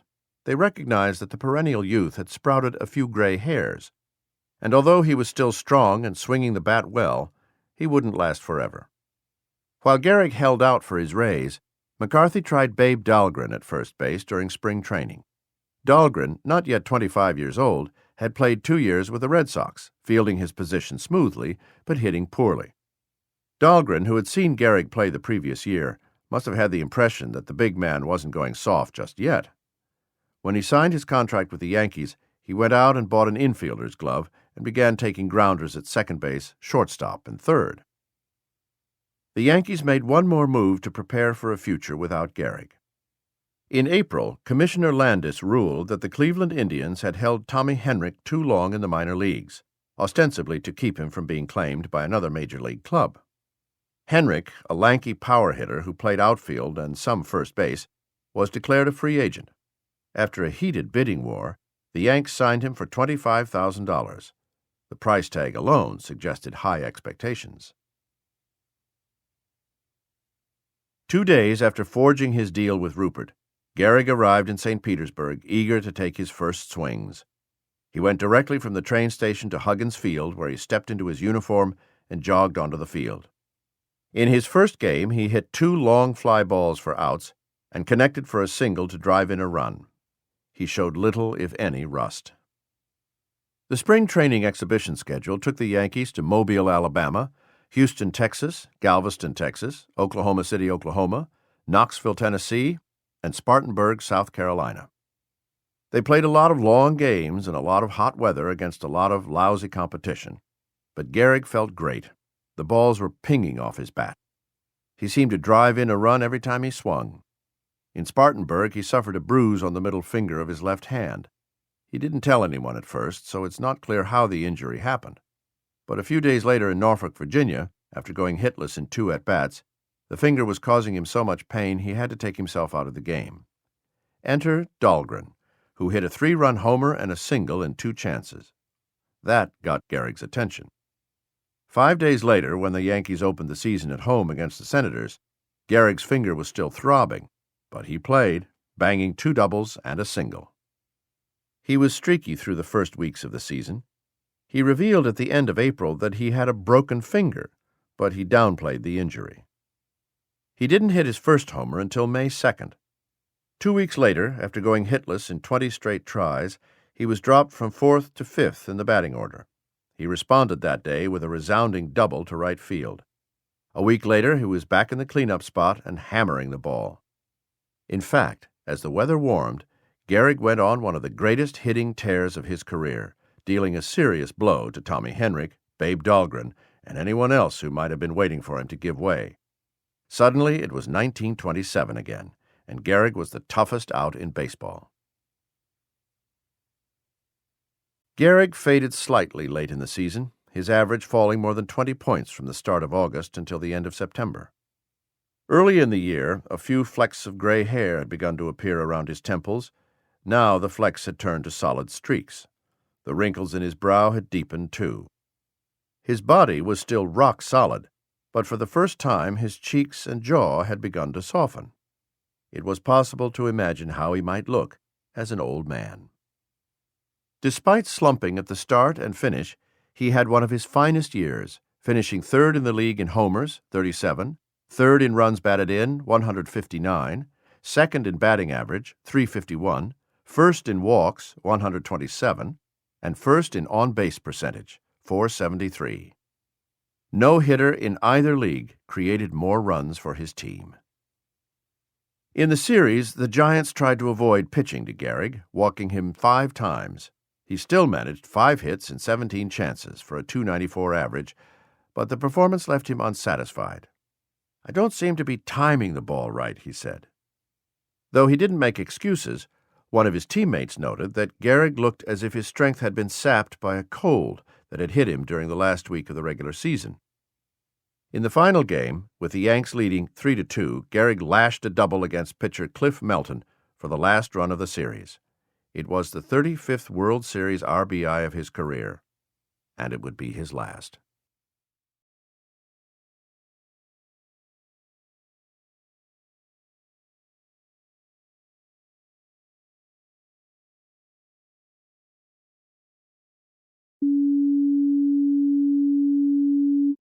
Amyotrophic lateral sclerosis struck Lou Gehrig in 1938. It might have hit him as early as January when he went to Hollywood to act in a Western called Rawhide. It might have happened a couple of months later when he reported to spring training in St. Petersburg and developed bruises and blisters on his hands. It might have been around the time of his 35th birthday when his wife noticed he was having trouble with his balance. Or it might have been a bit deeper into the summer when his manager detected a change in the way his star slugger was swinging the bat. But it was almost certainly no later than that. As the baseball season ran its course, Gehrig's strength and skill seemed to slip away like a ground ball through the legs. If he sensed that something wasn't quite right, he certainly had no way to know. He was dying. Since its discovery more than a century and a half ago, no one has been known to survive ALS. In a healthy person, messages travel in an instant from the brain to the fingers or toes. But the messages travel a long way, through motor nerves running from the base of the skull down the spine. In a person with ALS, these motor nerves begin to die, with no warning and for no apparent reason. Messages can't get through. The disease begins shutting down the body's functions one by one, like a night watchman switching off the factory floor lights. Muscles waste away. The first symptoms are small and easy to miss, some weakness or cramping in the hands or feet, typically. Most people ignore the signs for a year or more. Soon they start stumbling and dropping things. They have trouble buttoning their shirt or turning the key in the ignition of their car. Then walking becomes difficult. The disease moves up and down the spinal cord, killing more and more nerve cells. Within a few years, in most cases, the patient will be unable to walk, unable to sit up straight, unable to talk, unable to swallow, and finally, unable to breathe. Before it became known as Lou Gehrig's disease, ALS was associated primarily with the French doctor who identified it in 1874, Jean-Martin Charcot. A practical man, Charcot gave the malady a clumsy but perfectly descriptive name. Amyotrophic refers to muscle atrophy. Lateral refers to the location of the dying nerve cells in the lateral spinal cord, and sclerosis refers to the hardening of those dead cells. Although Charcot identified the disease, he didn't discover its cause. Neither did he find a cure. By the time Lou Gehrig became sick, not much had been added to Charcot's work. The disease was so rare and the central nervous system still such a mystery that many doctors in the United States had never heard of ALS. Dr. Israel S. Wexler, a neurologist at Mount Sinai Hospital in New York, was one of the few men in the United States who had seen more than one or two patients with ALS. Wexler was a brilliant and supremely confident doctor. He was a small and slender man with a touch of gray hair at the temples, but when he straightened himself from his desk and stepped across the room to greet a patient, hand outstretched, he seemed to assume the stature of a giant. His personality was one of the most powerful drugs at his disposal. Patients wanted to get better just so they wouldn't disappoint him. In 1927, Wexler wrote a textbook on neurology that would remain the authoritative source on the subject for decades.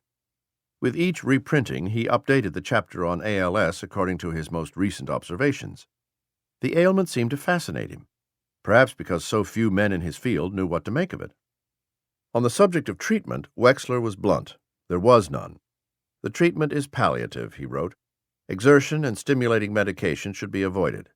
Nursing care, especially in feeding, is ultimately necessary.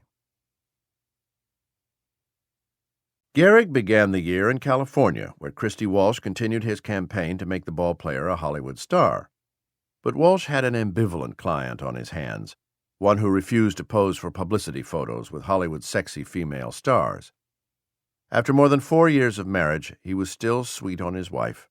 He loved her with all the innocent excitement of a schoolboy. He called her Pal. She called him Luke. Saul Lesser, perhaps recognizing that his new star had somewhat limited range as an actor, assigned Lou Gehrig to play the part of Lou Gehrig, a famous baseball player for the New York Yankees. The script of Rawhide had Gehrig going west to visit his sister on the family ranch. There was not even the hint of an on-screen love. His faithful horse, Snooky, was his closest companion. Gehrig acquitted himself nicely in his big-screen debut. He looked comfortable on a horse, given that he'd never ridden before. He cut a dashing figure in tight blue jeans, a western shirt, and a 10-gallon hat. "Take it or leave it, I'm through with baseball," he said in his first scene, as a cluster of newsmen surrounded him at Grand Central Terminal. "My sister and I bought a swell ranch in a peaceful valley 100 miles from a railroad. I'm going to wallow in peace and quiet for the first time in my life. So long, gang." To the untrained eye, the film captured no evidence that Gehrig might have been suffering the early stages of a neurological disease. If he had been playing Tarzan or some other role that required fewer clothes, it might have been easier to spot shrinkage in the large muscles of his shoulders or thighs. But in his Western duds, he looked just fine. In fact, he looked great. The first thing facing Gehrig upon his return from Hollywood was the matter of his contract. He wanted $41,400, a 15% raise from his previous salary of $36,000. Rupert initially offered Gehrig no raise at all. The men did their usual waltz, and over the course of several weeks arrived at a compromise. Gehrig got $39,000, which made him one of the best-paid players in the history of the game. Cobb had made more when he doubled as a player and coach. Ruth, of course, had earned much more. But in 1938, no one in the game came close to matching Gehrig's salary. In interviews leading up to spring training, Gehrig predicted that the Yankees would once again dominate the league. Lazzeri was gone, released by the team at the end of the previous season and replaced at second base by Joe Gordon. With Cressetti at short and Red Rolfe at third, the Yankees had a great infield. And the outfield wasn't bad either, with DiMaggio, Selkirk, and Henrik. The Yankees had a nice mix of veterans and kids. They had good speed and great power, and their pitching staff, led by Red Ruffing and Lefty Gomez, looked to be the best in the league. Gehrig planned to join Rupert on a train bound for St. Petersburg in mid-March. He had already missed the first few games of spring training. But when Rupert's train departed, Gehrig wasn't on it. He needed one more day in New York. He and Eleanor were moving from their apartment in New Rochelle to one in Larchmont, also in Westchester County. The new building at 21 North Chatsworth Avenue was swankier than the old one, on a shady street near the train station. He certainly could have afforded a house, and if he and his wife planned to have children, it would have made sense to look for something bigger. Instead, they rented another small apartment.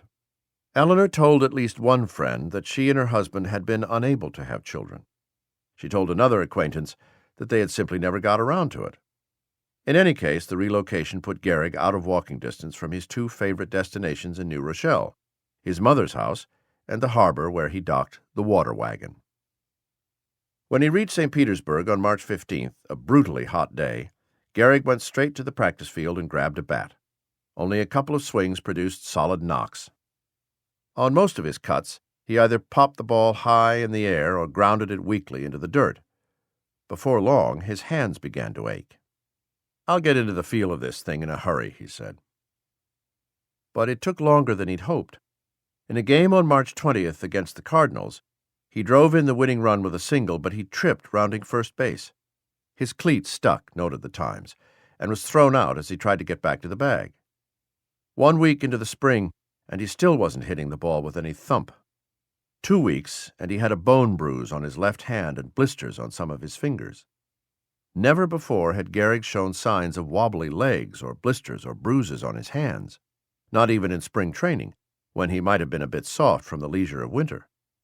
He was still seeing the ball well and felt as if he were reacting to it with the same speed and power he always had. But the pain in his hands indicated otherwise. He tried taping a piece of foam rubber around the handle of the bat to absorb some of the force, but it didn't help. On March 25th, in a game against the Newark Bears, he flied out, struck out, and rolled out. Then he sat out. He took a spot on the bench and watched Babe Dahlgren fill in for him. He didn't play at all in the next 3 exhibition games. It was about this time that Rawhide premiered in St. Petersburg.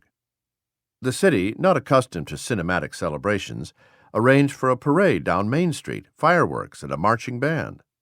Rupert, McCarthy, and most of the Yankee players were there. When Gehrig and his wife appeared, police and ushers had to hold back the surging crowd. For the most part, the critics were kind.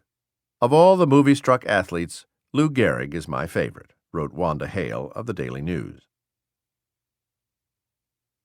On March 29th, Gehrig finally returned to the Yankee lineup.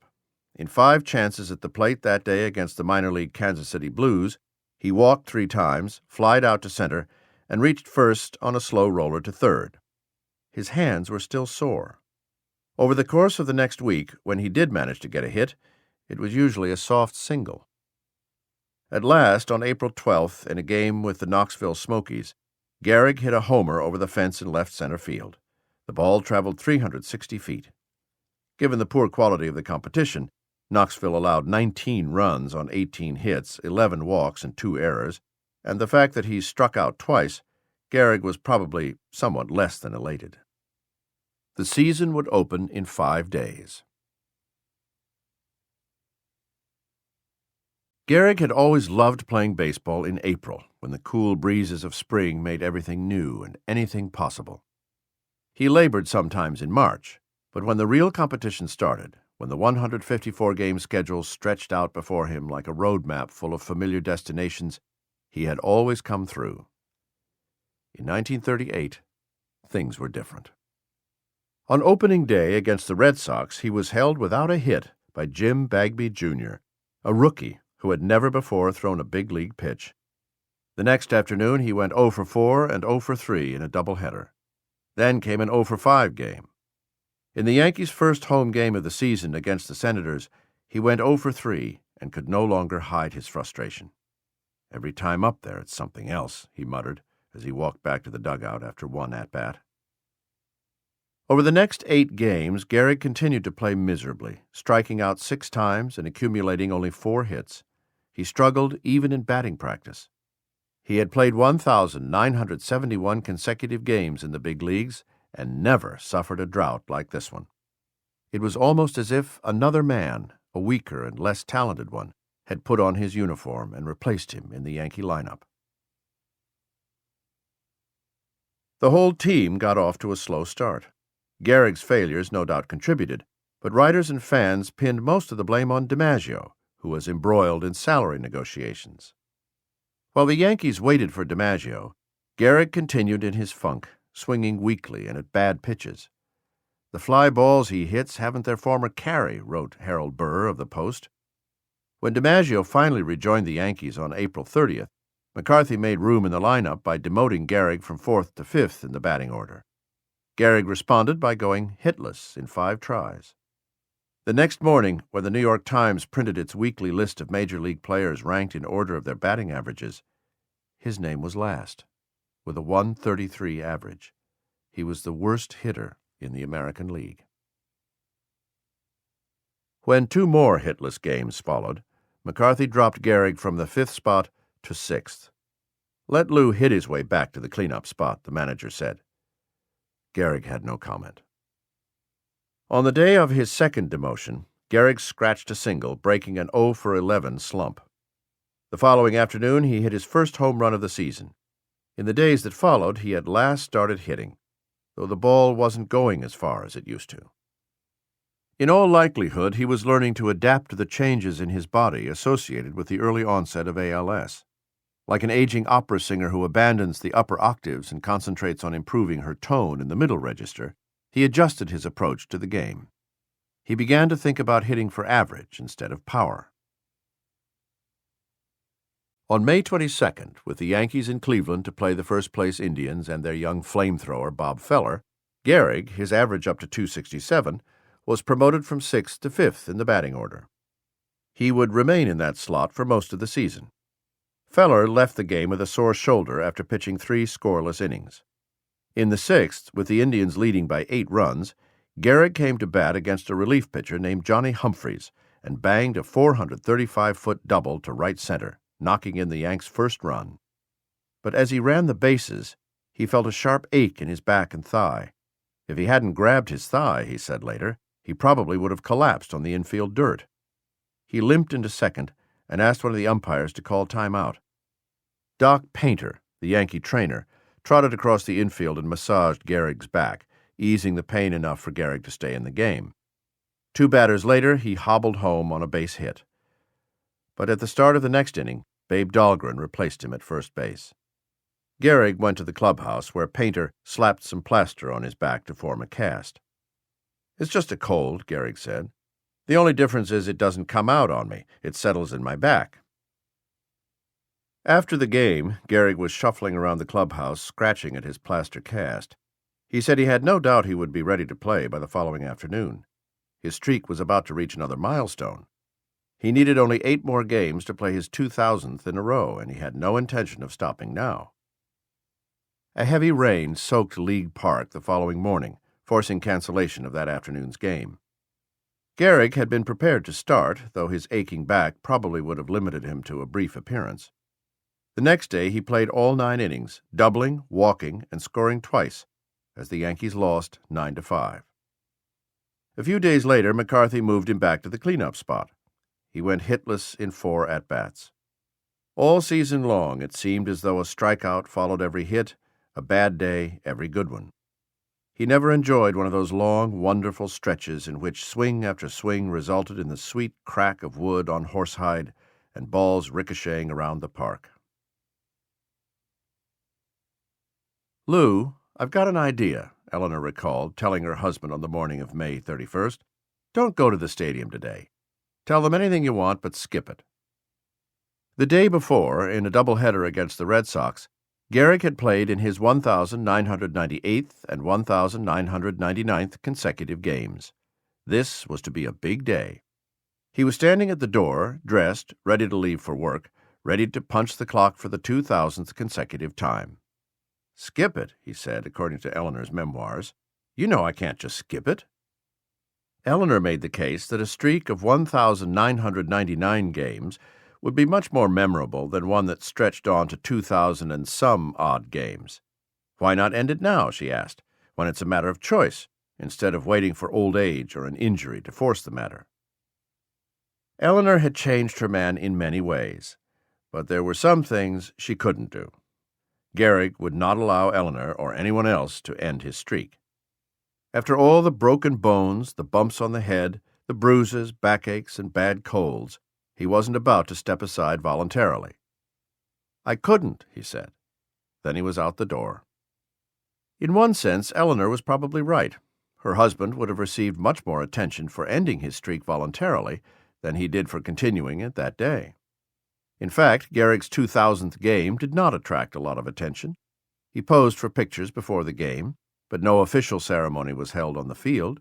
He received no gold watch, no trophy, no certificate of merit. Joe McCarthy bestowed the nicest honor that day when, speaking privately to a reporter, he appraised Gehrig as the greatest player of all time. Yet again, Gehrig was asked to defend his decision to play every day. The question exasperated him. "I can't see why anyone should attack my record," he said. "I've never belittled anyone else's. I intend to play every day and shall continue to give my best to my employers and the fans. What about the guy who pays $1.10 to see the game? What if I sit on the bench and say I'm resting?" When the game began, the paying customers cheered more loudly for DiMaggio than Gehrig, same as they did most days. Gehrig walked in the first inning, grounded out in the third, hit into a double play in the fifth, popped out in the sixth. Finally, in the eighth, with shadows falling across home plate and the Yankees leading 8-5, he slapped a soft shot just over the pitcher's head and into center field, driving in a run. It was his only hit for the afternoon. His average for the season stood at .280, with 4 home runs and 19 runs batted in. After his 2,000th game, some newspapers, including the Sporting News, ran side-by-side photos showing Gehrig in 1925 and 1939. Most men thicken somewhat as they near middle age, but Gehrig appeared to have grown leaner. His shoulders, once famously compared to the great limestone promontory at Gibraltar, had clearly begun to crumble. His 1938 uniform appeared several sizes larger than the one he had worn in 1925. The 6th Annual All-Star Game was held on July 6, 1938, in Cincinnati. Once again, Gehrig was elected to the team, though he didn't deserve it considering his performance in the first half. But baseball fans are a sentimental bunch, and Gehrig's lifetime achievements and good character were not lost on them. They picked Jimmy Fox to open the game, making it the first All-Star game Gehrig didn't start, and selected Gehrig as his backup. The second stringer came on in the 5th inning. In 3 trips to the plate, he managed an infield single. After the All-Star game, he started hitting again, banging out 12 hits, including 3 home runs in 33 tries. Then came another drought. On July 19th, in the middle of the dry spell, he told reporters he had fractured his thumb. He didn't say how or when. As summer began to stretch its legs, Gehrig began hitting the ball better than he had all season. On July 27th, in St. Louis, he smashed his 16th home run of the year. The next day, he hit another. He had at least 1 hit in each of the 8 games that followed. Still, even during this period, some who had watched him play through the years thought he looked different. "It is my conviction that Gehrig is a very tired man," Dan Daniel wrote in the Sporting News.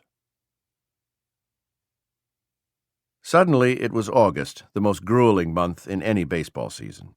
It's the month when the weak and old begin to fade, and when rookies with seemingly limitless energy begin to comprehend the discipline of body and mind required to play 154 games. For the Yankees, August of 1938 may have been the toughest month anyone on the team had ever seen. They played 36 games in 31 days in 5 cities. They played 10 doubleheaders. In one stretch, they played doubleheaders on 5 consecutive days. One might have expected Gehrig to wilt during such a taxing string of games, or perhaps to sit out a few innings here and there. But he didn't wilt, and he didn't rest. In fact, he played his best ball of the year, and the Yankees began to separate themselves out from the rest of the field contending for the American League pennant. On August 12th, for the first time all season, Gehrig stroked 4 hits in one game, including a double and a home run. 4 days later, he did it again. On August 20th, he hit a grand slam, the 23rd of his career, and drove in 2 more runs with a double. By the end of the month, his batting average was up to .284, with 24 home runs and 88 RBIs. Lou Gehrig has pulled himself out of the deepest batting slump of his career by changing his stance back to the old Gehrig style, wrote Drew Middleton of the Associated Press. "I don't know what did it," Gehrig told Middleton, "except going back to my old stance. I couldn't figure out how the other one was wrong, but it looks like it was. I won't monkey with it again." The Yankees were running away with the pennant, and Gehrig seemed to be back in form. But was he? He hit his 26th home run of the season on August 26th, but after that he slumped again. He finished the season with a .295 average, 29 home runs, and 114 runs batted in. His home run against Washington pitcher Dutch Leonard on September 27th, the 493rd of his career, would prove to be his last. As the Yankees prepared to face the Cubs in the World Series, Hy Turkin and Jack Smith of the Daily News noted that many of the Yankees seemed to be slumping, none more than Gehrig. "Gehrig is far off stride," they wrote. "He fidgets at the plate and looks muscle-bound. He's lost his rhythm." For Gehrig, the World Series meant a trip back to the place where his baseball glory had begun, Wrigley Field in Chicago. It had been 18 years since his home run there had helped ice the win for Commerce High and put his name, Babe Gehrig, in headlines. He played little role in the successful outcome of the first 2 games. In Game 3, Gordon and Dickey homered to give the Yankees another win. By then, the result of the series was beyond doubt. In the 4th game, a wild throw by Chicago's shortstop Billy Jurgis gave the Yanks 3 unearned runs and their 3rd straight championship. Gehrig, the most productive hitter to that point in World Series history, was almost invisible throughout the competition. He finished with 4 singles in 14 tries for a .286 batting average. He walked twice, struck out 3 times, and drove in no runs. After the final game, the Yankees engaged in their usual celebration, singing in the shower, spouting cliches to the press, slapping backs, drinking beer. Only two things about the scene stood out. First, Jacob Ruppert missed the party. He was back at his Fifth Avenue apartment, bedridden with phlebitis. The other strange sight was GEHRIG. Later that night, as the team celebrated at the Commodore Hotel, he started knocking back shots of hard liquor. At one point, he sat astride a chair and pretended to ride a horse, as if he were back on the set of Rawhide. "You better look after Lou," one Yankee whispered to Eleanor. "He's drinking triples, and he's really bombed." As winter draped New York in shades of gray, GEHRIG's condition continued to slide. He tripped on curbs. He fumbled small objects. On the rink at the Playland Ice Casino, he fell so often that the other skaters mistook him for a beginner. Eleanor began to suspect that her husband had a brain tumor. Though he felt no pain, GEHRIG agreed to see a doctor. The doctor's name is unknown, but he was almost certainly a general practitioner. Had GEHRIG seen a neurologist, the correct diagnosis might have been made immediately. ALS, for all its mystery, reveals itself quickly to a physician who knows what to look for. But in 1939, there weren't many neurologists. The American Board of Psychiatry and Neurology had granted credentials to only 98 specialists in the field. For most doctors, the central nervous system remained a mystery. So it is not surprising that the physician who examined GEHRIG latched onto something he could understand and thought he could fix. The diagnosis was gallbladder trouble. The doctor prescribed a diet of raw fruits and vegetables. GEHRIG, relieved, became convinced he would soon regain his strength. He told Eleanor that he wanted to leave for Florida as early as possible to do some deep-sea fishing and start working out. But first, he had to attend a funeral. Jacob Ruppert, 71 years old, had been confined to bed most of the winter. On January 4th, he suffered a heart attack. Friends and former players hurried to his Fifth Avenue apartment to say their goodbyes. Babe Ruth visited on January 12th and assured the colonel he'd pull through, though both men probably knew better. By the following morning, as streets fell silent under a heavy snow, Ruppert was gone. He was one of the outstanding sportsmen of the era and a most loyal friend, GEHRIG said, when he got the news of Ruppert's death. On January 17th, executors of the colonel's estate named Barrow president of the Yankees. Barrow made it quickly clear to players that he was fully in charge. When Henrik wrote to the new boss that winter and asked for a salary increase, he received the following answer. Replying to your letter of January 31st, beg to advise that Colonel Ruppert fixed the 1939 salary figures, and there is no one now living with authority to change those figures. GEHRIG's negotiations were even more abrupt. This time he would not threaten a holdout. He would not flirt with Hollywood. He was coming off the most disappointing season of his career. Just when he had mustered a bit of courage and an appreciation of his value, just when he had learned to savor a few sweet morsels of celebrity, his mediocre performance in 1938 dented his confidence again. And the symptoms that sent him to the doctor that winter, lethargy and weakness in the extremities, could not have helped his self-esteem. Barrow offered $35,000, which represented a $4,000 cut, and GEHRIG took it without complaint. Throughout the first 2 weeks of spring training, reporters refrained from writing what could have been the biggest story of the preseason. Lou Gehrig looked like a bum. He didn't have a shred of his former power or his timing, wrote Joe DiMaggio in his autobiography. DiMaggio, stunned, said he saw Gehrig swing and miss at 19 consecutive batting practice pitches, all of them easily crushable. It was a performance that defied comprehension. No one could be that far out of shape. No one could succumb to the ravages of age so suddenly and dramatically. Something was wrong. That much was as clear as the big number 4 on Gehrig's back. But no one wanted to be the first to say it, or at least to print it. The old Iron Man, reported the Times, is suffering from a little leg stiffness. Nothing serious. By the second week of camp, the writers covering the Yankees began to drop hints. Lou has been complaining of pain in his calves, wrote Dan Parker of the New York Daily Mirror, a clue suggesting that Gehrig might have been experiencing the cramping commonly caused by ALS.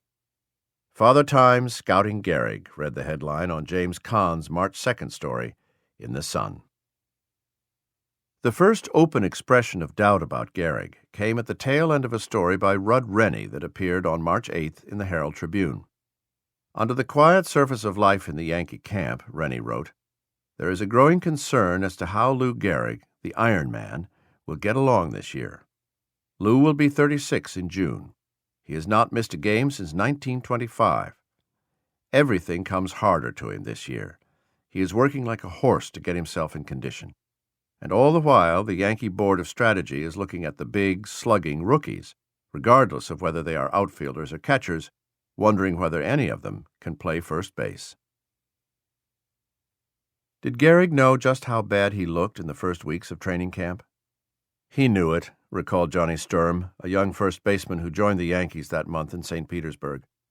Sturm, speaking German, asked Gehrig how he felt. "Schlecht," or "terrible," came the reply. He said, "I can't do it no more," Sturm recalled. He was working out, and instead of getting better, he was getting worse. He was tired, Sturm added. It was like a match burning out. On March 17th against the Boston Bees, Gehrig let 2 ground balls trickle through his legs, plays that even your 8-year-old kid would have handled with his eyes closed, wrote Charles Seeger of the Mirror. The Herald Tribune was terse. Gehrig never has been a good hitter in spring training, but this year he is not only not a good hitter, he is not a good ball player. He looks pretty bad. It looks as if the Iron Man is beginning to crumble. At last, after more than 3 weeks of stumbling and striking out, Gehrig, collector of 3 hits, all of them singles, in 35 at-bats, spoke for himself. "I have been worried since 1925. I always worry. I don't enjoy going without my base hits, but you know I never hit in spring training. Whether I'll get to hitting when the season starts and have a good year is something that cannot be foretold. I am not a guy to pop off and claim that I'll do this or that. I'm doing the best I can. If it isn't good enough, McCarthy will get me out of there. If it is, then I'll stick. I feel fine. So far as I know, I haven't changed my style at bat. I just don't hit in the spring, that's all. And as you get older, it takes longer to get in the swing of things. I'd like to help you and say something, but what can I say? The batting averages will tell the story when the time comes." Under cloudless skies on the evening of March 30th, the Yankees train pulled out of the station in St. Petersburg, headed north and west. The team was setting out on a tour of 11 cities in 15 days. The competition would be weak. McCarthy would use this time to fine-tune his lineup and take one last look at the players he was thinking about cutting before the season began.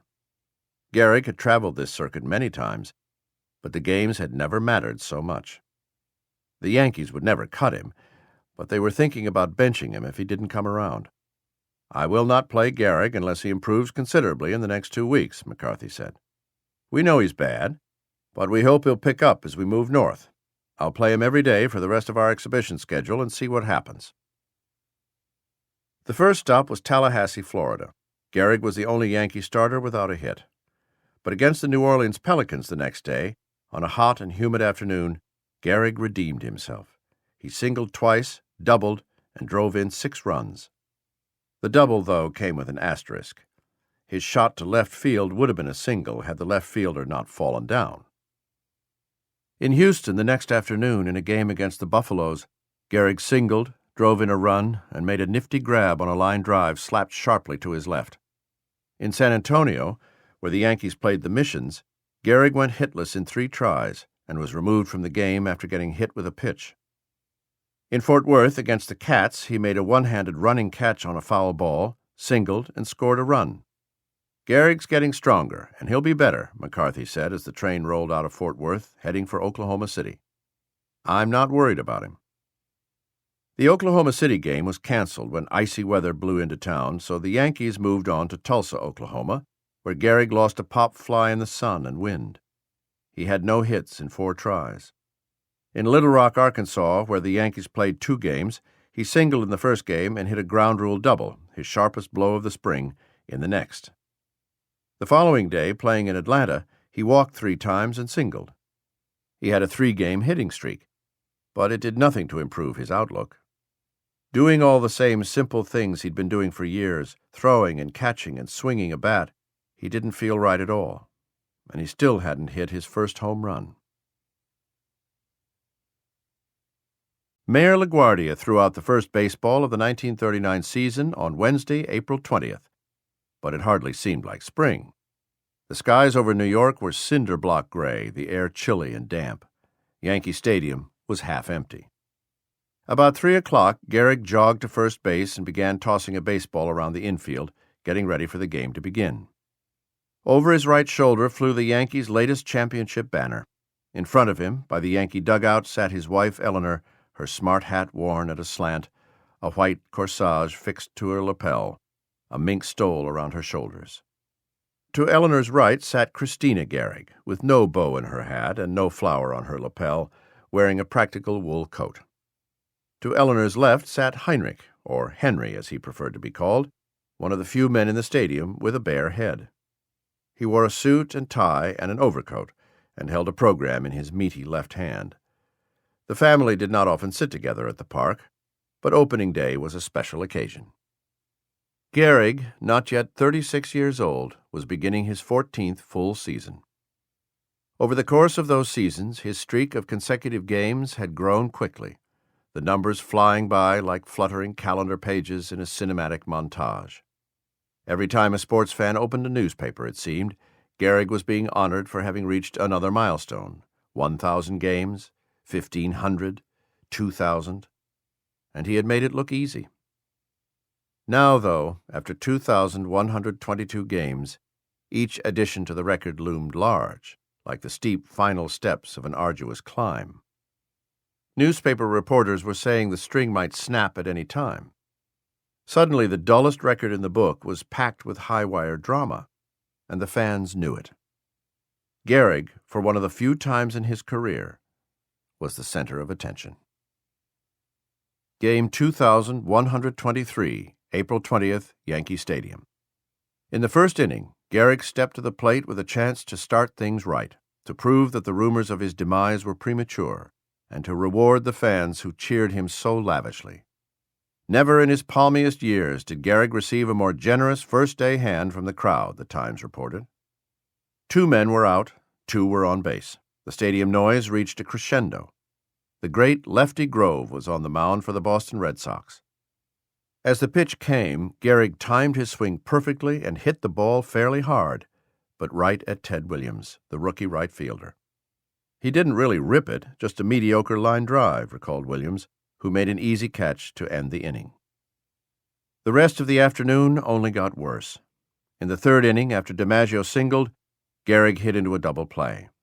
In the fifth, with 1 out and a man on third, Grove walked DiMaggio intentionally, preferring to take his chances with GEHRIG. Yet again, GEHRIG had a chance to drive in runs and break open a close game. Yet again, he hit the ball hard, but this time it went straight to the second baseman, Bobby Doerr, who caught it and threw quickly to first, catching DiMaggio off the bag for a double play. GEHRIG had made solid contact on all 3 trips to the plate, but the ball had none of its usual zip coming off his bat. A little extra muscle, and he might have been 3 for 3. More than 6 decades later, Doerr still remembered how anemically GEHRIG swung the bat that afternoon. "Geez, I wonder what's wrong with him," he thought at the time. In the 9th inning, with the Red Sox batting, GEHRIG caught a throw in the palm of his mitt and reached out to tag a runner. The ball slipped from his grasp and fell softly to the dirt. A childish error, one writer called it. Fortunately, the runner didn't score, and the Yankees held on to win 2-0. In the clubhouse after the game, GEHRIG wore a scowl. Jimmy Powers of the Daily News described him as pretty cheerful for a corpse. The players dressed quickly and boarded a train for Washington. Game 2,124, April 21st, Griffith Stadium. In the bottom of the first inning, with a man on first, Buddy Lewis of the Senators hit an easy grounder to GEHRIG. GEHRIG had made the same kind of play hundreds of times, maybe thousands, but this time he fumbled it. Both runners were safe. The official scorer, perhaps wishing to be kind, decided not to call it an error. The rest of the afternoon wasn't so bad. GEHRIG walked twice, scored a run, beat out a hit on a slow roller to second base, and popped out to third. The Yankees won. Game 2125, April 22nd, Griffith Stadium. In the third inning of the team's third game of the season, Gehrig let a line drive go off his glove. 2 batters later, Sam West of the Senators rifled another shot toward first base. Gehrig almost fell over trying to get out of the way. Neither play was ruled an error, but 3 runs scored in the inning. At the plate, he had nothing but feeble swings, resulting in 2 groundouts and 2 soft fly balls to the outfield. The Yanks lost 3-1. Game 2126, April 23rd, Griffith Stadium. The box score would reveal neither triumph nor failure. Gehrig walked once and hit 4 soft ground balls that went for routine outs. Game 2127, April 24th, Yankee Stadium. Back home for their 5th ball game in as many days, the Yankees this time were taking on the Athletics. It was another disappointing day for Gehrig. He struck out, grounded out, walked, and fouled out. Game 2128, April 25th, Yankee Stadium. In the bottom of the second inning, Gehrig grounded weakly back to the pitcher. In the top of the fourth, he let an easy grounder carom off his glove. The official scorer ruled it a base hit. In the bottom half of the inning, Gehrig singled for his first hit in 13 tries. In the fifth, with runners at first and third, he dribbled a grounder to first base. The runner on third scored on the play, giving Gehrig his first run batted in of the year, and the last, number 1,995, of his career. As the game entered the late innings, Gehrig had reason to be encouraged. The Yankees were winning 6-4. He had a single and an RBI, and one more chance coming. Another hit would make for a pretty respectable afternoon of work. Leading off the bottom of the 8th, he hit a lazy fly to left field that landed softly in the grass. Bob Johnson, the left fielder, had been expecting Gehrig to pull the ball. Now he had to make a long run to recover. Gehrig knew right away he had a chance for a double. Dario Lodigiani, playing second base that day for the Athletics, recognized the same thing. Probably a double, he told himself, and so he sprinted to second base, straddled the bag, and waited for Johnson to throw him the ball. Lodigiani, 22 years old, had seen Gehrig play in 1938. He was pretty fast for a big man, Lodigiani recalled in an interview. And you could hear him when he put his feet down. Boom, boom, boom. So while I waited for the throw, I thought, geez, he's going to slide and knock me into left field or something. The throw from Johnson was on the mark. Lodigiani grabbed it with both hands and braced himself for the impact. I wheeled around, and Lodigiani paused and took a breath. Geez, he was only halfway to second. Gehrig had 2 choices when he saw Lodigiani holding the ball: retreat to first or keep going to second. In either case, he was almost certainly out. But he didn't run for first or second. He just lowered his head and jogged slowly back to the Yankee dugout. I never even tagged him, Lodigiani said. He knew. He called himself out. The crowd hushed. It was almost as if 7,268 spectators were trying simultaneously to look the other way. Game 2129, April 29th, Yankee Stadium. After bad weather canceled a home game against the Athletics and 2 road games with Boston, the Yanks faced the Senators again. McCarthy was not wavering in his support of Gehrig. When he filled out his lineup card, Gehrig was still in there, playing first base and batting 5th. Gehrig didn't play especially well in his first game after the break, but neither did he disgrace himself. He made 13 putouts at first base without committing an error or miscue. In the second inning, he walked and stopped at second on a single to right field by Joe Gallagher. DiMaggio scored from second on the play, which suggests that another runner in Gehrig's position might have been able to take third. But Lou was learning his limitations. In the third inning, DiMaggio hurt his ankle chasing a fly ball and had to be carried off the field.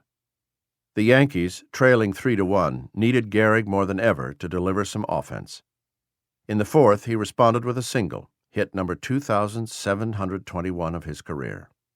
But once more he ran the bases with caution, stopping at second on a base hit by Dickey, and failed to score. In the fifth inning, with 2 on and 2 out, Gehrig flied out to center field. In the seventh, he came to the plate with a man on base and rolled gently to second base, once more dashing any chance for a rally. The Yankees lost 3-1. Game 2130, April 30th, Yankee Stadium. The game between the Yankees and Senators chugged along without a hint of drama. The game paused briefly in the seventh inning after a thick cloud dumped rain on the field. When the action resumed, the Yankees scratched out a run on a couple of infield hits. Washington answered in the next inning with 3 runs to take the lead. GEHRIG had no hits and committed no errors. He did nothing much to help his team, nothing much to hurt it. Even so, he was deeply disturbed by his performance. It wasn't simply that he couldn't scratch a hit. He'd had plenty of 0 for 4s in this frustrating season. The thing that gnawed was his failure to drive in runs. Every time he came up, he had at least one man on base. RBIs had always been his specialty, his meat and potatoes. Cobb slashed singles, Ruth hit homers, GEHRIG drove in runs. Only now he didn't. His final at-bat came in the 8th inning against Pete Appleton, a right-handed journeyman relief pitcher. With 2 men on base, GEHRIG had one more chance to get the Yankees back in the game. He had one more chance to resuscitate his spirit. He swung and hit the ball hard, harder perhaps than he'd hit it all season, and the ball flew on a long arc to straightaway center field. Had he started his swing a fraction of a second sooner and pulled the ball to right field, he might have had a home run. Instead, George Case ran it down for the out. In the top of the 9th inning, another play unfolded that would haunt GEHRIG in the days and weeks to come. With no runners on base, Buddy Meyer hit a grounder to first. It was a routine play, not requiring much movement or agility. Ordinarily, GEHRIG would have grabbed the ball, dashed a couple of steps to his left, and stepped on the base for the out. But by the time he got his glove on the ball and set his feet, he could see that he wasn't going to beat Meyer to the base. The simple act of shifting his momentum from right to left had taken too much time. Motions that he had once made reflexively now required slow, separate actions, as if his brain were pausing to glance at an instruction manual. Johnny Murphy, pitching in relief for the Yanks, saw that the first baseman was in trouble and sprinted from the mound to help out. GEHRIG flipped the ball to Murphy, who stepped on first for the out. When GEHRIG got back to the dugout, some of his teammates slapped him on the back and offered congratulations for making the play. He watched as the Yankees tried and failed to score in the bottom of the 9th, losing the game 3-2. But all he could think about were those slaps on the back. Had his level of play slipped so much that he deserved congratulations for making easy outs? Heavens, he asked himself, has it reached that stage? With DiMaggio out with a lame ankle and GEHRIG playing so poorly, Joe McCarthy announced plans to scramble his lineup. The Yankees were about to embark on a 2-week trip out west, visiting Detroit, Cleveland, Chicago, St. Louis, and Philadelphia. But the manager still had no intention of giving GEHRIG a rest. At worst, he said, he might drop him to a lower spot in the batting order. Some of the writers were skeptical, predicting that GEHRIG would be benched before the team returned to New York. The day before the start of the road trip, the Yankees enjoyed a break in the schedule. GEHRIG stayed home. Eleanor described her husband's condition that day as troubled, shaken, even shocked. "They don't think I could do it anymore," he told her. "Maybe I can, maybe I can't. But they're talking about it now, they're even writing about it. And when they're not talking, I can almost feel what they're thinking. Then I wish to God that they would talk. You know, say anything." "Sweetheart," Eleanor replied, "you've done it for 13 years without a day off. The only thing that matters is whether you get the same feeling of satisfaction out of it." "How can I get the same feeling of satisfaction out of it? I'm not giving them the same thing, so I'm not getting the same thing. You think they're hurting me, but I'm hurting them. That's the difference." The Yankees arrived in Detroit on the morning of May 2nd and checked into the Book Cadillac Hotel. Bob Murphy, a writer for the Detroit Times, pen and pad in hand, approached GEHRIG in the lobby. "Off to a slow start," the reporter said. It wasn't much of a question, but it was enough to get a response. "Yes," GEHRIG said, forcing a smile. "Off to a very bad start, if you want to be truthful." Later that morning, he sat in the hotel restaurant and ate breakfast with Dickie. After breakfast, GEHRIG was sitting in the lobby reading a newspaper when Joe McCarthy arrived. GEHRIG spotted the manager at the cigar counter, dropped his newspaper, and got up. "Joe, I want to talk to you about an important matter," GEHRIG said, according to Charles Seeger of the New York Daily Mirror, who noted in his newspaper story that day that he was sitting next to Gehrig in the lobby when McCarthy came in. The men, escorted by a bellhop, went to McCarthy's room. When the bellhop was gone, Gehrig blurted his news. He said he was ready to take a seat on the bench. McCarthy asked if he was sure. Gehrig said he was. He said he was doing it for the good of the team. McCarthy walked back to the hotel lobby and asked the reporters to gather around. He had an announcement. "It's a black day for me," he said, his voice choking, "and the Yankees." Gehrig spent much of the early afternoon chatting with sports writers, both at the hotel and at Briggs Stadium. He seemed glum, the writers said, but he was being a good sport. "I haven't been a bit of good to the team since the season started," he told one reporter. "It would not be fair to the boys, to Joe, or to the baseball public for me to try going on." Gehrig said he would probably sit out a couple of games. After that, he'd see how he felt. If the warm weather revived his strength, he felt certain that his confidence would also return. "I've got to remain in baseball," he said. By 1 o'clock, the Yankees and Tigers were at the stadium getting dressed for their game. The Yankee locker room seemed quiet, much quieter than usual, according to Babe Dahlgren, who wrote an article filled with his recollections 15 years later. Word of Gehrig's decision had begun to spread, but Dahlgren hadn't heard yet. As he finished dressing and sat on his stool, checking the lacing on his glove, Dahlgren felt a tap on the shoulder. It was Coach Art Fletcher, who leaned in close and whispered, "Babe, you're playing first base today." Since 1925, no Yankee but Lou Gehrig had heard those words. "Are you kidding?" Dahlgren asked. But Fletcher was already walking away. "Good luck, Babe," he said over his shoulder. Slowly, Dahlgren's teammates began to approach to offer their encouragement. When Dahlgren walked down the ramp to the dugout and out on the field, he saw Gehrig surrounded by reporters and photographers.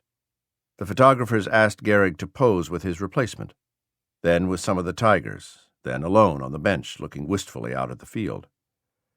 For the latter photo, someone at the Times came up with a headline that sounded like an epitaph. "Pitchers once feared his bat." Fred Rice, working as an usher that day at Briggs Stadium, recalls watching Gehrig put on a mitt before the game and play catch with Dickey. But when one of Gehrig's throws bounced short and rolled to Dickey, the game of catch ended abruptly. Lou just looked at him, Rice recalled. He dropped his glove, stumbled around to pick it up, and then walked toward the dugout. Gehrig didn't take any practice at first base. Moments before the start of the game, Dahlgren shared a private moment with Gehrig, away from the cameras and away from the rest of the team. He offered Gehrig one last chance to change his mind. "Come on, Lou, you better get out there," Dahlgren said, his voice cracking. "You've put me in a terrible spot." Gehrig slapped him on the back. "Go on, get out there and knock in some runs." McCarthy asked Gehrig to carry the lineup card to home plate, a job he occasionally performed in his role as captain, but which more often fell to one of the coaches. No doubt McCarthy wanted to give the audience of 11,000 a chance to show its appreciation for the greatest first baseman to ever play the game. As Gehrig handed off the lineup card and shuffled back toward the dugout, Tiger announcer Ty Tyson used the public address system to inform members of the crowd that they were witness to an important moment. "How about a hand for Lou Gehrig, who played 2,130 games in a row before he benched himself today?" It took a few seconds for the news to register, but as it did, the fans began to cheer and clap. Gehrig tipped his hat and disappeared into the dugout. He bent over the water fountain and took a long drink, trying to hide his face. But his teammates could all see that he was weeping. The Yankees could have been distracted by Gehrig's departure from the lineup. Instead, they played with energy and focus, breaking out of their offensive slump in a big way. Though they were without Gehrig and DiMaggio, the team scored 22 runs, cruising to an easy win. Dahlgren showed no evidence of butterflies. He homered, doubled, and drove in 2 runs. In the 7th inning, with the victory all locked up, the new first baseman approached the old one and asked if he wanted to play an inning or two, just to keep his streak alive. "They don't need me out there," Gehrig told Dahlgren. "You're doing fine." The next day, Gehrig picked up a piece of Book Cadillac Hotel stationery and wrote a note to Eleanor. The undated letter, written in a graceful hand, was found by archivists at the Baseball Hall of Fame among papers donated by Gehrig's wife. The end of the letter has apparently been lost, or else Eleanor chose not to preserve it. Historians have debated whether Gehrig wrote the letter after ending his streak or later, after his illness was diagnosed. But given that the letter came from the book Cadillac and that Gehrig made reference to an event yesterday, it seems almost certain that he was referring to the end of his streak, which would mark the date of the letter as May 3rd, 1939. He wrote, "My sweetheart, and please God grant that we may ever be such, for what the hell else matters? That thing yesterday, I believe and hope, was the turning point in my life for the future, as far as taking life too seriously is concerned. It was inevitable, although I dreaded the day, and my thoughts were with you constantly. How would this affect you and I? That was the big question, and the most important thing underlying everything. I broke just before the game because of thoughts of you. Not because I didn't know you are the bravest kind of partner, but because my inferiority grabbed me and made me wonder and ponder if I could possibly prove myself worthy of you. As for me, the road may come to a dead end here, but why should it? Seems like our backs are to the wall now, but there usually comes a way out. Where and what, I know not, but who can tell that it might not lead right out to greater things? Time will tell." Soon the letter broke off. He was right. The team didn't need him. With their captain on the bench, the Yankees went on a terrific run, winning so easily and with such regularity that the pennant seemed already assured. The only mystery was when, or if, Lou Gehrig would get back into the lineup. Gehrig carried on with all the rituals and routines of his former life. He sat in front of his locker, smoked his pipe, and pulled on his pinstripe pants. He checked the laces on his glove and curled the brim of his cap. He stuck a piece of gum in his mouth, jogged onto the field during warm-ups, and tossed the ball back and forth with his teammates and coaches. He did everything he'd always done, except play. On May 29th, the Yankees hit the road again, traveling to Boston, where Red Sox pitcher Eldon Auker spotted Gehrig smoking a cigarette in the Fenway Park dugout before the game. Auker, like a lot of Gehrig's friends, had always enjoyed testing the big first baseman's strength. Auker liked to sneak up and try to wrestle him to the ground or tie him up in a headlock. Though Auker was the taller man, Gehrig was much more solidly built. Their wrestling matches usually ended in a matter of seconds, with Auker brushed aside like dandruff. This time, though, when Auker threw his arm around Gehrig's head and neck, Gehrig's knees buckled and he began to fall. "Oh, God, Eldon," he said, "don't do that." "What's the matter, Lou?" Auker asked. "I don't know. There's something wrong with me," he answered as his friend helped him to his feet. "It started over the winter. I lost weight and I felt like I was getting weak. This spring it just seems like I'm weaker and weaker and weaker. I don't know what it is." By the end of May, Gehrig had stopped taking batting practice and had quit working out at first base. He sounded as if he'd given up hope of returning to the lineup. On June 1st, with the Yankees in Cleveland, bullpen coach Johnny Schulte spoke to a Knights of Columbus group and let slip a secret. "Lou is a sick man," Schulte said. "Sometime in the next few days he's going to Rochester to find out what it is that's been sapping his strength. We hope it's nothing serious, though it doesn't look good now." Schulte was referring to the Mayo Clinic in Rochester, Minnesota. Gehrig must have told his manager and perhaps a couple of his friends that he intended to make the trip, but he had not planned on making his decision public. At first, he told reporters that Schulte was mistaken. "Just another rumor," he said. 2 days later, though, he confirmed he would indeed be going to the clinic, and he apologized for having lied. "I'm not sick," he insisted. "I feel fine, never better in my life, but there must be something wrong. A ball player of my age and physique doesn't lose his ability as suddenly as I did. There must be a reason for it." Eleanor remained in New York. Dressed in a blue sport coat and gray trousers and carrying a copy of the Saturday Evening Post, Gehrig stepped down the stairs of a Northwest Airlines DC-3 and onto the tarmac at the Rochester airport. When he arrived at his hotel, the desk clerk welcomed Gehrig and asked if he wanted to look at a selection of rooms. "I'll take anything you've got," he said. "I'm not fussy."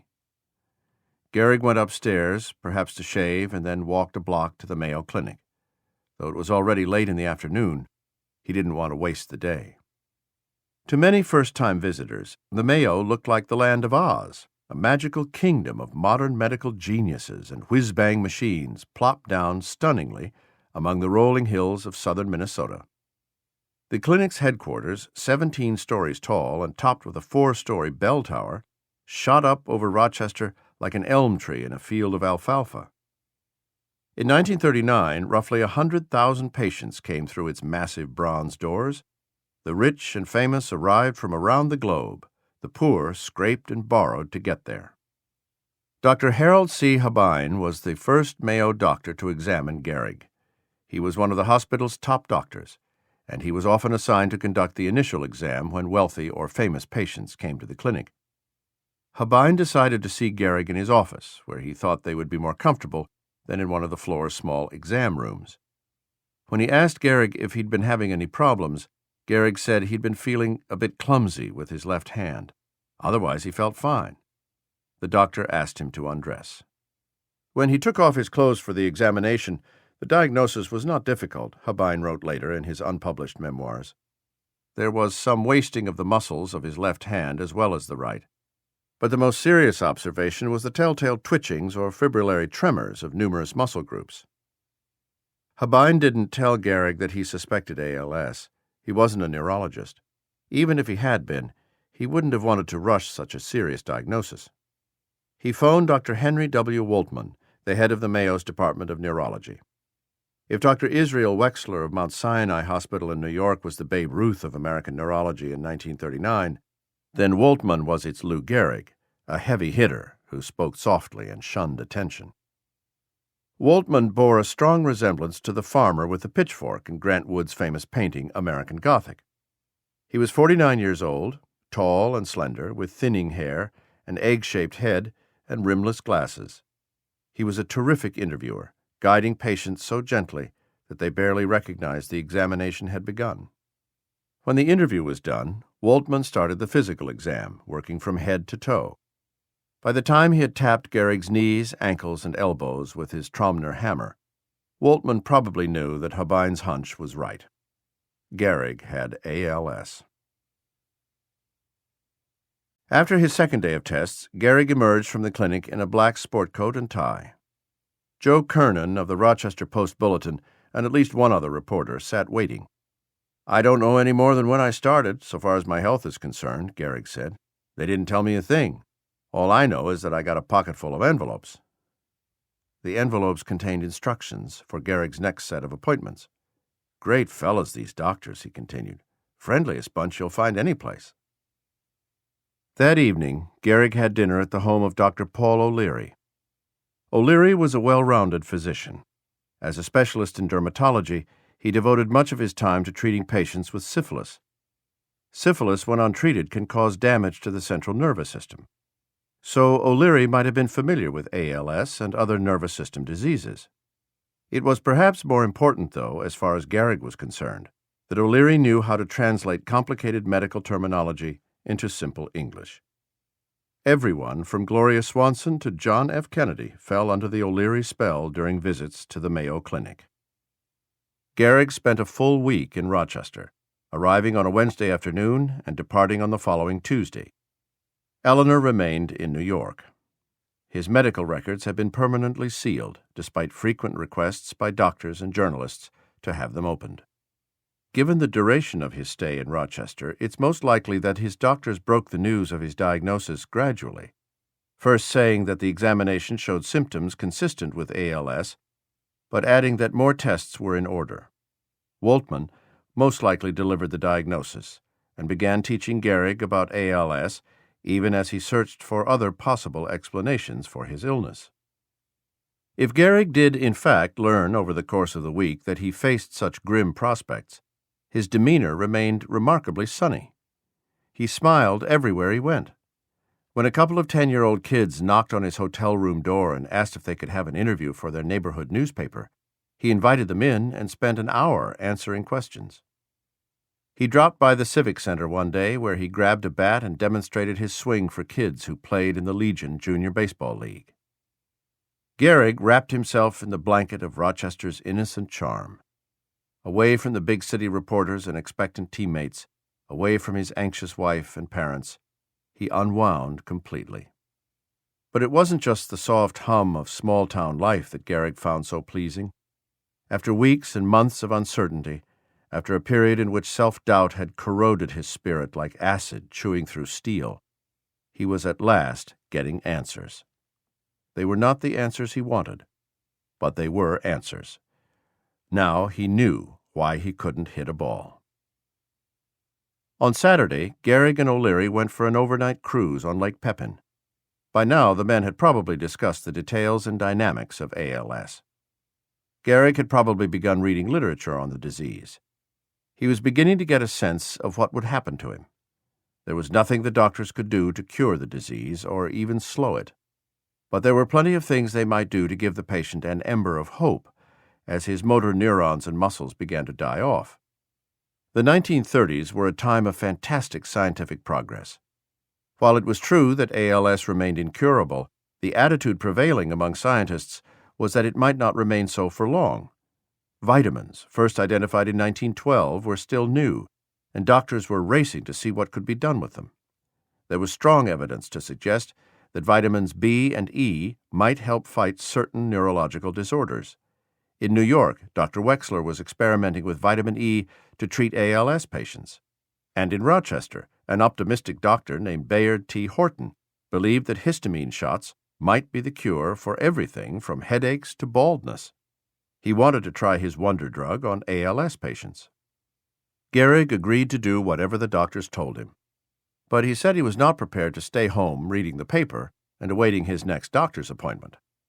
He knew he would never play baseball again, but he nevertheless wanted to spend the remainder of the season with the Yankees. He wanted to feel useful. Even if he did nothing more than carry the lineup card to home plate and hit a few fly balls to help the outfielders warm up, he wanted to be part of the team. He also wanted to stick around long enough to collect a full year's pay. On Monday, the day after he returned from his boat trip, GEHRIG received a telegram from his teammates wishing him a happy 36th birthday. Employees of the Collar Hotel baked him a white cake with a baseball frosted on the top. A picture of GEHRIG getting ready to blow out the candles appeared in the local paper.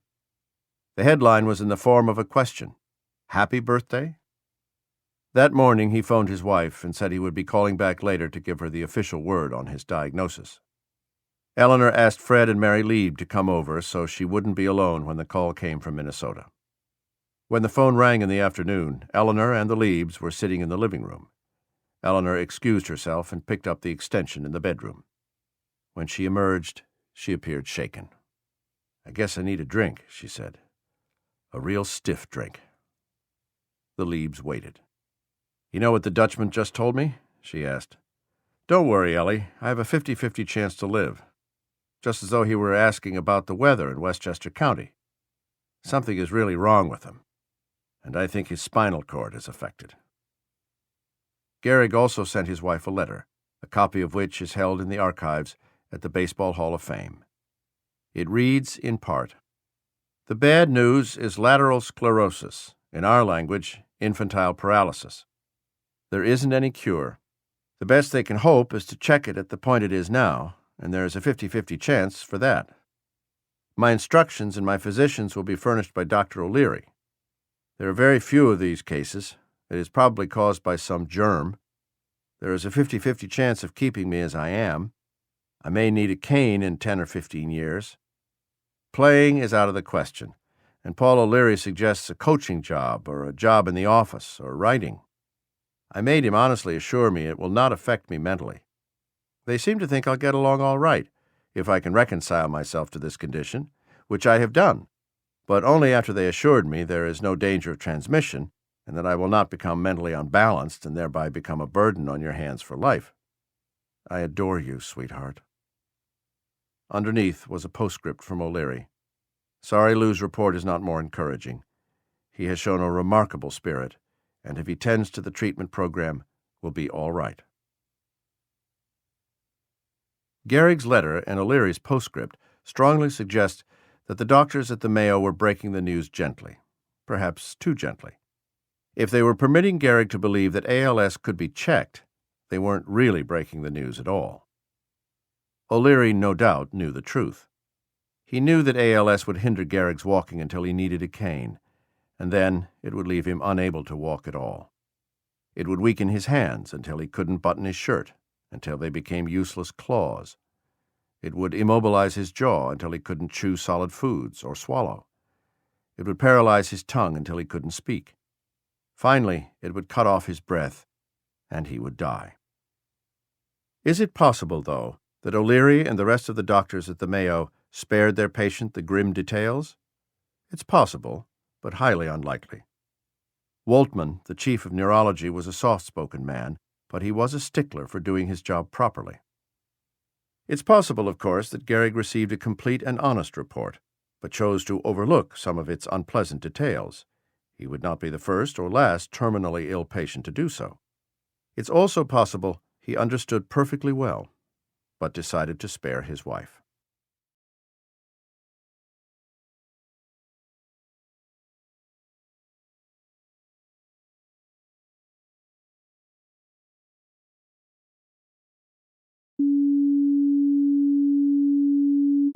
On his last day in Rochester, Gehrig met once more with Harold Habine.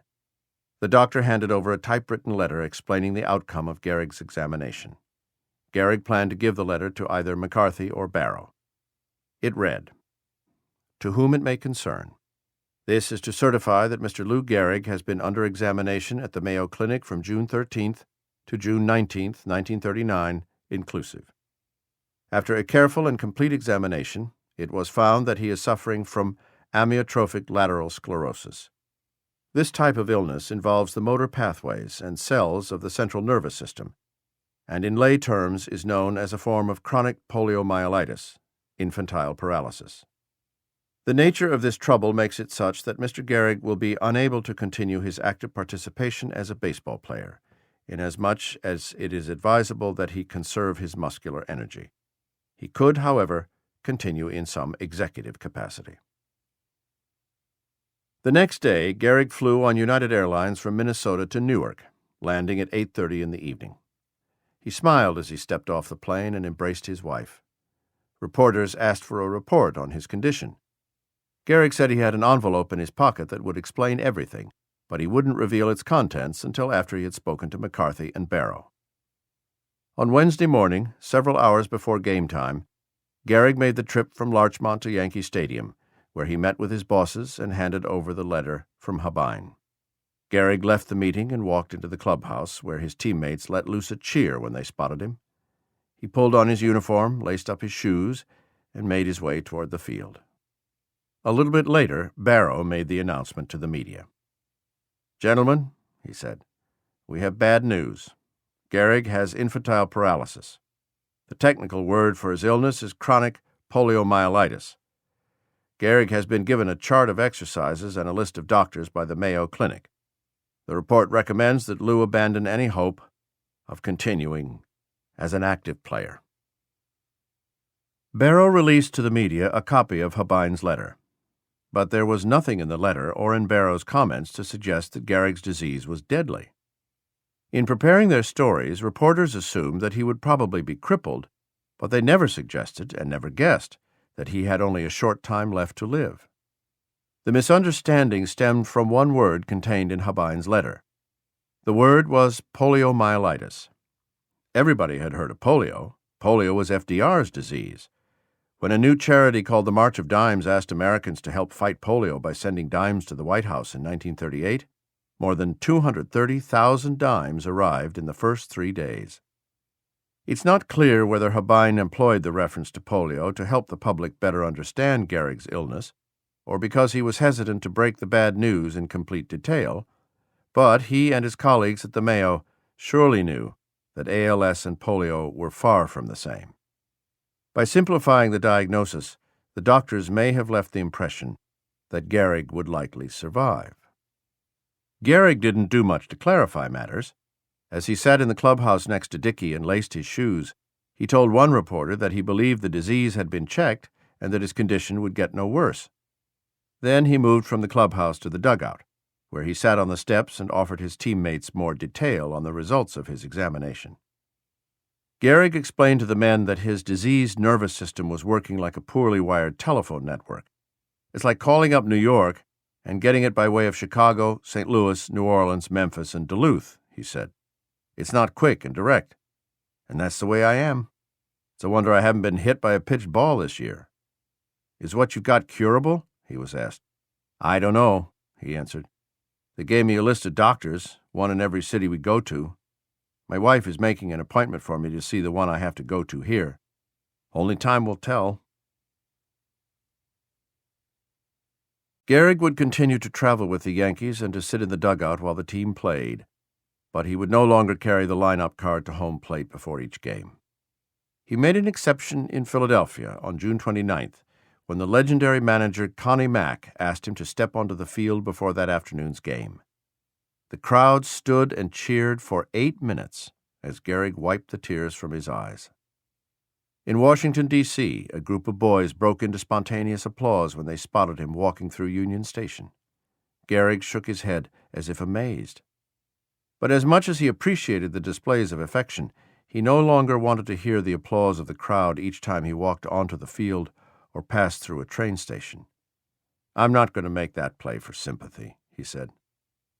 Most baseball fans were still operating on the assumption that Gehrig's unpronounceable disease would render him an invalid, to use the language employed by several newspaper writers. Only the people closest to Gehrig knew the truth.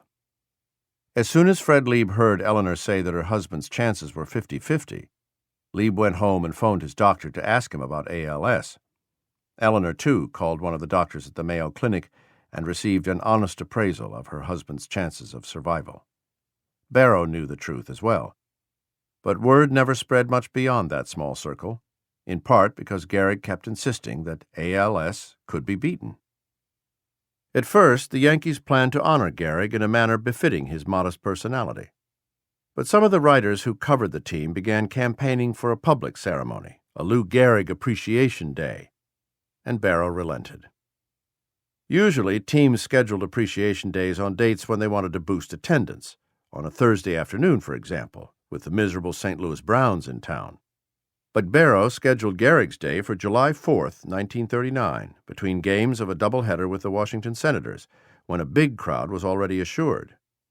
He ordered workers to hang bunting from the stadium's facade as if it were the World Series. And to commemorate the span of Gehrig's career, the team president invited members of the great 1927 Yankees to return to the ballpark for a reunion. Barrow even agreed to pay travel expenses for those coming from out of town.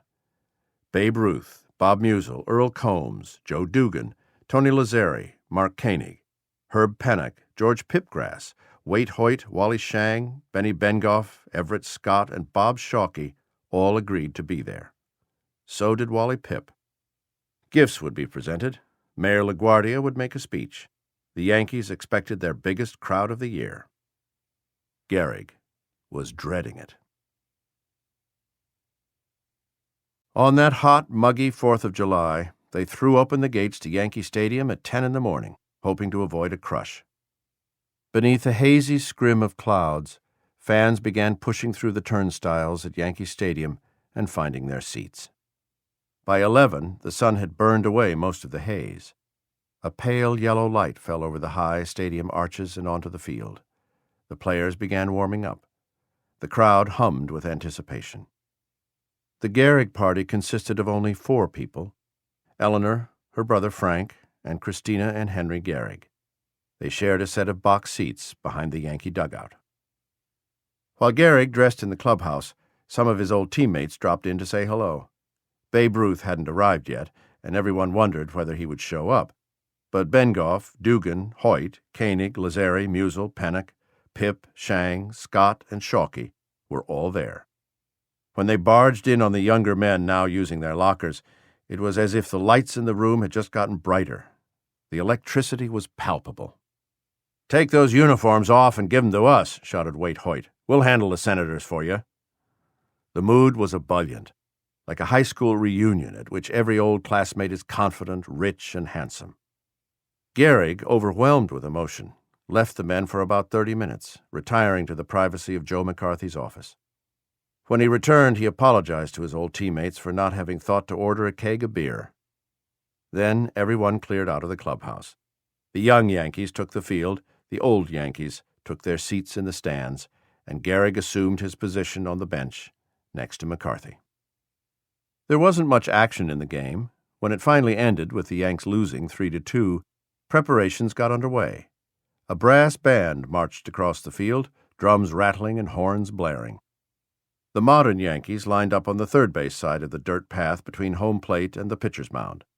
The Senators stood facing them on the first base side. The 1927 Yankees and the rest of the visiting dignitaries, including Mayor LaGuardia and U.S. Postmaster General James Farley, stood near home plate. LaGuardia wore a cream-colored double-breasted suit. Babe Ruth, having arrived in plenty of time for the ceremony, also wore a cream-colored suit, though his was twice as big and a lot flashier than the mayor's. Several microphones were perched on tripods atop home plate, marking the spot reserved for the guest of honor. Gehrig stepped gingerly from the dugout. Barrow, wearing a straw hat and big sunglasses, gripped Gehrig's left arm with both hands, as though pushing him and holding him up at the same time. The two men walked toward home plate. When they drew near, Barrow released his grip, letting Gehrig complete the journey alone. He had about 10 yards to go. He lowered his head, avoiding all eye contact. He walked slowly and awkwardly. His pants were pulled up high around his waist. His shirt, far too big now for his chest, fluttered slightly in the breeze. The fans stood and cheered. Gehrig never acknowledged them. He stopped when he reached home plate and took a position opposite the grove of microphones that marked center stage.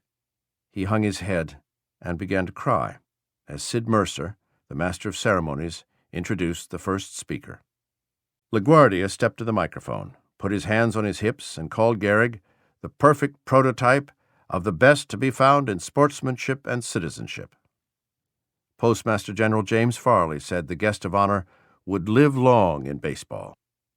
Then came McCarthy, Gehrig's manager and friend, who sobbed as he spoke into the microphone.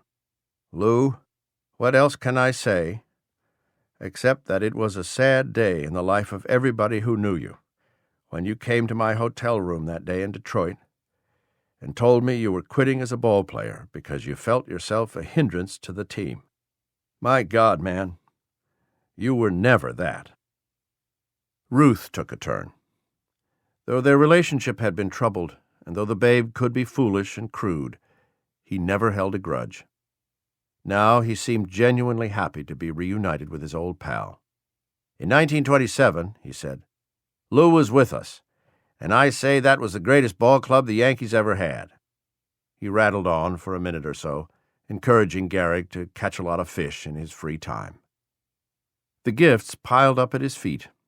He accepted a fishing rod and tackle from his teammates, a framed parchment with the words, "Don't Quit," across the top from the Senators, another parchment from the Old Timers Association of Denver, a ring from the jewelers Degas and Clust, a fruit bowl and 2 silver candlesticks from members of the New York Giants, a silver pitcher from the Harry M. Stevens firm, which employed the young men in white jackets who sold concessions at the stadium, 2 platters from the Stevens employees, a smoking stand from the newspaper writers who covered the team, a silver cup from the Yankees' office staff, and a silver serving set from the team's management.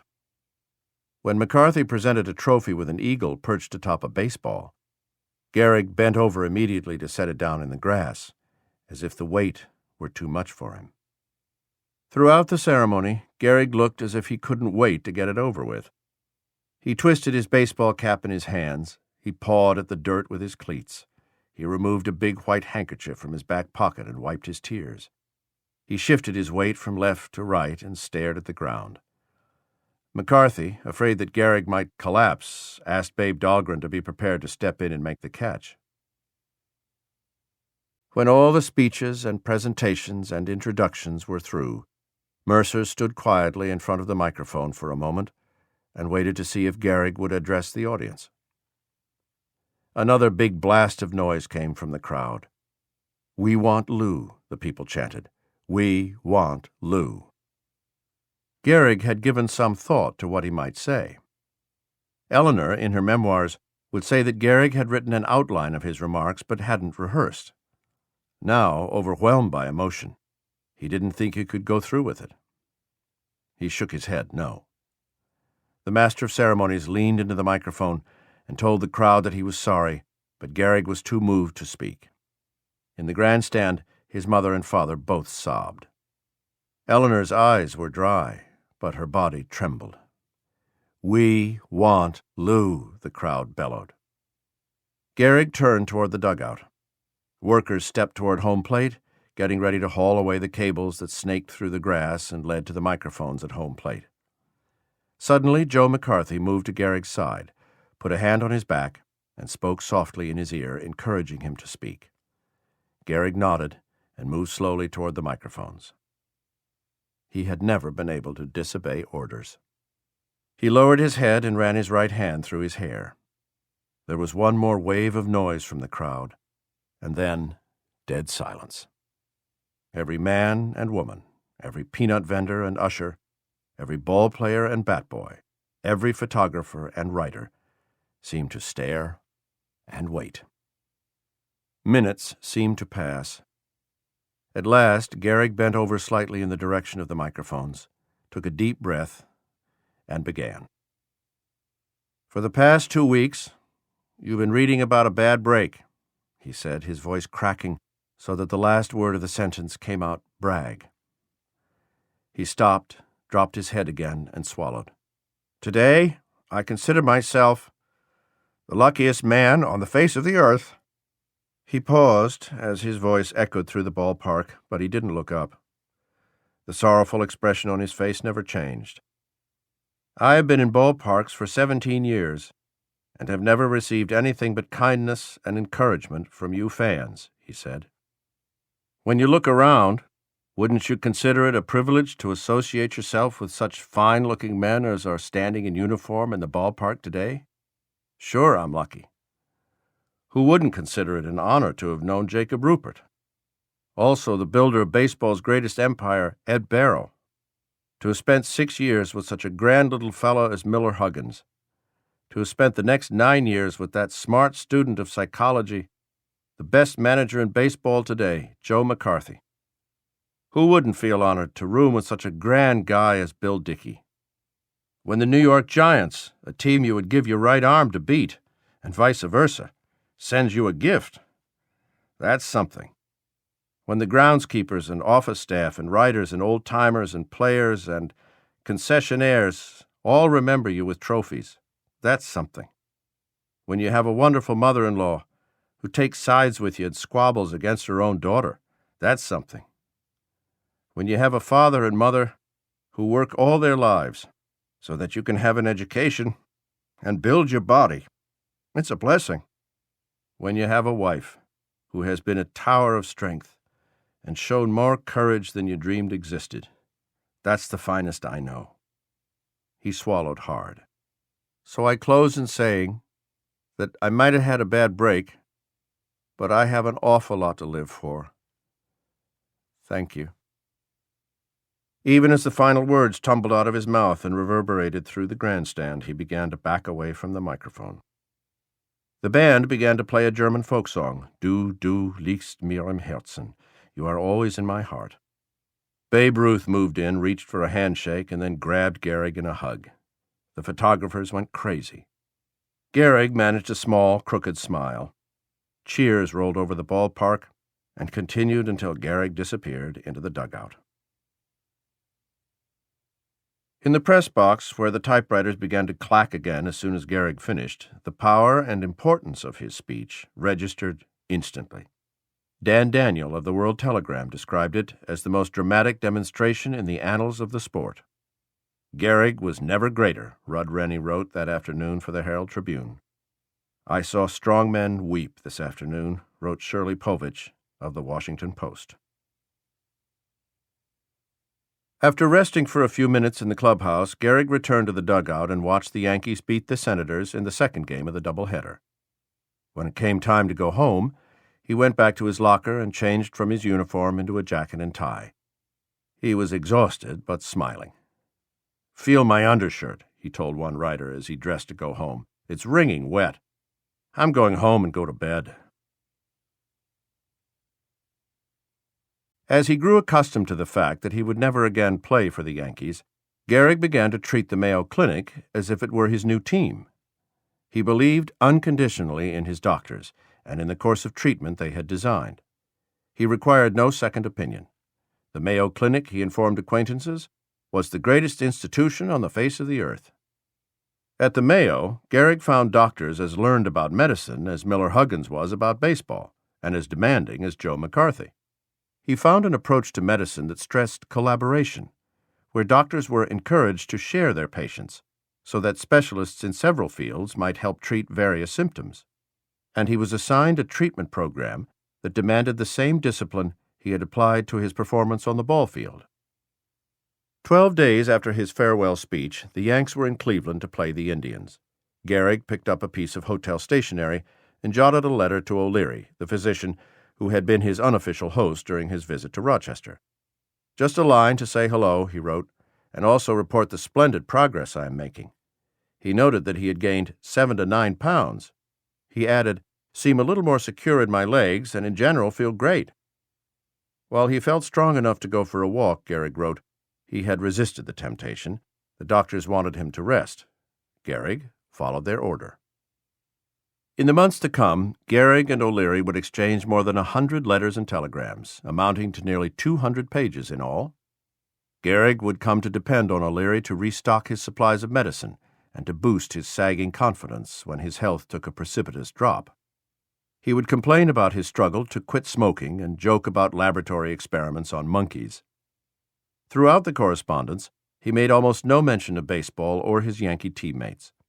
Most of the letters concerned his condition, and it is here that they are most illuminating.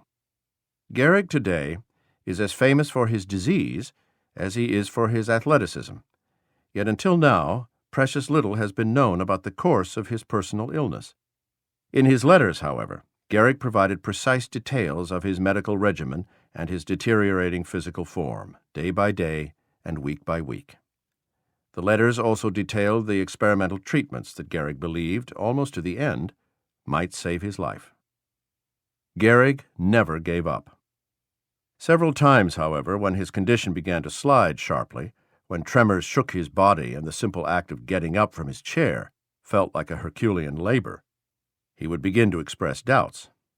On these occasions, he would beg O'Leary to put aside the niceties and tell him the truth. He promised that he wouldn't fall apart. He promised not to give up hope. But he insisted on knowing, was there really a chance he might survive?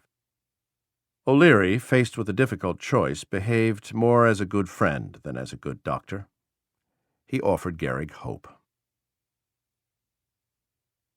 Over the next several months, Gehrig continued to attend every Yankee game, home and away, playing the part of cheerleader. He stood on the field as his teammates warmed up and sat on the bench when they played. He shouted at umpires and barked at opposing pitchers. But if baseball offered a distraction, it didn't keep him from thinking about his future. Though the worst of the Depression was over, jobs were still far from abundant in 1939, and the economy would not fully rebound until the United States entered World War II. The Yankees could have offered Gehrig a job as a coach or a scout or an executive of some kind, but they never did. If the team's hesitancy perturbed him, and Eleanor would suggest in later years that it did, Gehrig didn't let on at the time. Still, he had other options. At least one restaurant owner had offered him $30,000 to lend his name to a new eatery. A nightclub promised to pay him $750 a week to greet customers. No doubt there were other opportunities to trade his name and image for cash, but the offer that intrigued Gehrig most came not from private industry, but from Fiorello H. LaGuardia, who asked Gehrig to become a commissioner on the city's parole board. It sounded in many ways like an awful job. Gehrig would get a drab office and only $5,700 a year. He and Eleanor would be required to move from Larchmont back to New York City, where all municipal employees were required to make their home. And the work itself was nothing to get excited about, especially for a man who had worked at play all his life. He would be required to visit prisons, counsel inmates, and evaluate cases to decide whether criminals should be released. But Gehrig didn't need much time to think about it. Faced with a choice between a frivolous job that paid well and a meaningful one that didn't, Gehrig chose the meaningful. He and LaGuardia quickly came to terms, but they decided not to announce the appointment until after the baseball season. The Yankees ran away with the 1939 pennant, finishing 17 games ahead of young Ted Williams and the Red Sox. Gehrig still wished he could play. "But I suppose there's nothing new about that," he told one writer. "I suppose a lot of fellows before me have wished they could go on after they're all through." The writer pointed out that Gehrig wasn't like those other fellows, though. He might have played another 4 or 5 years if not for his illness. He was entitled to feel some regret. Gehrig refused to reveal any anger or remorse. "Maybe you're right," Gehrig said. "Maybe I did have my playing days cut short a few years. But look, I had 17 years in the big leagues, including partial seasons, and I'm grateful for those. Not many fellas get such a good break as that. I certainly haven't any kick coming." In the World Series, the Yanks swept the Reds in 4 games, confirming their place as one of the game's greatest teams of all time. For the Yankees, championships had once again come to seem routine, as they had in the early days of Gehrig's career. From 1927 to 1939, the Yankees won 7 out of 13 championships. In World Series play over that stretch, they won 28 games and lost only 3. Gehrig probably didn't feel as if he'd added much in the most recent campaign, but he had been a critical player, perhaps the critical player, in an era of remarkable Yankee domination. On a clear morning in October, a whiff of summer still clinging to the air, Gehrig and his wife set out to go fishing. But before they could get out the door, a newspaper reporter appeared at their apartment in Larchmont. Mayor LaGuardia had just announced that Gehrig would soon be sworn in as the city's newest parole board commissioner. He expects to devote his life to public service, the mayor had said. "This is the greatest thrill of my life," Gehrig told the reporter. "I feel mighty proud. You can understand that. It more than makes up for having to quit the good old game." After he got back from fishing, changed his clothes and put on a pair of slippers, another reporter arrived at the apartment. Gehrig posed for photographs before a stack of law books, most of which he'd borrowed from the mayor, and went on at length about his new career. "I think I'm going to get a bigger kick out of being a parole commissioner than I've ever had before in my life," he said. "Don't think me egotistical if I say I think maybe I've got something to offer. Some kid who comes before me after he's been in a jam with the law will start to tell me what a tough break he's had, and I can say, 'Well, what about me, fella? I know what tough breaks are.'" The reporter asked Gehrig how he was feeling. "The docs say now I may get a break myself," he said. "They say there's better than a 50-50 chance that this thing can be checked. Today, when my wife and I went out in the boat in Larchmont Harbor, it seemed to me that I got around better than I did a few days ago." But he didn't want to talk any more about his health.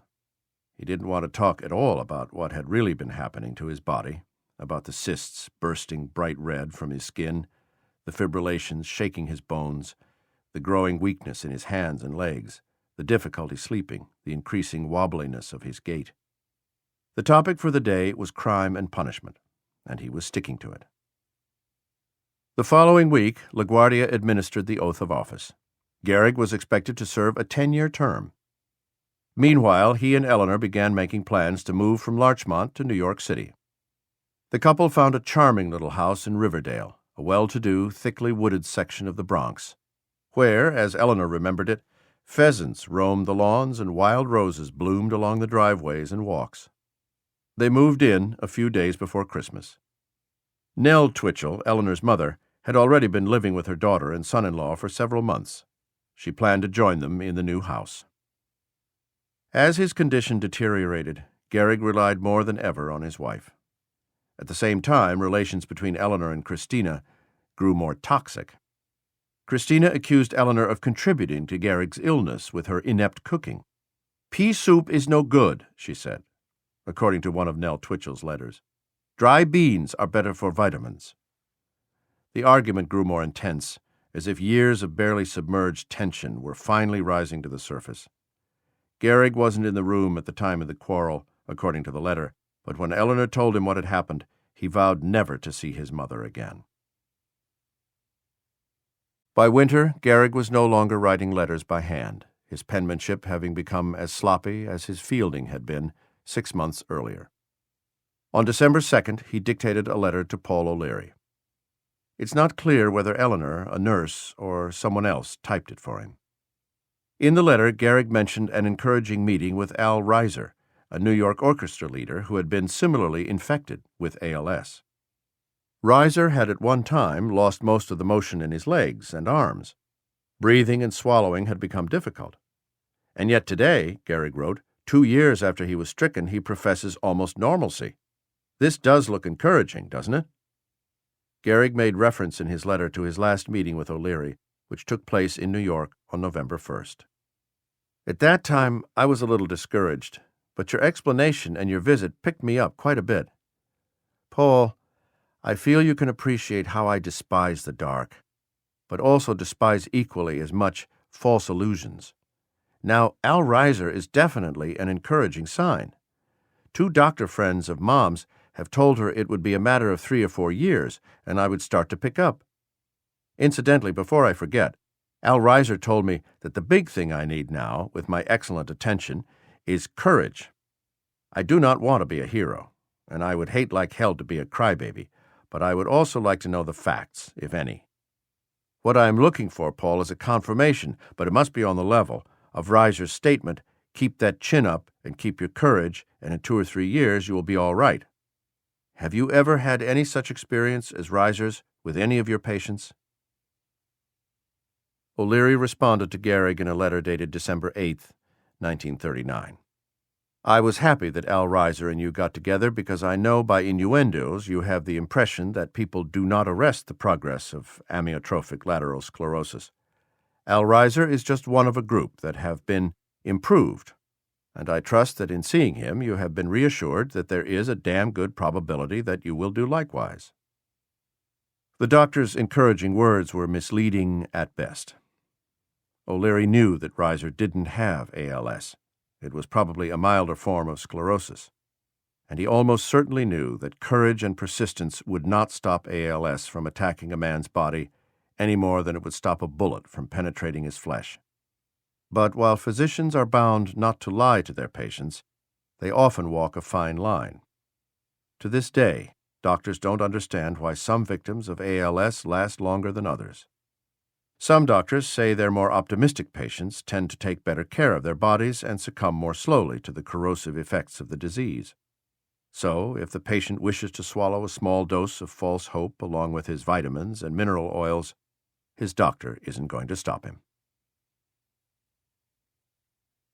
On December 7th, the Baseball Writers Association of America voted to waive its normal election process and immediately nominate GEHRIG to the Baseball Hall of Fame. It was the first time that a player had been named to the Hall of Fame the same year he departed the game. Shortly thereafter, Barrow announced that the Yankees had retired GEHRIG's number. Never before had a player's number been retired. Never again would a Yankee player wear number 4 on his back. Barrow also told the press that GEHRIG's locker would never be used by another player. We always want Lou to feel he is still one of us, Barrow said, and that he will always be welcome to use his locker whenever he wants to. GEHRIG's first round of medical experiments began on a Friday night, January 5, 1940. Making his 3rd trip to Rochester, he was placed under the care of Dr. Bayard T. Horton, one of the clinic's most famous scientists and one of the most optimistic men in modern medicine. A slender man with delicate features and a piercing gaze, Horton was on the brink of greatness, or so he believed. Histamine, he told his friends and colleagues, was going to change the world of medicine as dramatically as insulin had. It would make the lame to walk, the deaf to hear, and the blind to see. He believed it might also allow Lou Gehrig to live long and walk without a hitch. Histamine occurs naturally in human tissue and in the bloodstream, causing dilation of the capillaries and contraction of muscles, among other things. When human tissues are hurt or infected, cells in the tissue naturally release histamine, which causes the blood vessels to dilate. That allows fluid and cells from the immune system to leak from the bloodstream, flooding the site of the injury so healing can begin. The presence of histamine in human tissue had been discovered in 1927. Almost immediately, scientists began testing its therapeutic effects. By the time GEHRIG came along, Horton had tried histamine on 4 patients with sclerosis. It's not clear how many of them, if any, were ALS patients. The doctor planned to saturate GEHRIG's body with histamine and send him home with instructions to take 2 injections a day. "I wish I knew, Eleanor, what the histamine would do," O'Leary wrote. "There is no way we can forecast it. However, I do think he must keep plugging and that we must keep our chins up in an effort to encourage him further." In New York, GEHRIG remained wary of doctors. He admitted in one letter to O'Leary that he'd been angered by the failure of his doctors in New York to diagnose his condition. But there was one man in New York GEHRIG couldn't dismiss, a physician who probably knew more about ALS than anyone in the United States. GEHRIG first visited Dr. Israel Wexler on January 27, 1940, at the doctor's private office at 83rd Street and Park Avenue. A man of powerful opinions, brilliant insight, and enormous charisma, Wexler was the chief of neurology at the Mount Sinai Hospital.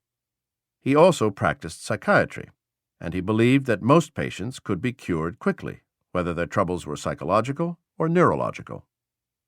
Early in 1940, Wexler was dashing madly to publish the results of his latest experiment, in which ALS patients were treated with heavy doses of vitamin E. Vitamins were new. Pharmaceutical labs were still developing new varieties, and doctors were only beginning to explore their potential. When GEHRIG came into Wexler's office, the doctor was delighted to have another subject for his study. After listening to GEHRIG's story, he told his newest patient that his vitamin E levels had been badly depleted by the diet he'd undertaken to improve his gallbladder. GEHRIG returned a week later to begin treatment. Wexler urged his new patient to give up his histamine injections and to increase his vitamin E intake from 3 pills a day to 5. Wexler was right. Histamine was more likely to cause headaches than do any good, but GEHRIG had a difficult time believing that anyone at the Mayo Clinic would have given him bad advice.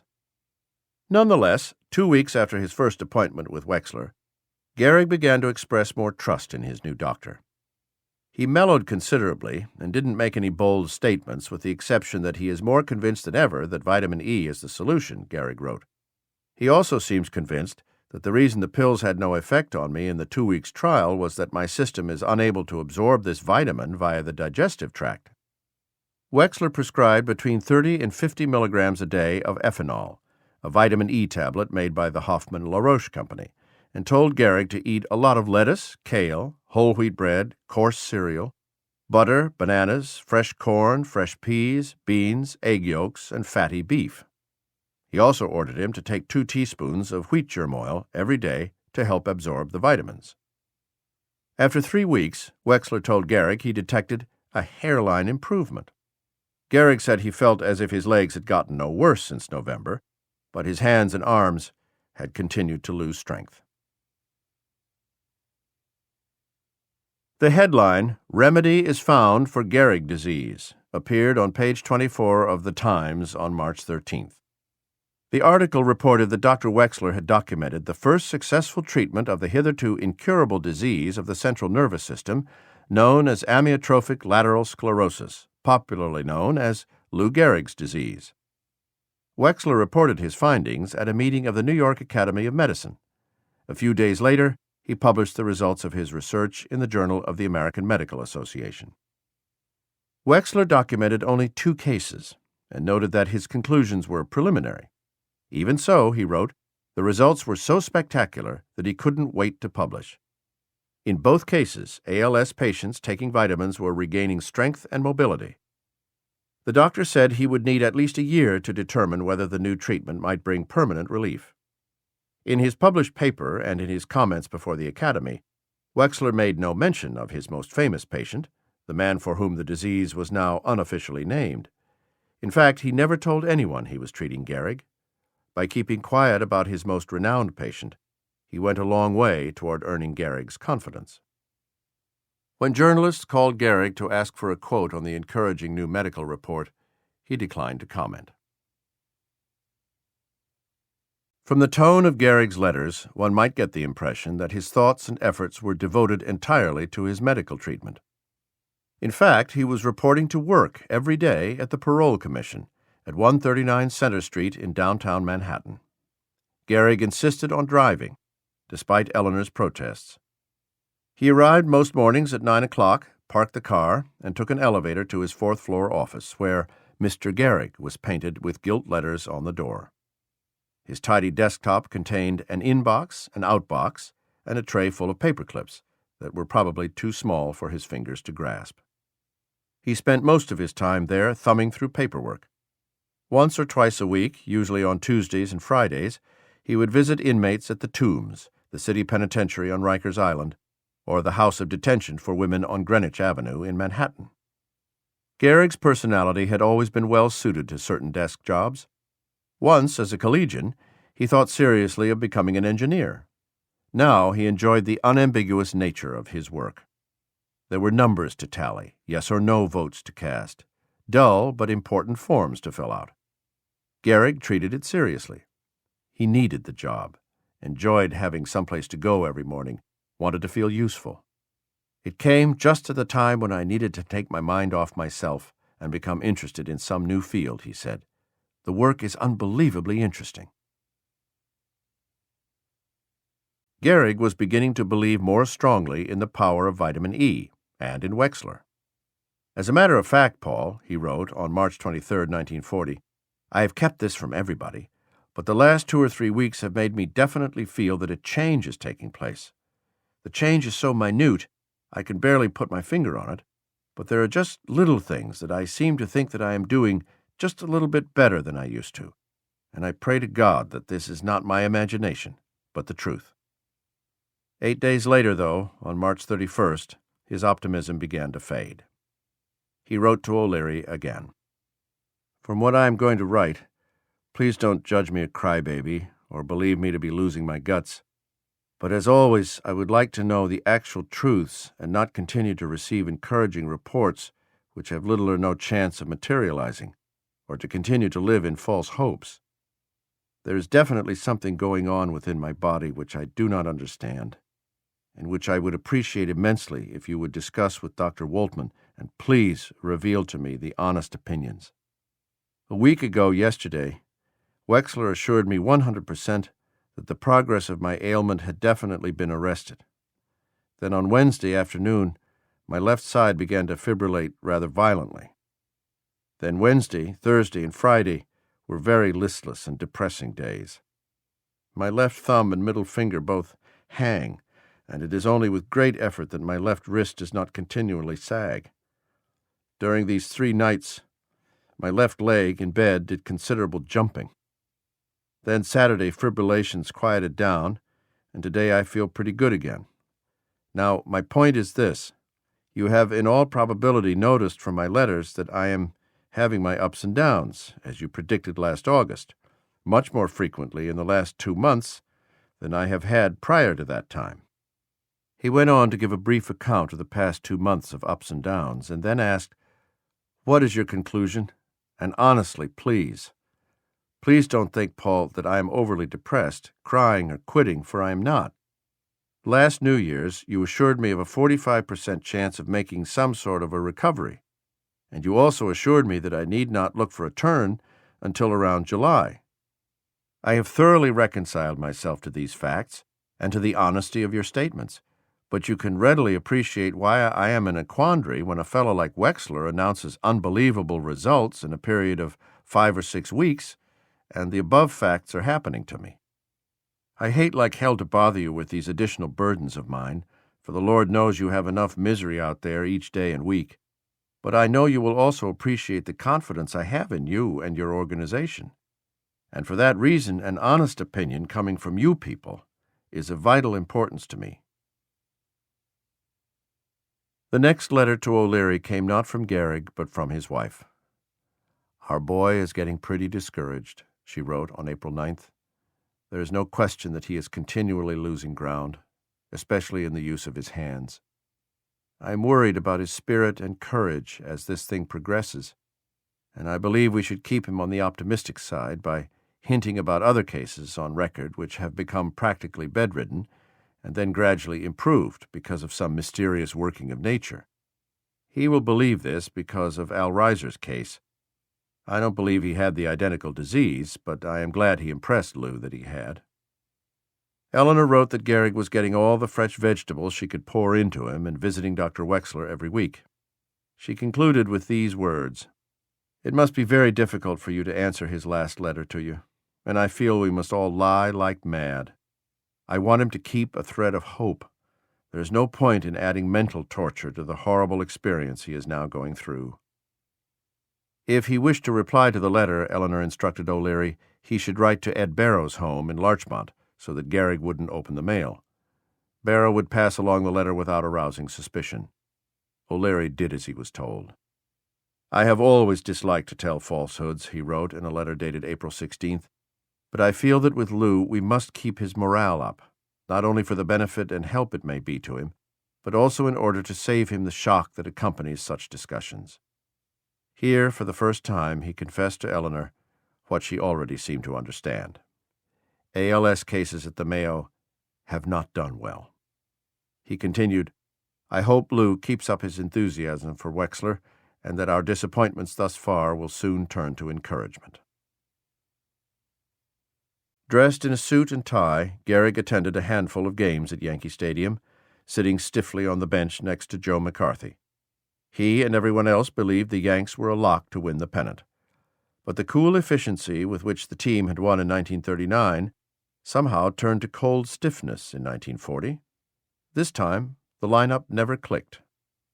By mid-August, the team was in 5th place, more than 10 games behind the Cleveland Indians, when Jimmy Powers of the Daily News published an article containing a novel theory explaining the team's underachievement. The story began, "The Yankees, who for the past 4 years have been one of the greatest baseball machines in history and almost universally selected to win the pennant again, have collapsed. Why? Has the mysterious polio germ, which felled Lou Gehrig, also struck his former teammates, turning a once great team into a floundering non-contender? According to overwhelming opinion of the medical profession, poliomyelitis, similar to infantile paralysis, is communicable. The Yanks were exposed to it at its most acute stage. They played ball with the afflicted Gehrig, dressed and undressed in the locker room with him, traveled, played cards, and ate with him. Isn't it possible some of them also became infected? It's hard to believe mere coincidence can explain away the wholesale failure of the individuals. In Gehrig's case, one of the most prominent symptoms was loss of muscular power. The same symptom can be found in many of the Yanks today. So far, no one has been able to advance a satisfactory reason for it." Gehrig was livid. 2 days after the story appeared, he filed a $1 million libel suit against Powers and the owners of the Daily News. Lawyers for the Daily News blamed the misunderstanding on Gehrig's doctors at the Mayo Clinic and on Yankees officials, who originally described the disease as a form of poliomyelitis, or infantile paralysis, which, unlike ALS, is a communicable disease. After Gehrig filed his suit, a lawyer for the News traveled to Rochester and interviewed some of the doctors who had diagnosed Gehrig. Only then, the lawyers for the newspaper claimed, did reporters and editors learn that Gehrig had ALS, and that ALS was not a form of polio. Powers had bungled the story, but Gehrig's lawyers knew that they would have to prove that the journalist acted out of malice in order to win a libel suit. There was no evidence that Powers had anything but respect for the former ballplayer. The lawyers also knew their client was in no condition for a long legal battle, that whatever time he had left ought not to be spent in law offices and courtrooms. The case never went to trial. The newspaper publishers paid Gehrig $17,500 to settle the suit. On December 19th, Gehrig signed the one-page agreement in a hand so shaky it would appear to have been written by the passenger of a car rumbling down an unpaved road. That winter, O'Leary urged Gehrig to quit his job. Still possessed of dogged work habits, Gehrig refused. He was proud of the fact that he was still able to walk, albeit clumsily. Besides, he said, sitting at the office required no more energy than sitting at home. He wasn't ready yet to become homebound. Even as Gehrig's body failed, his mind remained clear, his memory sharp. One day that winter, John Kieran of the Times dropped by the house in Riverdale. The men sat in the living room. Gehrig's face was withered. He moved slowly and with great difficulty. But as he propped an old scrapbook full of newspaper clippings on his lap, his voice filled with energy. He gestured toward a picture of the High School of Commerce baseball team that had traveled to Chicago to take on Lane Tech for the high school championship in 1920. It had been a fantastic time in his life. He was 17. His body was nearing its physical peak. He was discovering a talent for baseball that, slowly but surely, would help him overcome his shyness and insecurity. The game had taken place at Cubs Park, now known as Wrigley Field. In the bottom of the ninth, with the bases loaded and 2 outs, Gehrig had smacked a towering home run that, looking back on it, launched his career. But it wasn't the excitement of the journey to Chicago or the glory of the game or the majesty of the home run that Gehrig wanted to talk about now. Instead, he wanted to correct a bit of mythology that had come to surround his performance as a young slugger. "There's a mistaken impression about that homer," Gehrig told Kieran. "I often see it written that I won the game with that homer. As a matter of fact, it was unimportant. There were 2 out in the ninth, and the bases filled when I hit it, but we were leading 8-6 at the time. So all we got out of it was 4 runs we didn't need." Throughout his career, Gehrig had always given Kieran and the rest of the sports writers a difficult time. He had usually been polite and good-natured, but he rarely had much to say about himself. Now, Kieran was so charmed by Gehrig's storytelling and self-deprecating humor that he returned a few weeks later for another trip down memory lane. This time, Kieran asked Gehrig about some of the framed photos decorating the walls of his house.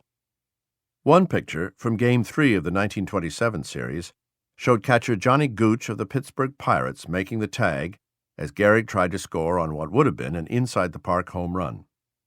"Combs led off with a single, and Koenig beat out a hit," Gehrig said, his recall as sharp as Ty Cobb's spikes. "Ruth, wait a minute, oh yes, he hit one of those tremendous infield flies. I think Glenn Wright finally caught it. Then I smacked one away out in center and began running. When I got around to third, Art Fletcher chased me in. 'Keep going,' he yelled, and waved me on. I slid in, and there was Gooch with the ball. So I had to settle for a triple." Only Gehrig would display a picture that showed him getting tagged out at the plate. Off the ball field, he was still a hard man to peg. While he was comfortable now talking about himself, he still wasn't inclined to brag. While he spoke as if he missed the game, he showed no interest in hanging around like some sort of team mascot. While he seemed to have quietly accepted the fact that he was not going to beat his illness, he carried on most of the time as if he had nothing to worry about. Kieran and other visitors could see he was dying. The weight was melting from his body like winter's last snow on a suddenly warm day. But Gehrig continued to talk about the upcoming baseball season and his great expectations for the 1941 Yankees, saying he fully expected to see them back in the World Series that fall. The team had given up on Babe Dahlgren and planned to try Joe Gordon at first base in the coming season. "He can't miss," Gehrig said. "He's really a great ball player. Just give him a little time to practice and he'll be a whiz at first base. Maybe he'll make the Yankee fans forget Lou Gehrig." When he could no longer drive, when he could no longer walk without a cane or hold a pencil or answer the phone or handle a fork and knife, Gehrig continued to show up for work downtown, at least for a time. Eleanor accompanied him to the office, opened his mail, stamped his signature on letters, and even stuck cigarettes in her husband's mouth. Eventually, though, the effort became too much. On April 14, 1941, Gehrig requested a 6-month leave of absence from his post. In a letter to the mayor, he said the doctors were telling him his condition might improve after some rest. If he didn't see any change in 5 or 6 months, he wrote, "I will, at that time, and most regretfully, submit, with your permission, my resignation." Gehrig and O'Leary continued to exchange letters through the winter and into the spring of 1941, but with one important change. The patient no longer asked his doctor about his chances for survival. In fact, he no longer mentioned his physical condition at all. Meanwhile, visitors to the house obeyed Eleanor's instructions, carrying on as if they fully expected Gehrig to overcome his illness. Gehrig played along too, telling everyone he would have to hit rock bottom before he could start climbing back. "I've still got a 50-50 chance," he repeated. "I'm getting better, isn't that right, Doc?" he would ask one of the doctors who visited his home to check on his condition, but he winked when he said it. Meanwhile, paralysis was flattening him. Eleanor recalled there was no hope in it anywhere along the line, just downhill going. Every day, a little bit more downhill. He just died away by inches. Every day, a little bit more. And if you saw him at the end of a week, you couldn't remember what he had looked like at the beginning of the week. Every once in a while, when a new symptom came on, when another part of his body fell still on him and became dead, he'd break down somewhat and shake his head and say he didn't think he was going to come out of this thing so well, or say he wasn't so sure he was going to lick it. I would tell him I was sure he would, and after a while he'd be back to the way he was, that quiet way of his, that wonderful, quiet way of his. Eleanor poured milkshakes and orange juice into her husband's mouth to keep him from wasting away. It was no use. His ribs showed through his skin. His slender arms sat uselessly at his side. His legs turned to doughy lumps of flesh. By the middle of May, it was clear that little time remained. Day by day, his chest began to rise and fall more slowly, like a great clock winding down, Eleanor said. At 10 o'clock in the morning on Monday, June 2nd, 1941, Eleanor, Nell Twitchell, and a doctor crowded around the bed. Gehrig was slipping away. "My 3 pals," he said, looking up at them. A few minutes later, he fell into a coma. The day went by. Christina and Henry joined the vigil by their son's bed. His eyes never opened. The light in the room faded. At 10 minutes past 10 o'clock that evening, he died. Barrow and his wife were the first to arrive at the house after getting word that Gehrig was gone. Babe Ruth and his wife were next, showing up at about 1 in the morning, offering their condolences, and then quickly getting back in the car and driving home. The rest of the world had to wait until Tuesday morning to begin paying tribute. "His death is a loss to me and the entire country," LaGuardia said. "He was baseball and everything it stands for," Babe Dahlgren said. "He was a good influence on us young ball players," Joe DiMaggio said. Flags flew at half-staff all over New York City and at every baseball stadium in the nation that afternoon. At the Baseball Hall of Fame in Cooperstown, Gehrig's plaque was draped in black cloth. Eleanor decided to hold the funeral service at the Christ Protestant Episcopal Church, a small sanctuary across the street from her home in Riverdale. It had room enough for only about 200, but she was determined to keep the guest list even smaller than that. Originally, she didn't want any part of the memorial service open to the public. Gehrig's will didn't include any instructions for his funeral, but Eleanor said her husband had always disdained public memorials. Eventually, friends and relatives persuaded her to give New Yorkers an opportunity to pay tribute. On Tuesday afternoon, the day before the funeral, Gehrig's body, dressed in a dark blue pinstriped suit, was put on view at the Church of the Divine Paternity at Central Park West and 76th Street. Among the thousands who turned out were 5 members of the Commerce High baseball team, who carried with them their baseball caps and mitts, as if looking for a game. Babe Ruth showed up, cut through the line, and wept in front of the coffin. Late in the afternoon, the body was transferred to the Christ Protestant Episcopal Church in Riverdale. By 7 o'clock that evening, the line of people waiting to view the body stretched for 3 blocks. Eleanor could see them from her living room window. The next morning, June 4th, the ceremony began promptly at 10 o'clock. About 100 people clustered inside the church. The service, which lasted about 7 minutes, was as simple and straightforward as the public image of the man being remembered. Eleanor sat silently.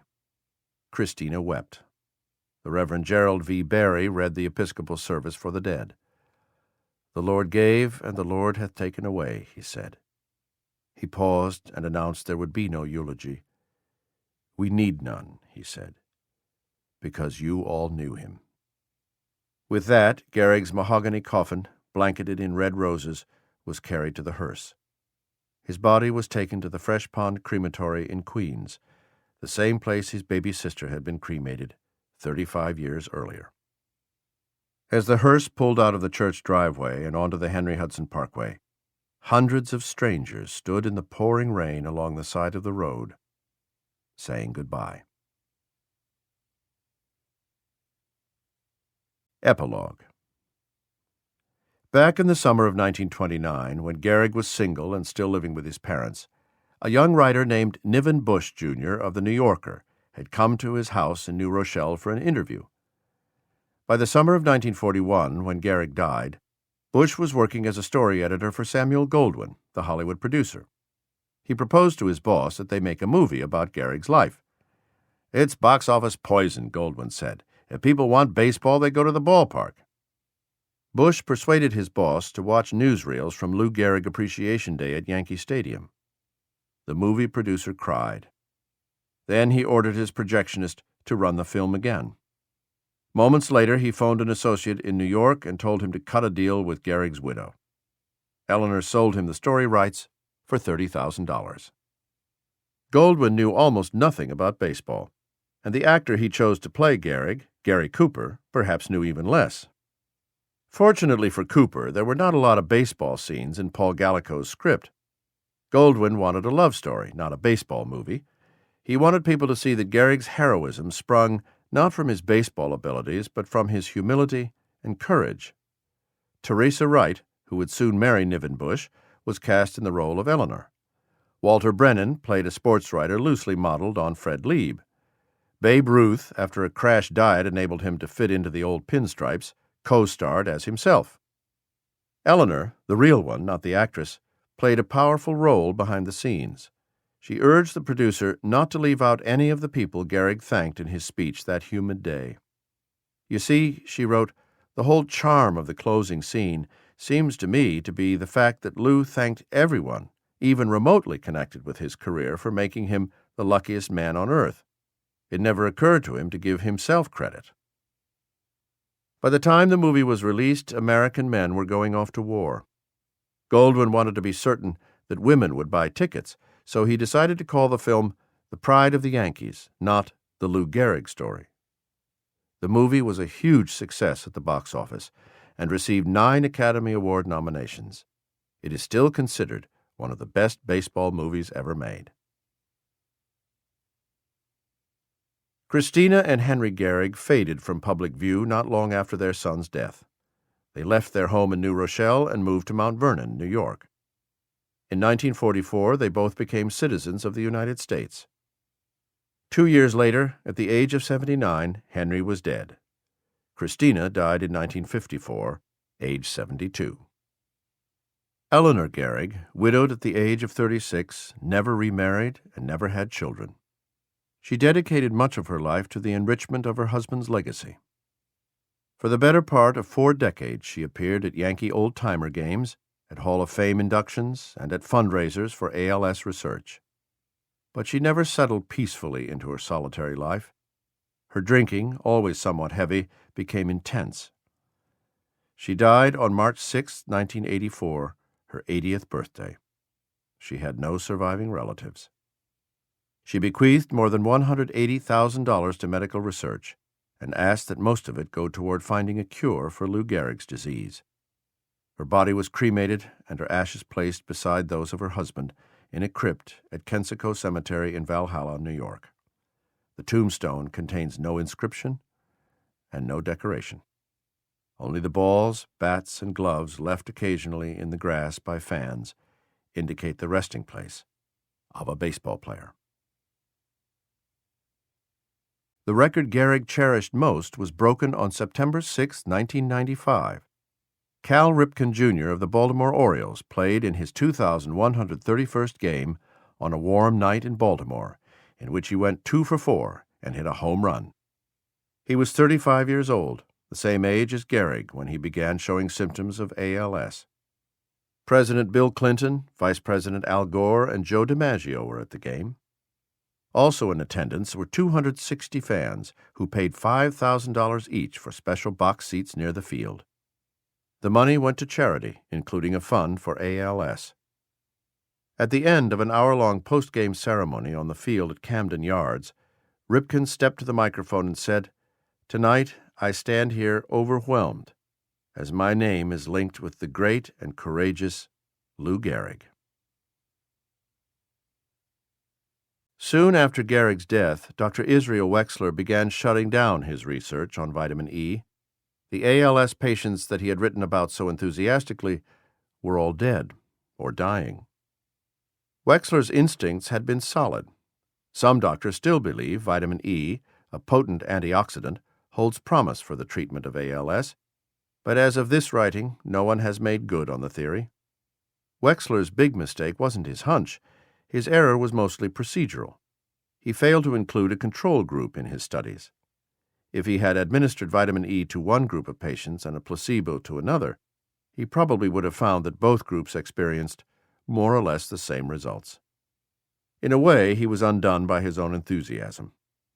Those patients who enjoyed brief improvement under his care probably did so because they wanted so desperately to please their doctor. Today, about 5,000 Americans a year are diagnosed with ALS. Scientists still don't know what causes the disease, and they still don't have a cure. Most patients die within 2 or 3 years of diagnosis. In other words, not much has changed since 1941. The biggest difference, perhaps, is that the malady is now widely referred to in the United States as Lou Gehrig's disease. Gehrig helped lift this rare and poorly understood malady from obscurity. Countless millions of dollars have been raised for scientific research, thanks in good part to his name.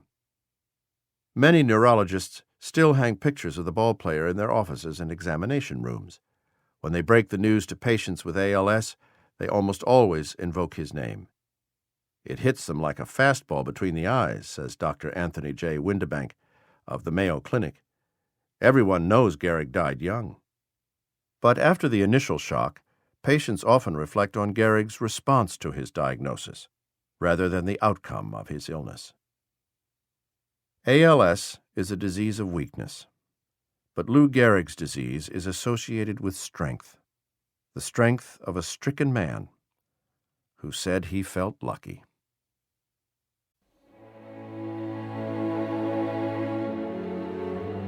Luckiest Man, The Life and Death of Lou Gehrig, was written by Jonathan Eig and read by Edward Herman.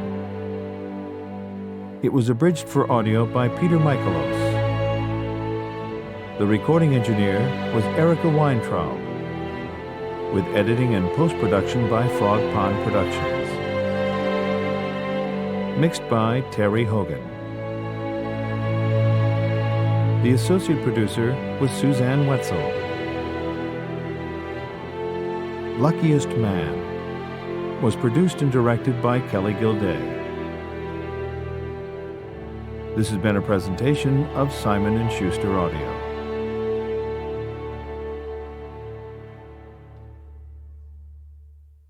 Luckiest Man is available in hardcover from Simon & Schuster.